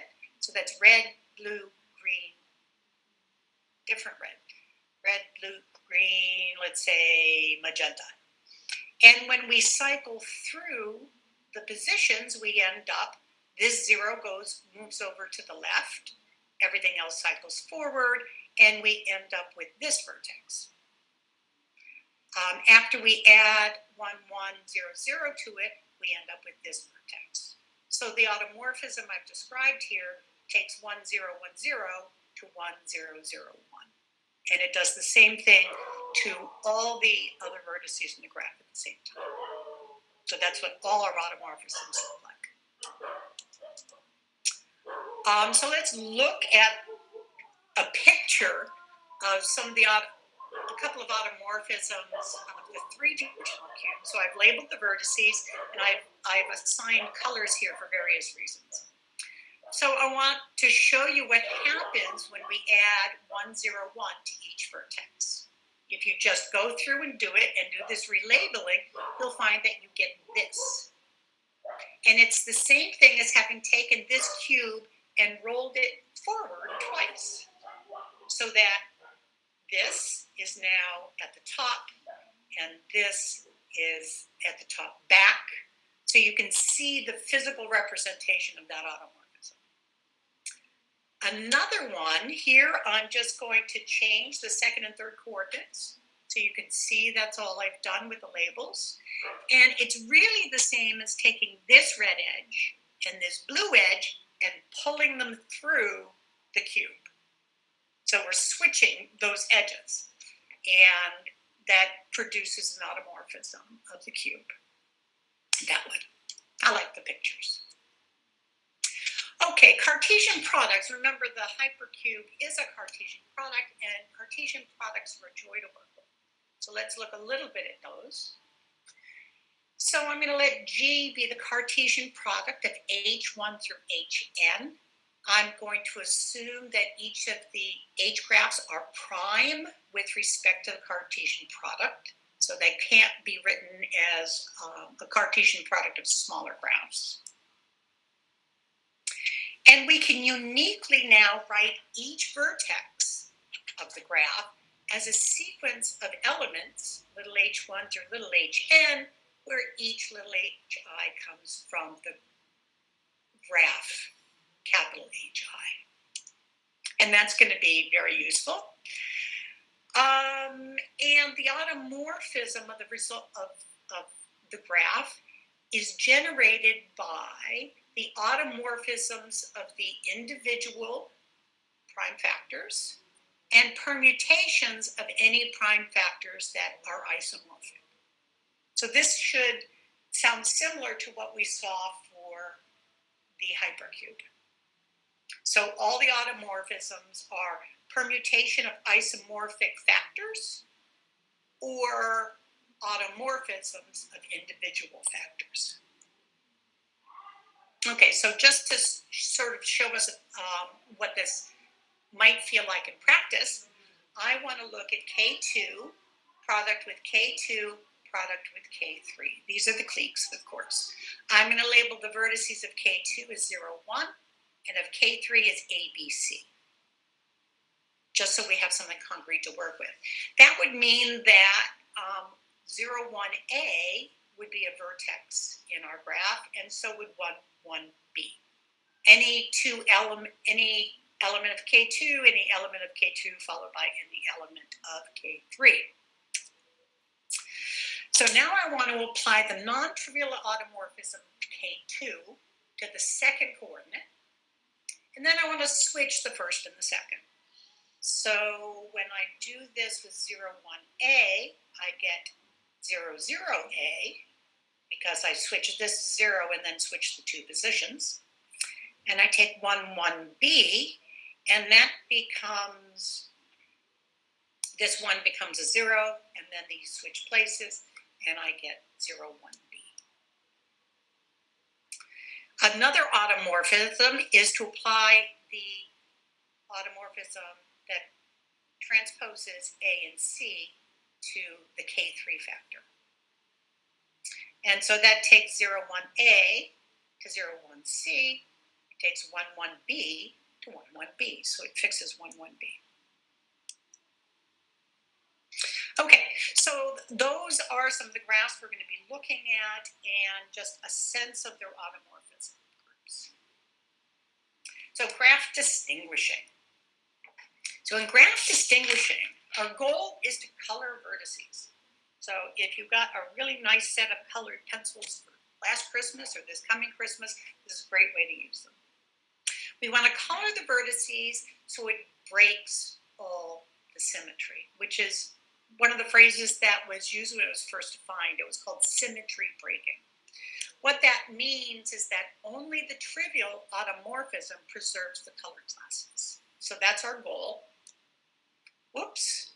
And ideally, we want to do it by minimizing the number of colors we use and possibly minimizing the size of the smallest color class.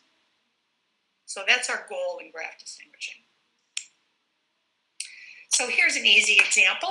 A path on n vertices requires 2 colors, and we only have to use the second color once. So you choose any single vertex that's not the central vertex, and you color it red. Now, no non-trivial automorphism preserves those color classes. Okay, the complete graph. Well, you have to use each of n. You have to use one each of n colors, because you know that if 2 vertices have the same color in a clique, you could just transpose those, and that would be a non-trivial automorphism that preserved color classes. So here, to break the symmetry, you need n colors, and you have to use them one each. One way of thinking about it, now this is, I think, maybe an unusual talk here in as far as we are going to be, in some sense, working with automorphism groups or working with symmetry, but often without using the automorphism group itself. out in the research, frequently this is done without knowledge of the specific automorphism group. And to do that, it's because once it's colored, it's distinguished if every vertex can be identified by its color and its relationship to other vertices and their colors. And we'll see that in a minute. So when I was first introduced to distinguishing by Mike Albertson, who's one of the originators of it, I thought, well, you have to know the automorphism group before you distinguish, and then so what are you really learning? And it was very interesting to find out you did not need to know necessarily the automorphism group before you started. Okay, so formally, Albertson and Collins introduced this, Karen Collins and Mike Albertson, in 1996. A graph is said to be D-distinguishable if there's a coloring of the vertices of G by colors from the set 1 through D, so that no non-trivial symmetry preserves the labels.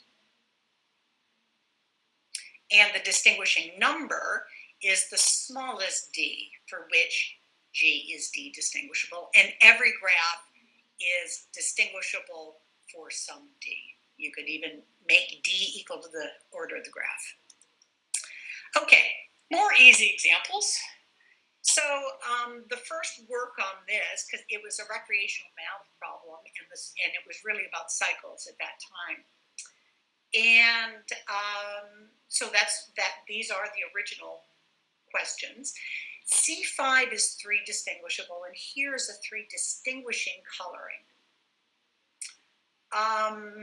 But it actually requires 3 colors. You cannot distinguish C5 with 2 colors, and you could just easily just write down all the possible 2 colorings and convince yourself that each of them has at least one non-trivial automorphism that preserves the coloring. And the same is true for C3 and C4. They all require 3 colors. But for n greater than or equal to 6, the distinguishing number is 2. And here is the general coloring that we use. So we have a pair of red vertices, and we have an isolated red vertex. And we can distinguish every single vertex in this cycle by its relationship to these. So this is the only blue vertex that is adjacent to 2 red vertices. This is the only one next to a blue and a red and has another red at distance 2. For all the blue ones here, you can uniquely identify each of them by their distances to these red vertices. So that's how we prove that it's a distinguishing coloring, and we didn't do anything with group theory, which feels a little odd, but it works sometimes. Okay, Kneser graphs. The Peterson graph requires 3 colors for distinguishing, and here is a 3 distinguishing coloring. However, for n greater than or equal to 6 and k greater than or equal to 2, it can be done with just 2 colors. And Mike Albertson and I showed that in 2007. And here's a picture of K62. Maybe not the most intuitive picture, but it is a picture of K62, and this is a 2 distinguishing coloring. And,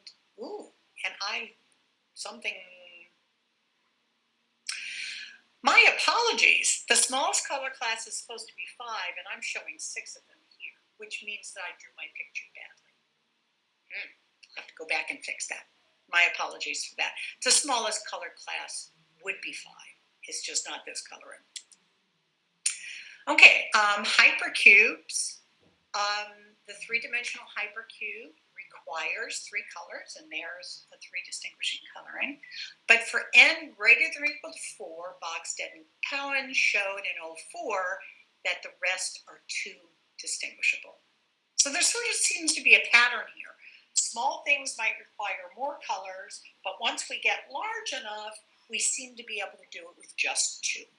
And we'll talk about that more.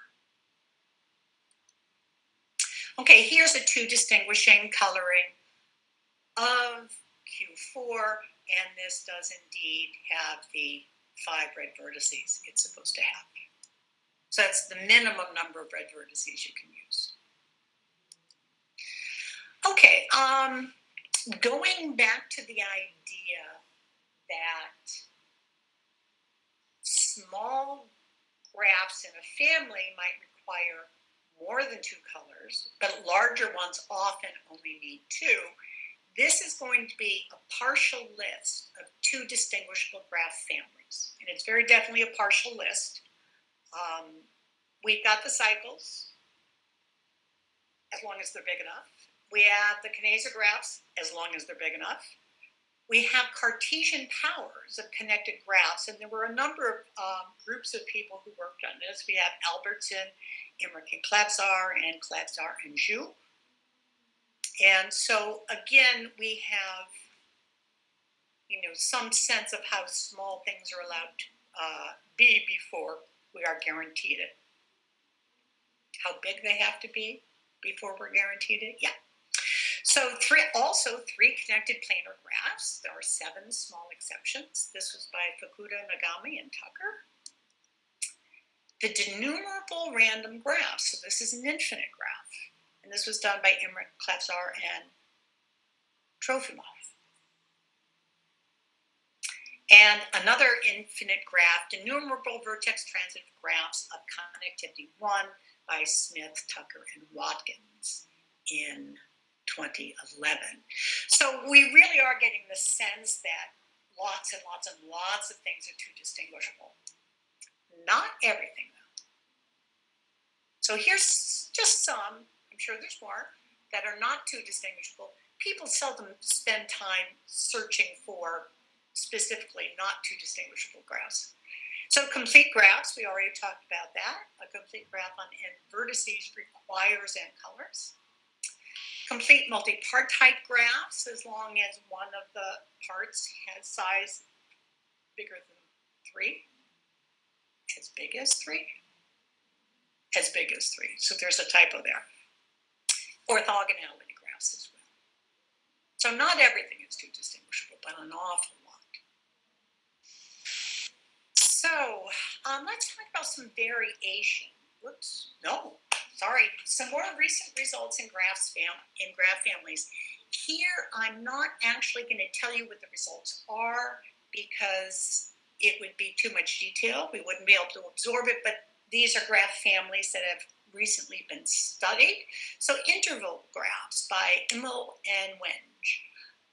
Locally finite trees by Huning, Imrich, Klotz, Schreiber, and Tucker. Non-zero component graphs, David, Mirtasa, and Benesch. Pronunciation is not my strong suit, but I have studied for this. So I will try not to be too outrageously awful on any of them. Planar and maximal outer planar graphs by Alakani and Sultani. Oriented graphs by Meslin and Sapina. And generalized Michalskian graphs, and this is with a group of my colleagues, Coburn, Keogh, Loeb, Perry, and Rambach. And again, this is just a sampling. Distinguishing has been very, very popular. But some other results that aren't just, here's the distinguishing number of this family, look like generating colorings and distinguishing coloring. So how do you do it? How many are there? Bird and Meervold have looked at this. Taking a pre-coloring and extending it to a distinguishing coloring. Ferrara, Geffner, Hartke, Stoley, and Wenger. Minimum number of vertices whose removal changes the distinguishing number. That's an interesting way to look at things. Alakani and Sultani. And the number of non-equivalent K-distinguishing colorings of a graph. This is by Amadi Alingapur and Shakaris. and the difference between the distinguishing number and the distinguishing index. Now, I haven't told you what the distinguishing index is yet. I will in a minute. This is by Lehner and Smith. Okay, so again, just a sampling. But there are variations. As most parameters have, there are variations. One is to distinguish graphs using edges instead of vertices. Rohr and Pilsniak started this in 50. They call it the distinguishing index. It's a relatively new area. It is flourishing, but I'm sure there's still room for new stuff. Distinguishing a graph using vertex partitions. Now, this may sound like it's the same thing as a graph coloring because you want to preserve the partitions, but this you're also trying to stop swapping of color classes. And I think there's only been one paper on this. I'm using total colorings, Kalinowski, Pilsniak, and Wozniak. Okay, but we can distinguish things that are not graphs. And Group Actions has seen some work on being distinguished. Geometric graphs, if you know what those are, they have drawing in the plane that allows crossings. Homogeneous relational structures and maps. Tucker and his friends have done a lot on distinguishing maps. Okay, so that's just, more. There are other kinds of colorings that have distinguishing in them. So there's a distinguishing chromatic coloring. So Karen Collins and Ann Trank started this. Again, well established, but there's still room for new work. There you want a distinguishing coloring, but you're going to insist that it also be a proper coloring. So where you won't be able to have two vertices of the same color adjacent. And as we saw in the cube, that we used one of those. So that makes a difference. And so that's a new parameter. List distinguishing coloring. So if you know anything about distinguishing coloring, there's now list distinguishing coloring. There's game distinguishing, and there's distinguishing density. So those are some newer areas to move into. If you like distinguishing, these would be fun. Okay, that's an overview of distinguishing. We know what it is. We've seen some examples. And we've had maybe too large a sampling. Now that as I'm reading through it, there's an awful lot here. Too large a sampling of some of the results and some of the variations. So let's next move to determining, which is a little less well developed, which will make this a little easier. So for determining, our goal is slightly different than distinguishing. We want to find a vertex set S so that each automorphism can be uniquely determined by its actions on the elements of S. Okay, so I just want a set of vertices so that you hand me an automorphism and you tell me how an automorphism works on this particular set, I can tell you which automorphism it is. That's the same thing as saying that if you pin down those vertices, nothing else in the graph can move. So that's sort of a visual way to think about it. And that's the same thing as saying that only the trivial automorphism fixes the elements of S, which is, of course, becoming more algebraic now. And that's the same thing as the point stabilizer being the identity. So that's what it means to be a determining set. Now, when determining was first introduced, it was introduced concurrently with someone introducing fixing sets, which turn out to be the same thing. So the fact that these things have more than one name it just adds to the joy of math. Oh, ideally, we want to minimize the size of such a set. But let's get a little bit more specific. S is a determining set if and only if the trivial automorphism fixes the vertices of S. This is the base of the automorphism group action on G. So the base of a permutation group action is something that's been well studied on groups, and determining sets are an example of the base of a permutation group action. It is also sometimes called a fixing set, because fixing sets were introduced at the same time as determining sets, and it only takes you 5 minutes to figure out they're really the same thing. One thing that we're going to use later is that a superset of a determining set is also a determining set. You can throw extra things into it. It doesn't. It never changes the fact it's a determining set. And of course, the determining number is the size of the smallest determining set, which again has other names. It's called the fixing number by people who call the determining set a fixing set, perfectly reasonable. It is also in a couple of papers called the rigidity index.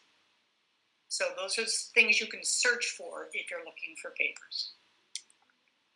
Okay, so the easy examples. Path on n vertices has a determining set of size 1. You take any vertex that is not the central vertex, and if you pin it down, nothing else can move. Or you can look at it and say, if you tell me what the automorphism does to this vertex, I know which automorphism it is. If it sends this vertex to itself, it's the trivial one. If it sends it over here, it's the non-trivial one. Okay, complete graphs have a determining set of size n minus 1. If I know where each of these vertices is mapped to, I know where that one's mapped to. Or if I pin these down, there's no place for that to go. And cycles. Cycles, you take any pair of vertices that are not antipodal, and if you pin them down, nothing else moves.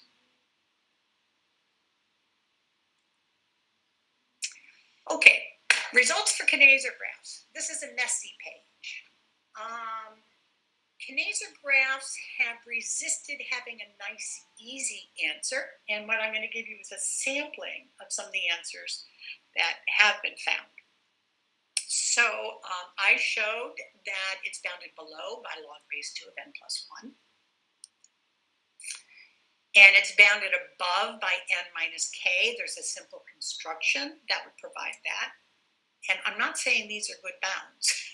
They're just the bounds I originally found.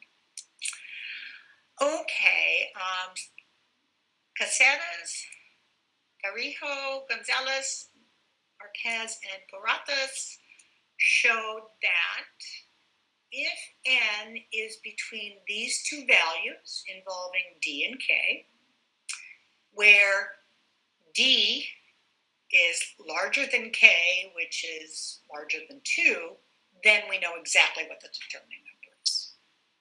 It's d.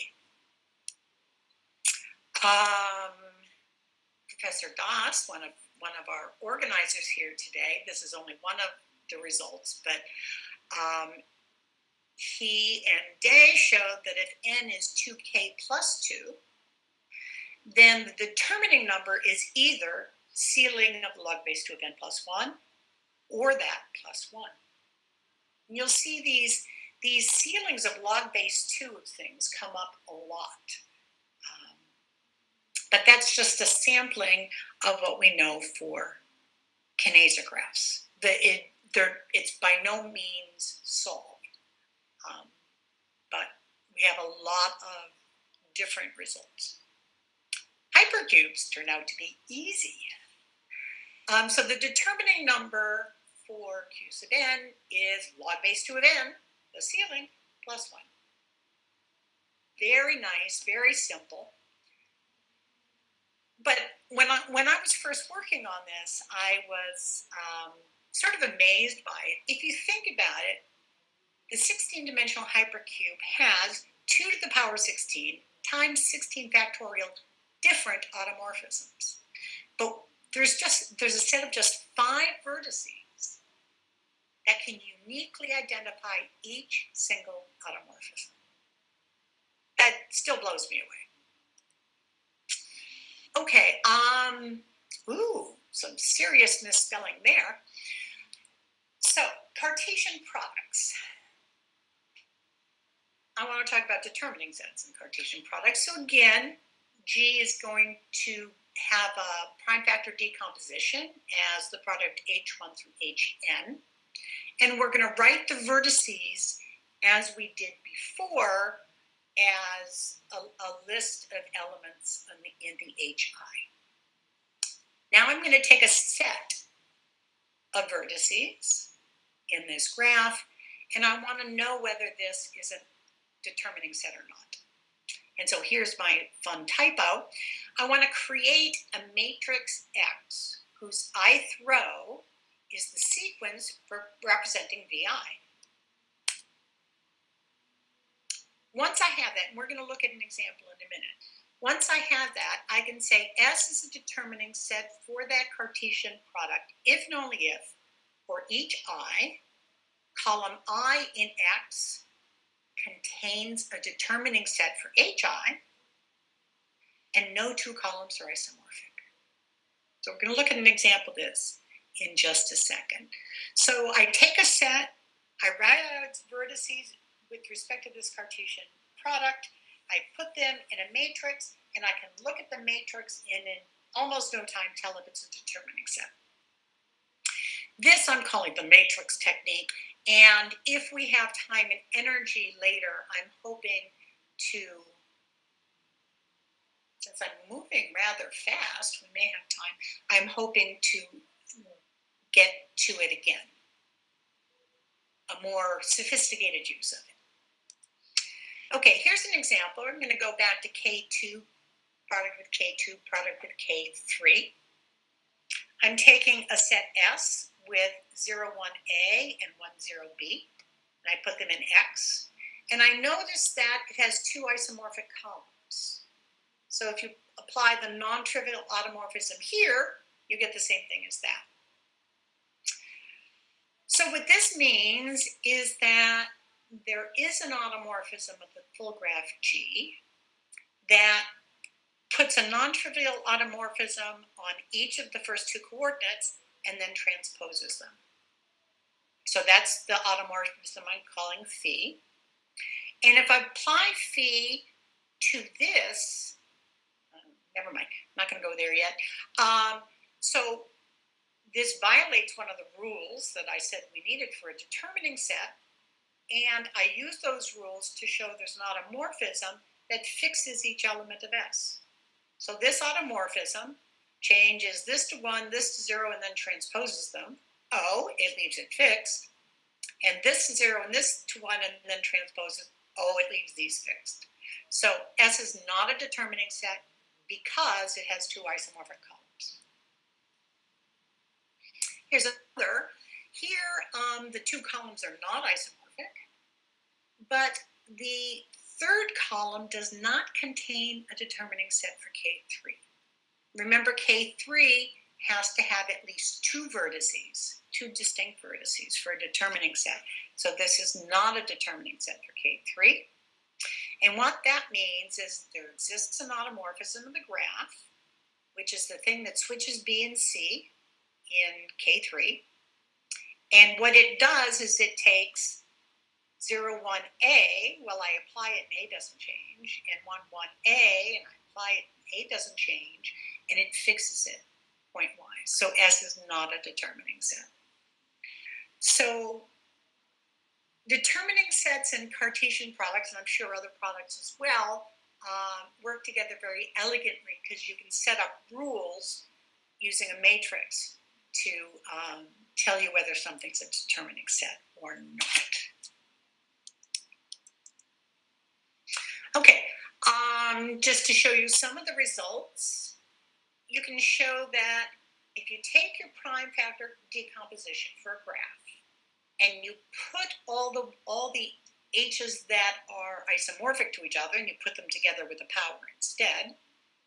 So we have the prime factor decomposition written in this way, where each of the hi's are not isomorphic to each other. Then the determining number of G is just the maximum of the determining numbers of the HI to the KI. And that falls out of the matrix technique very easily.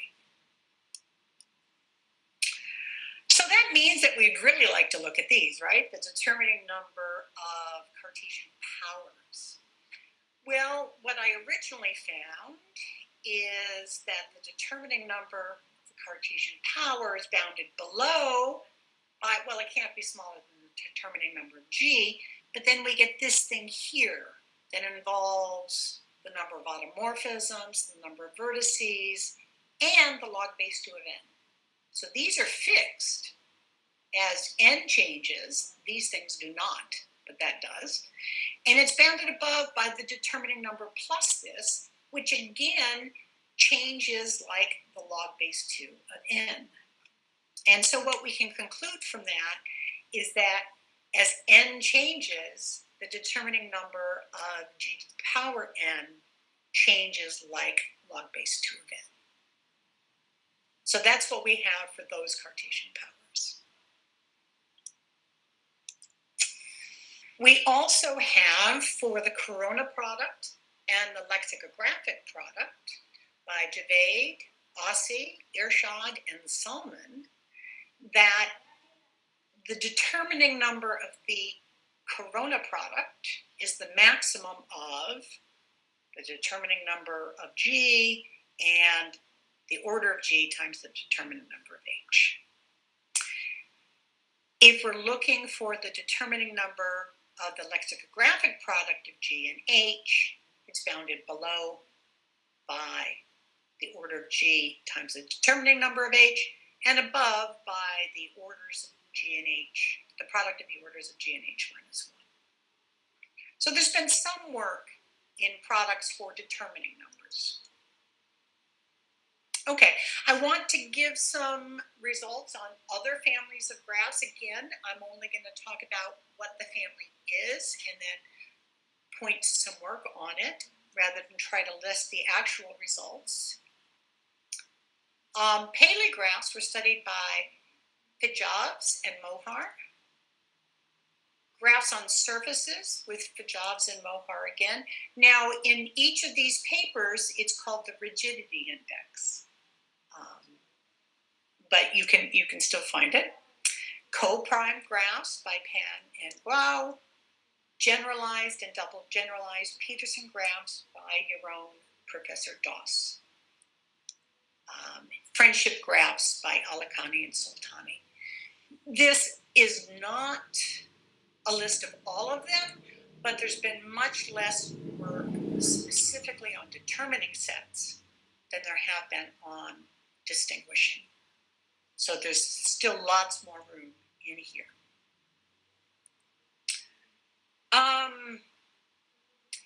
Determining sets have the nice property that other sets that we study often are determining sets.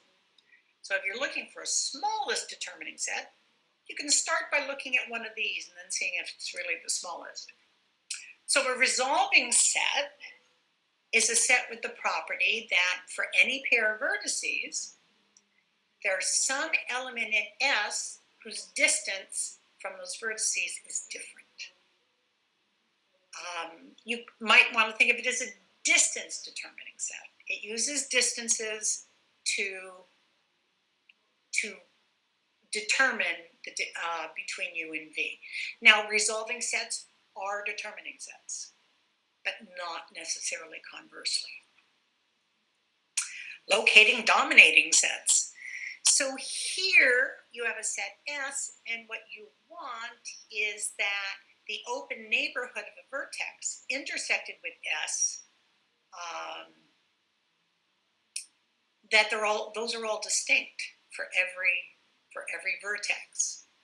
And so you can tell these two vertices apart by noting that they have different neighborhood intersections with S. And none of these are empty. And identifying codes which are very similar except with closed neighborhoods. Now these things have are studied independently for independent reasons, but they are also determining sets. Oh yes, and distance pattern distinguishing sets. So this is relatively new, and I think I've only seen 2 papers. Each vertex has a distinct set of distances achieved between itself and elements of S. Now, the things that are being preserved in each of these cases are things that are preserved by automorphism, which is why they all end up being determining sets as well. Okay, I am moving faster than I expected. Some recent variations on determining. So the fixed number, remember some people call this a fixing set, and they introduced the fixed number, which is the smallest k, so that every subset of size k is a determining set. So this was Javid, Mirtaza, Asif, and Iftikhar in 2017. And I think that's something that could have great interest. The fractional fixing number. So if any of you know anything about graph colorings, and there's all these fractional colorings, well, some people have started studying fractional version of fixing number, or the fractional version of determining number. So that's Benesh, Irshad, Bang, and Javed. And the difference between the determining number and its fractional counterpart by some of the same authors. So those are some of the variations that have been looked at. So each of these is new and wide open. Okay. So measuring symmetry. There are different ways to quantify symmetry. You could count the number of automorphisms. You could look at the size of a smallest determining set. You could look at the minimum number of colors in a distinguishing coloring. Well, that turned out to me, I was looking at it from the outside when people were realizing that almost everything was too distinguishable, is if everything's too distinguishable, what is it actually telling us? So the question is, can we add a refinement to distinguishing coloring? So if lots and lots of things are too distinguishable,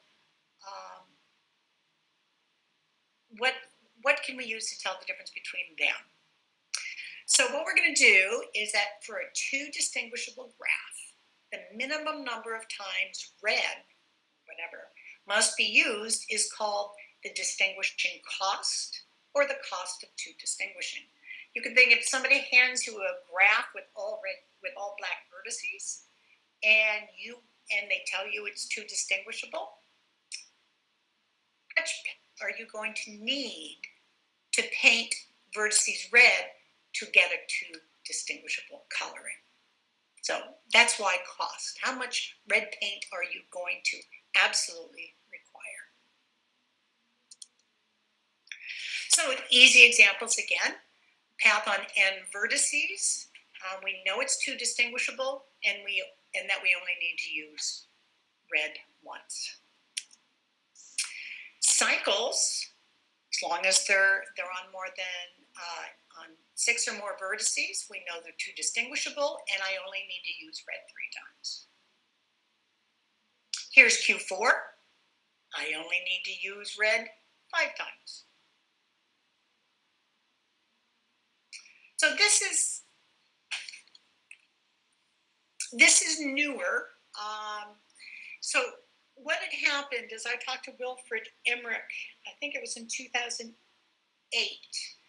and he asked me, he had been trying to find essentially the cost of two distinguishing hypercubes but it didn't have a name yet. And he was having some trouble, and he thought that I could use determining numbers or some of the same techniques to get there. So this is the history of the problem I tried to solve that introduced cost. So when Bogstad and Cowan first showed hypercubes were two distinguishable, they used approximately the square root of the dimension to do that. Of course, their goal was not to try to minimize that, but just to find a two distinguishable coloring. What I showed in 2008 is that the number of times I have to use red is somewhere between log base 2 of n plus 1, the ceiling of course, and twice the ceiling of log base 2 of n minus 1. I was not thrilled with that result. I mean, it's not a bad result. The upper bound is less than twice the lower bound, and it's certainly much smaller than what was previously known. But I was hoping to do better. In 2013, I was able to find the exact cost for a few hypercubes, in particular powers of 2 or dimensions that are powers of 2 or 1 or 2 less than a power of 2. This year, last month, I finally found, so it took a while, I finally found the actual result, and it's either 1 plus the ceiling of log base 2 of n, or 2 plus the ceiling of log base 2 of n. And I can tell you which it is in particular cases, in any particular case. Okay. So what are some other cost results that exist? So Wilfred Emmerich and I showed that if G is a graph with denumerable automorphism group and linear growth, and here we're going to define the linearity as being C, where C is it's the growth rate of a ball of dimension, a ball of radius, and around a fixed vertex B. Anyway, linear growth C, then the cost is bounded above by C plus 1. So these are infinite graphs with infinite automorphism groups, and we were able to show they're two distinguishable and that their cost is bounded by C plus 1.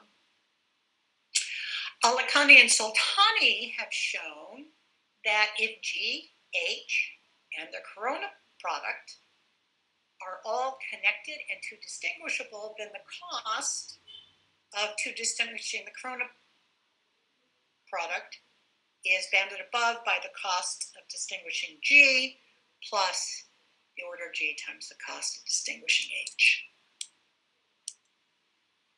Now, they did this using the cost number, which is something they recently defined, as the smallest color class in a D-distinguishing coloring. So it's a generalization of the cost of two distinguishing. And I just translated it here for the case of two distinguishable. But so that's a variation of cost. Okay. Now that I've filled your head with distinguishing and determining and cost, I want to show some interconnections. So it turns out that the distinguishing number is less than or equal to the determining number plus 1. And the reason is pretty easy. We're going to start with the minimum size determining set for G. We're going to color each of its vertices with a different color. And then we're going to color all the other vertices that are left with something else. And the result is a distinguishing coloring using the determining number plus 1 colors. Because anything that preserves the color classes has to fix each of the things in the determining set, because they're the only thing with that color. And once you do that, you know you've fixed the whole rest of the graph. Okay. Let's suppose we have a subset of the vertex of the set of vertices.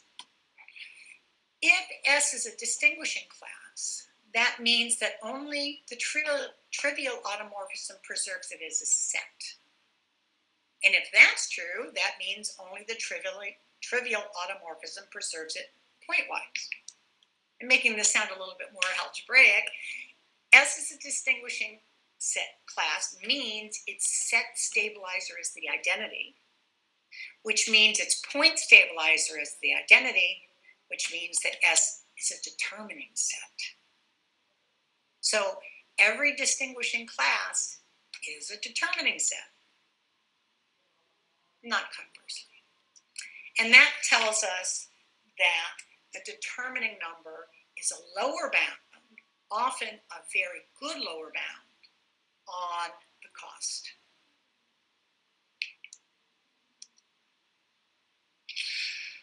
Okay, so we're going to look at, and some of these may not be new, some of them we may be referring to again, but I want to show you some cases in which we can actually write the cost in terms of the determining number, not just as a lower bound, but actually write it in terms of.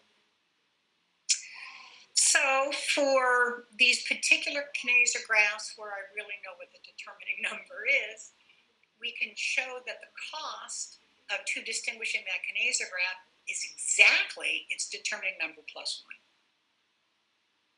So that's pretty nice. Of course, this is for a very specialized set of Kneser graphs. This I will be referring to again later. If G is a prime connected graph on at least 3 vertices and a few other assumptions, then the cost is either the determining number or the determining number plus 1. This shows up a lot, where the cost is either determining number or determining number plus 1. Again, I showed with the same cohort that if G is twin-free with no isolated vertices and has a distinguished number at least 2, and we're looking at the Michelski construction, which if you don't know what that is, that's just fine. What we get is, for such a G, the distinguishing number of the Michelski construction applied to G is 2, and the cost is precisely the determining number of the original graph. So those are ways in which determining numbers show up in cost functions. Okay, so does that mean that the cost and the determining number are always approximately the same size? Well, that wouldn't be any fun. No, it's not true. So here's an example. We're going to take the complete graph on 2 to the m minus 1 vertices and take its Cartesian product with the path on m vertices. One can, it's a Cartesian product.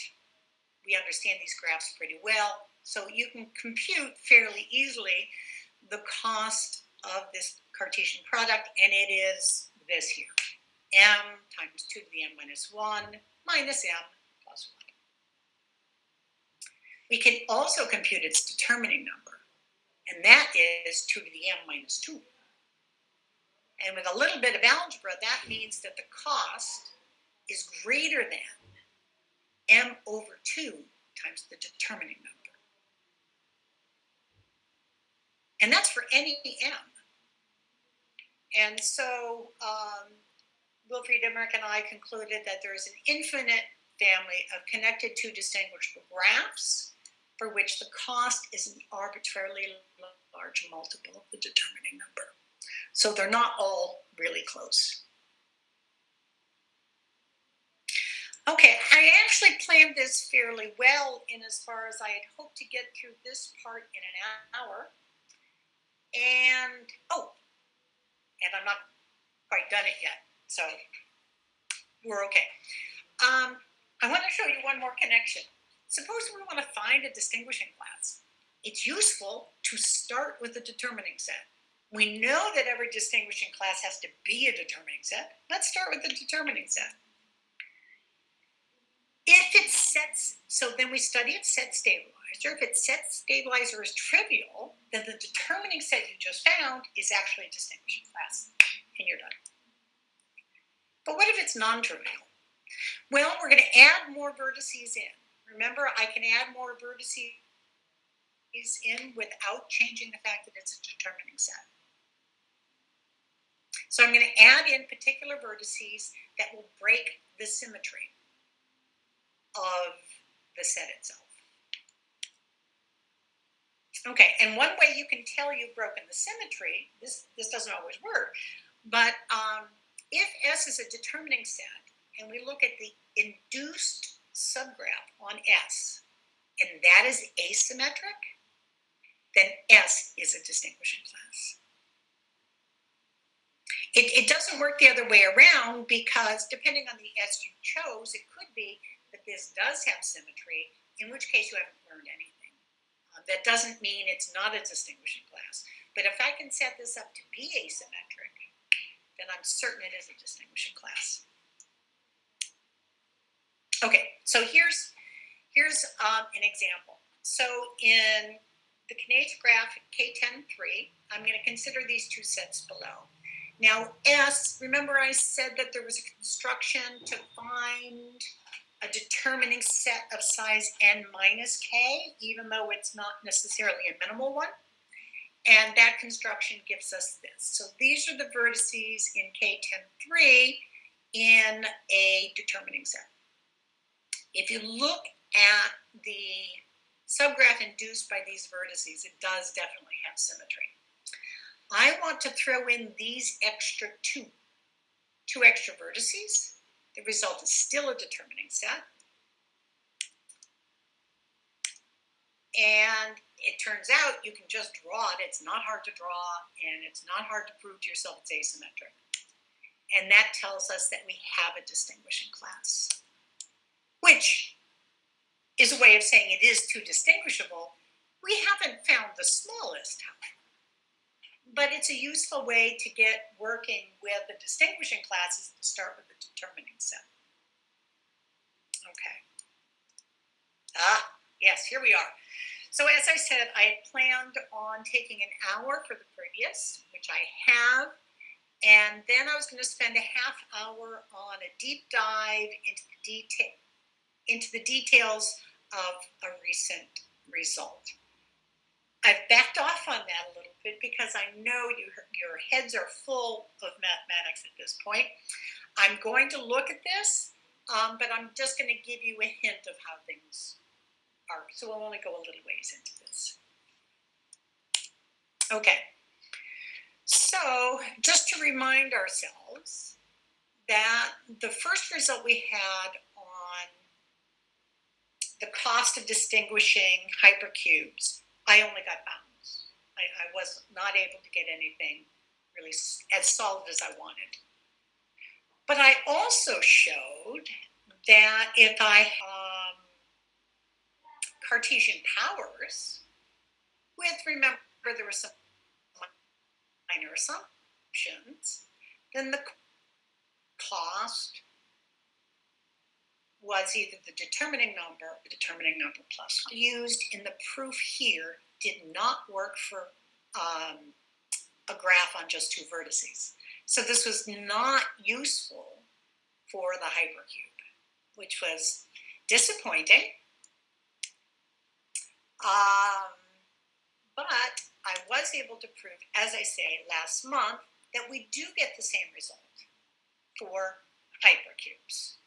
But the proof technique is a lot more nuanced.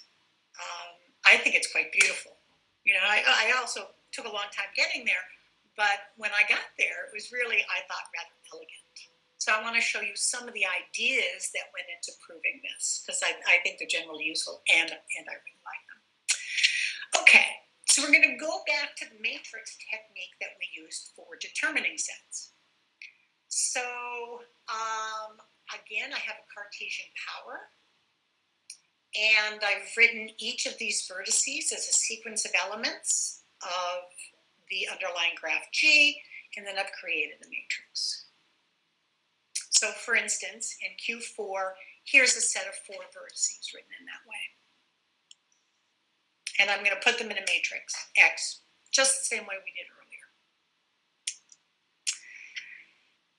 Now, I explained to you how automorphisms of Cartesian powers, they can permute the factors and they can apply non-trivial automorphisms on specific individual factors. And I'm going to import that idea to the whole matrix. So I'm going to have phi, an automorphism of the Cartesian power. And I'm going to think of the permutations of the factors as permutations of columns. And the automorphisms on individual factors as automorphisms of individual columns. And we'll look at examples of that. And then,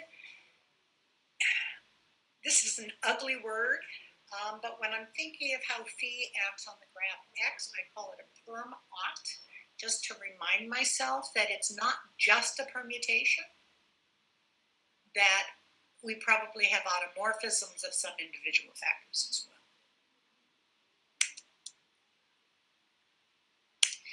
Okay, so here's the X I gave you, and I've got a particular phi in mind.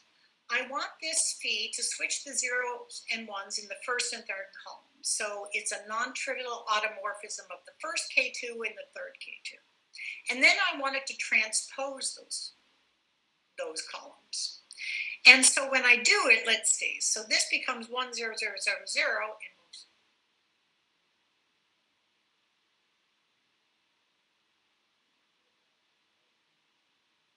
I have no idea.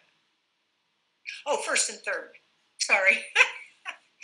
It becomes 1, 0, 0, 0, and it's here, and this becomes 1, 0, 1, 1, and it goes there. Okay, now the rows of this new matrix really are, they come from the matrix we get with the ordered set phi of S.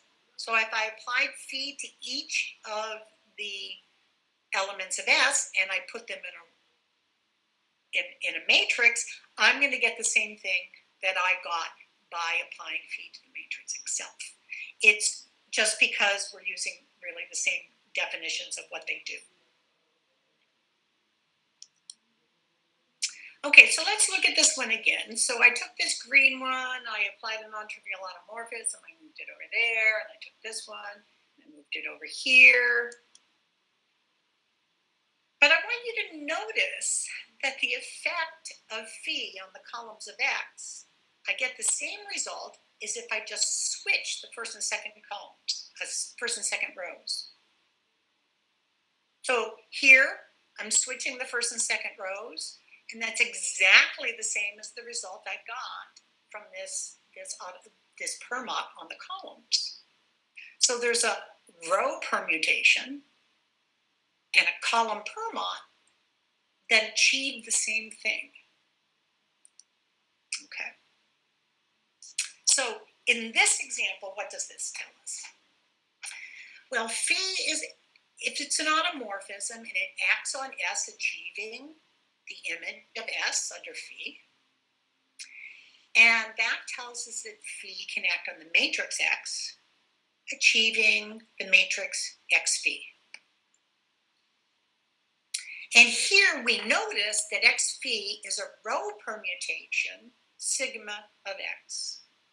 So if we applied this row permutation to X or the permot to X, we get the same thing.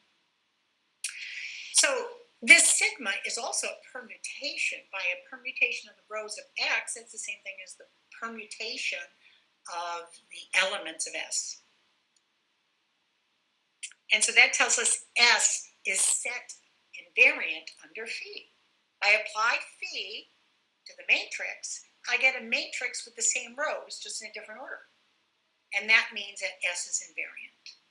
And that means S is not a distinguishing class, because it's invariant under an automorphism. We're going to say here that X has symmetry, and I'll define that more carefully. Okay, so just to give us some notations, if sigma is a permutation of the rows of X, which is the same thing as permutations of the elements of S, we're going to call the matrix that results X sub sigma. So S is invariant under an automorphism phi, if and only if there exists sigma so that X phi equals X sigma. And that, so I'm taking something I want to know about sets of S, and I'm looking at it in terms of matrices in a very pretty way. And when we have this, we're going to call the ordered pair phi sigma a symmetry of our matrix X. And what we get then is that S is a distinguishing class for, well, this says Gn, but it's true when G is K2. The only, if and only if the only symmetry of X is the trivial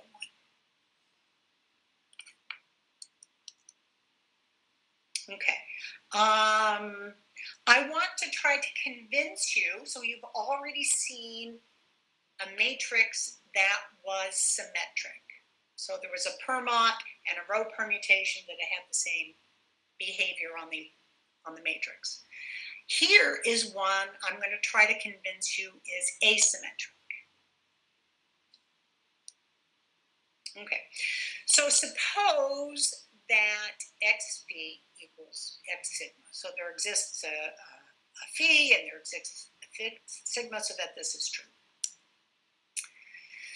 So now row permutations, this sigma, they maintain the numbers of ones in each column, right? No matter what permutation you put on these rows, it's not going to change the fact that this column has 1, 1, and this one has 2, and this one has 2, and this one has 2. And in this case, that means that phi can only permute the columns, because remember we're saying X sigma is the same as X phi. If phi took one of the columns and produced a non-trivial automorphism on it, we'd have something with 3 ones or 4 ones. And we don't have any columns of 3 or 4 ones. So in this case, it's actually why it was chosen this way. In this case, phi can only permute the columns. Okay, so now let's work through it. So we know that sigma, the row permutation, must preserve the fact that only the first column has weight 1. Well, that tells me, again, I'm using this fact here, that tells me that phi fixes the first column. It can't permute it with anything else because sigma takes that column. Sigma preserves the fact that there's only 1 in the left-hand column. Okay, so now the first column is fixed. That tells, the fact that the first column is fixed tells us that the first row must have a 1 to its far left. Don't have any choice because this is fixed.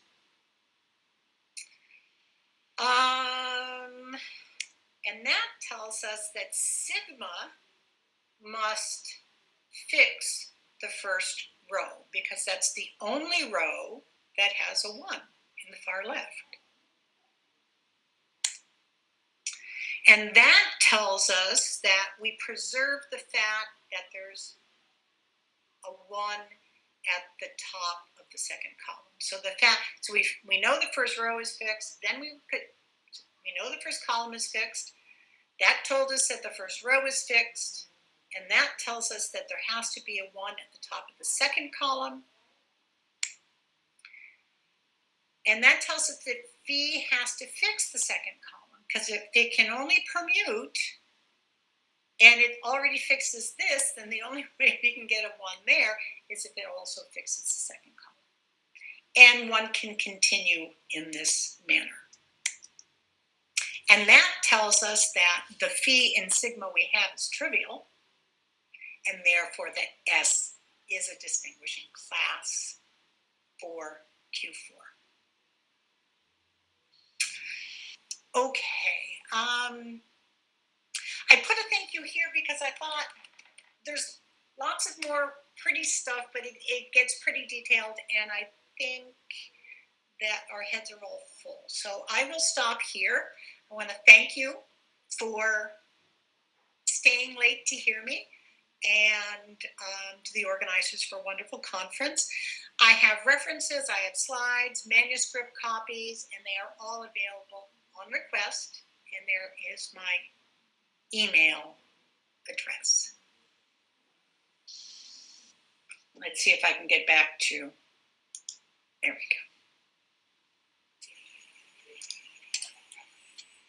Okay, let's thank the speaker first for this wonderful lecture.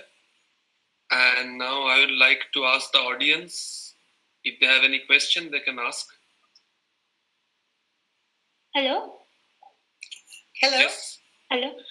You have told the determining number of the Cartesian product, co-normal product, and lexicographical product of graphs. So, is there any result about the tensor product and strong product of graphs? I don't immediately know of any work. Let me cheat for a minute. And I have been collecting, I'm not going to show this on screen, but I've been collecting results on these, and I don't remember having anything for the strong product. And for the tensor product? I'm sorry, I didn't understand what that other product was. Tensor product. Oh, the tensor product. No, I've definitely not seen anything on the tensor product. Okay. Okay, thank you. Any other question? I think it would be good things to study. Can I ask one question? Yes. Yeah, sure. Thank you. Is there anything other than hypercube, just like augmented cube or other forms of cubes? Whatever results you have done for hypercube, is there any other forms of cubes are available with respect to these results? I and that my cohorts are finishing up on. We have results on augmented cubes that are not yet published, and we're just finishing up some results on powers of cubes. Okay. Thank you. Thank you. Any other questions? I have a question.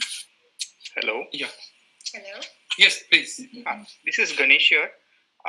Basically, I wanted to ask you, are there any connections to representation theory? So suppose you take a graph and look at its automorphism group, and then it has a natural representation on the n-dimensional vector space, where n is the number of vertices in the graph. Then are there any connections, like for example, can one determine this determining set, the cardinality of the determining set from the representation theory? I mean, are there any broad connections in that direction? I don't know. I haven't looked at that at all, and I don't know of anybody who has, and I would be very interested to hear. If you look into it, you can let us know. But I don't know of anybody who's looked at that. It sounds like a very interesting thing to explore. Okay. Thanks.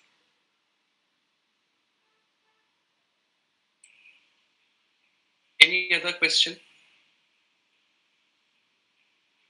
Anyone? Okay, I have one question myself. So you talked about distinguishing classes. So which means that is you're trying to find a set S whose set-wise stabilizer is identity. Yes. So there, I mean, can we find this for all graphs? Say for example, if we take the complete graph Kn. No, this what I've defined here, and my language gets a little sloppy because I'm only working within the set of two distinguishable graphs. If a graph is not too distinguishable, I think then in this general, is- I mean, say for example, if we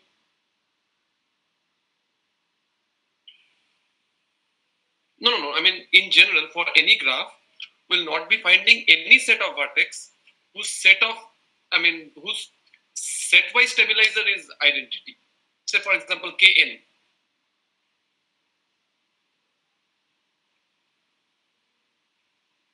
I mean, is my question clear?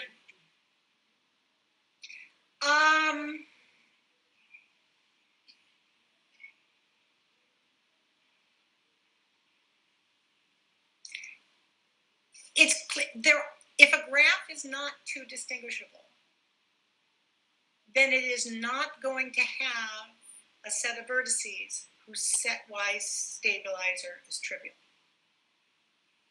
Exactly. So, I mean, in general, we cannot find it. Okay. No. That was my question. But it would be reasonable, and I know people who are moving in this direction. So I think I mentioned the cost number somebody just defined as being the smallest color class in a D-distinguishable coloring. Yes. You mentioned that. It would not have a trivial set-wise stabilizer.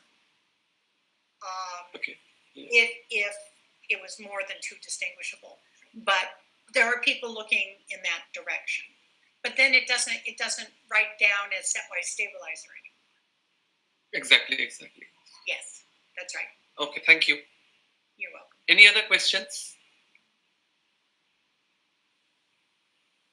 Okay, so in absence of other questions, let's thank the speaker once again for this wonderful lecture. And you also have email IDs. So if you have any questions or if you want the slides, you can also email her. Yes. And with this, I pass on to the last session, the valedictory session. And for that, I invite Professor Vishek Odhikari to please take over.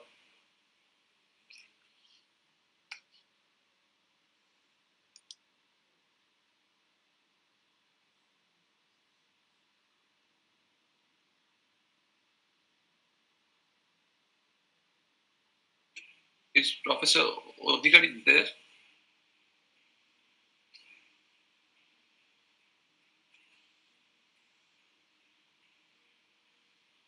I mean, he's showing that he is here.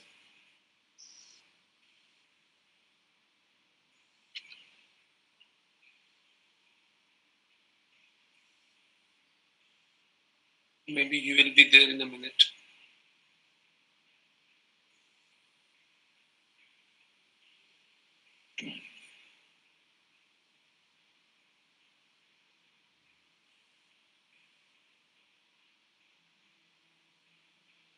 Maybe he is having some internet problems. So he will be joining again.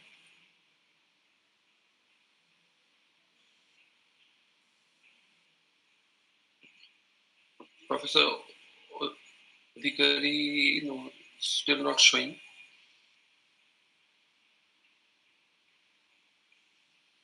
Okay, he's there.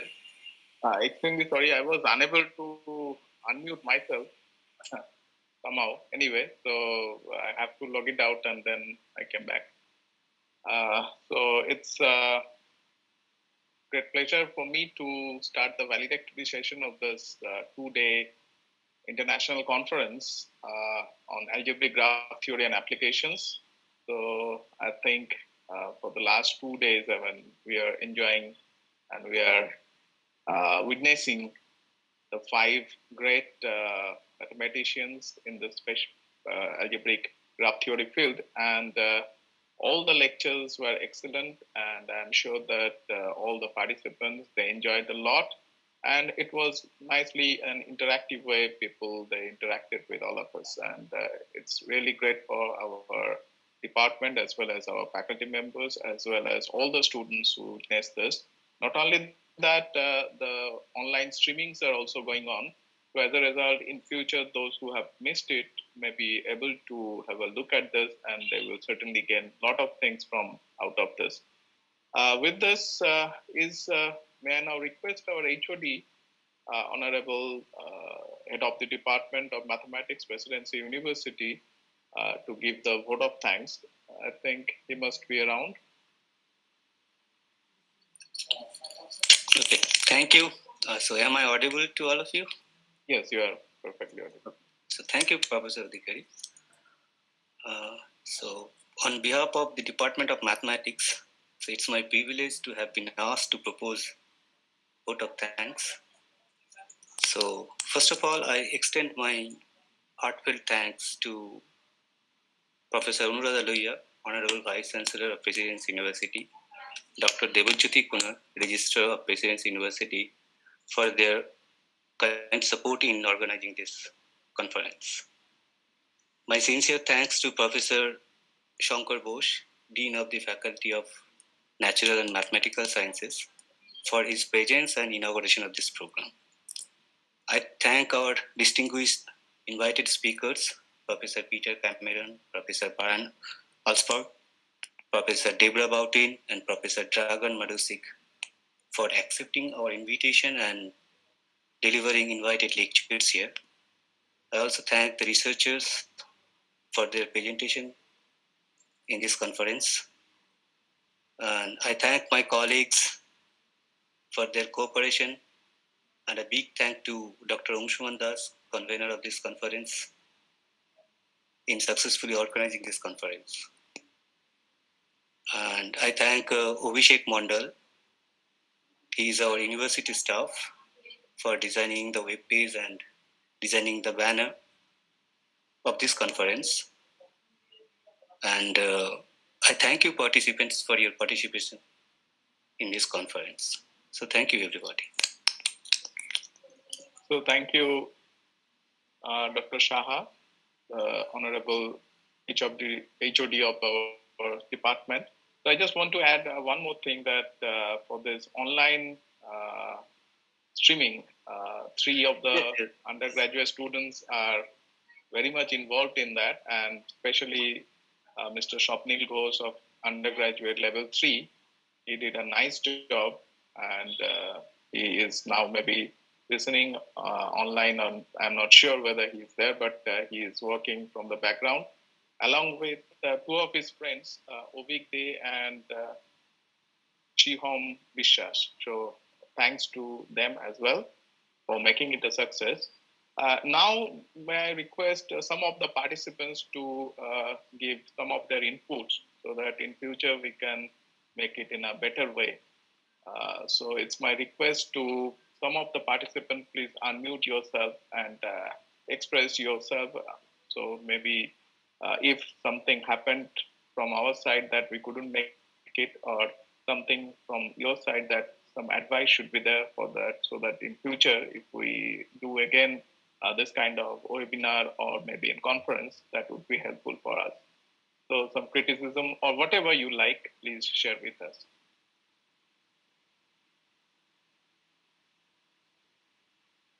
Some of the participants are requested to please unmute themselves and give your feedback, please. Can I say something? Sure, please. Yeah. Myself, Vinay Joshi from Savitribai Phule Pune University, Pune. It's very nice to listen all the speakers. They are very big experts in their corresponding fields. And I must thank you and your whole team. They have organized this webinar. And in fact, COVID has done a lot of damage to humankind, but at the same time, because of these webinars, we could hear some great people. Otherwise, it is little difficult to come over any particular place and listen to these great people. Because of these webinars, it is possible. And I must thank all the speakers as well as organizing committee of the Presidency College. Thank you for giving such a nice webinar. Thanks again. Thank you very much. And we are really thankful to the coordinator, Angsuman. He did a nice job, very hardworking guy, as well as almost all the faculty members of our department, as well as staffs. They are in a background mode. So all of them, they are periodically doing their jobs so that everything goes smooth. And we are fortunate that everything went well in time. That's very important. Anybody else? Could you please unmute themselves?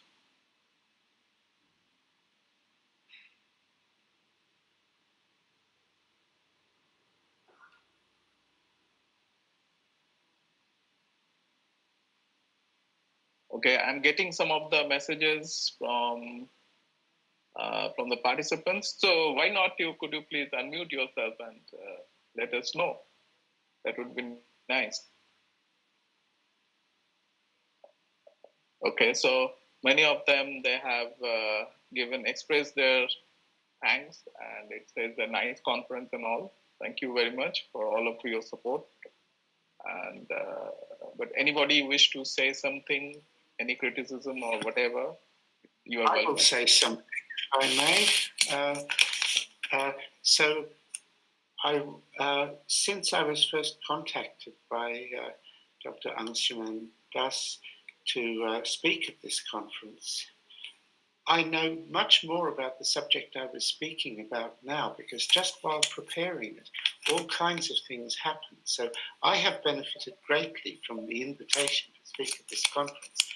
I think it's been a great conference. And as I said, I think the opportunity for young people to hear old guys like me talking about our stuff can be very valuable. And I thank you, all of the organizers, very much for putting on such a good show. Thank you. Thank you very much. It's thank you for your comments and all. So I think Pravan Kumar wants to say something. He has raised his hand. So could you please unmute yourself?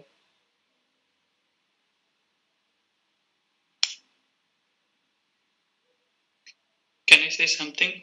Yeah, please. Yes. I'm Gopinath. Thanks to organizing committee to opportunity to participate in this international conference at the time of this pandemic time.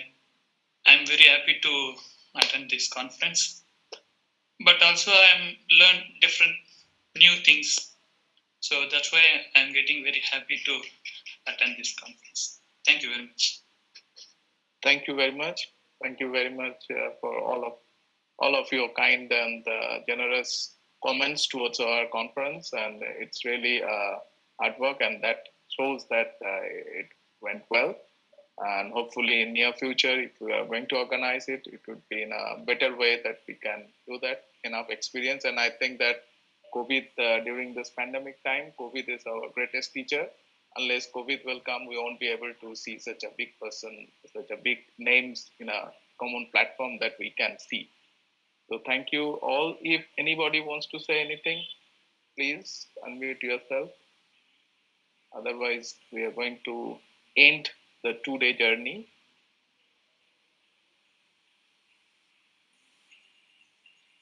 Okay, so I would like to say something that we would also like to thank our unofficial MC of this, almost unofficial MC of this entire conference, Dr. Vishek Odhikari, for his constant support. It's my pleasure. So it's a team game. So all of us, we work hard to make it a success. And I could be, so if everybody could show their faces, that would also be nice. I'm not sure how many of them are going to do that, but still it's a really great honor for all of us that you enjoyed, all the participants are enjoyed, and we did quite a hard work. And Angsuman really Maybe did we work. can have a group photo then. If the So if it's not very what can I say, uncomfortable for you to open your camera, then we can have a group photo in a different layout mode. Yeah. So we can change the layout in a maybe title mode, and then we can see all of you. Yes. It's nice to see all of you. So we had excellent talks all over, all the talks, and the paper reading sessions were excellent. Thank you so much for your kind patience and your presence. So with that, thank you. Bye-bye. Maybe sometimes we'll again meet, maybe virtually, maybe physically. So wish you all a very good and healthy life. Thank you. Thank you. Thank you.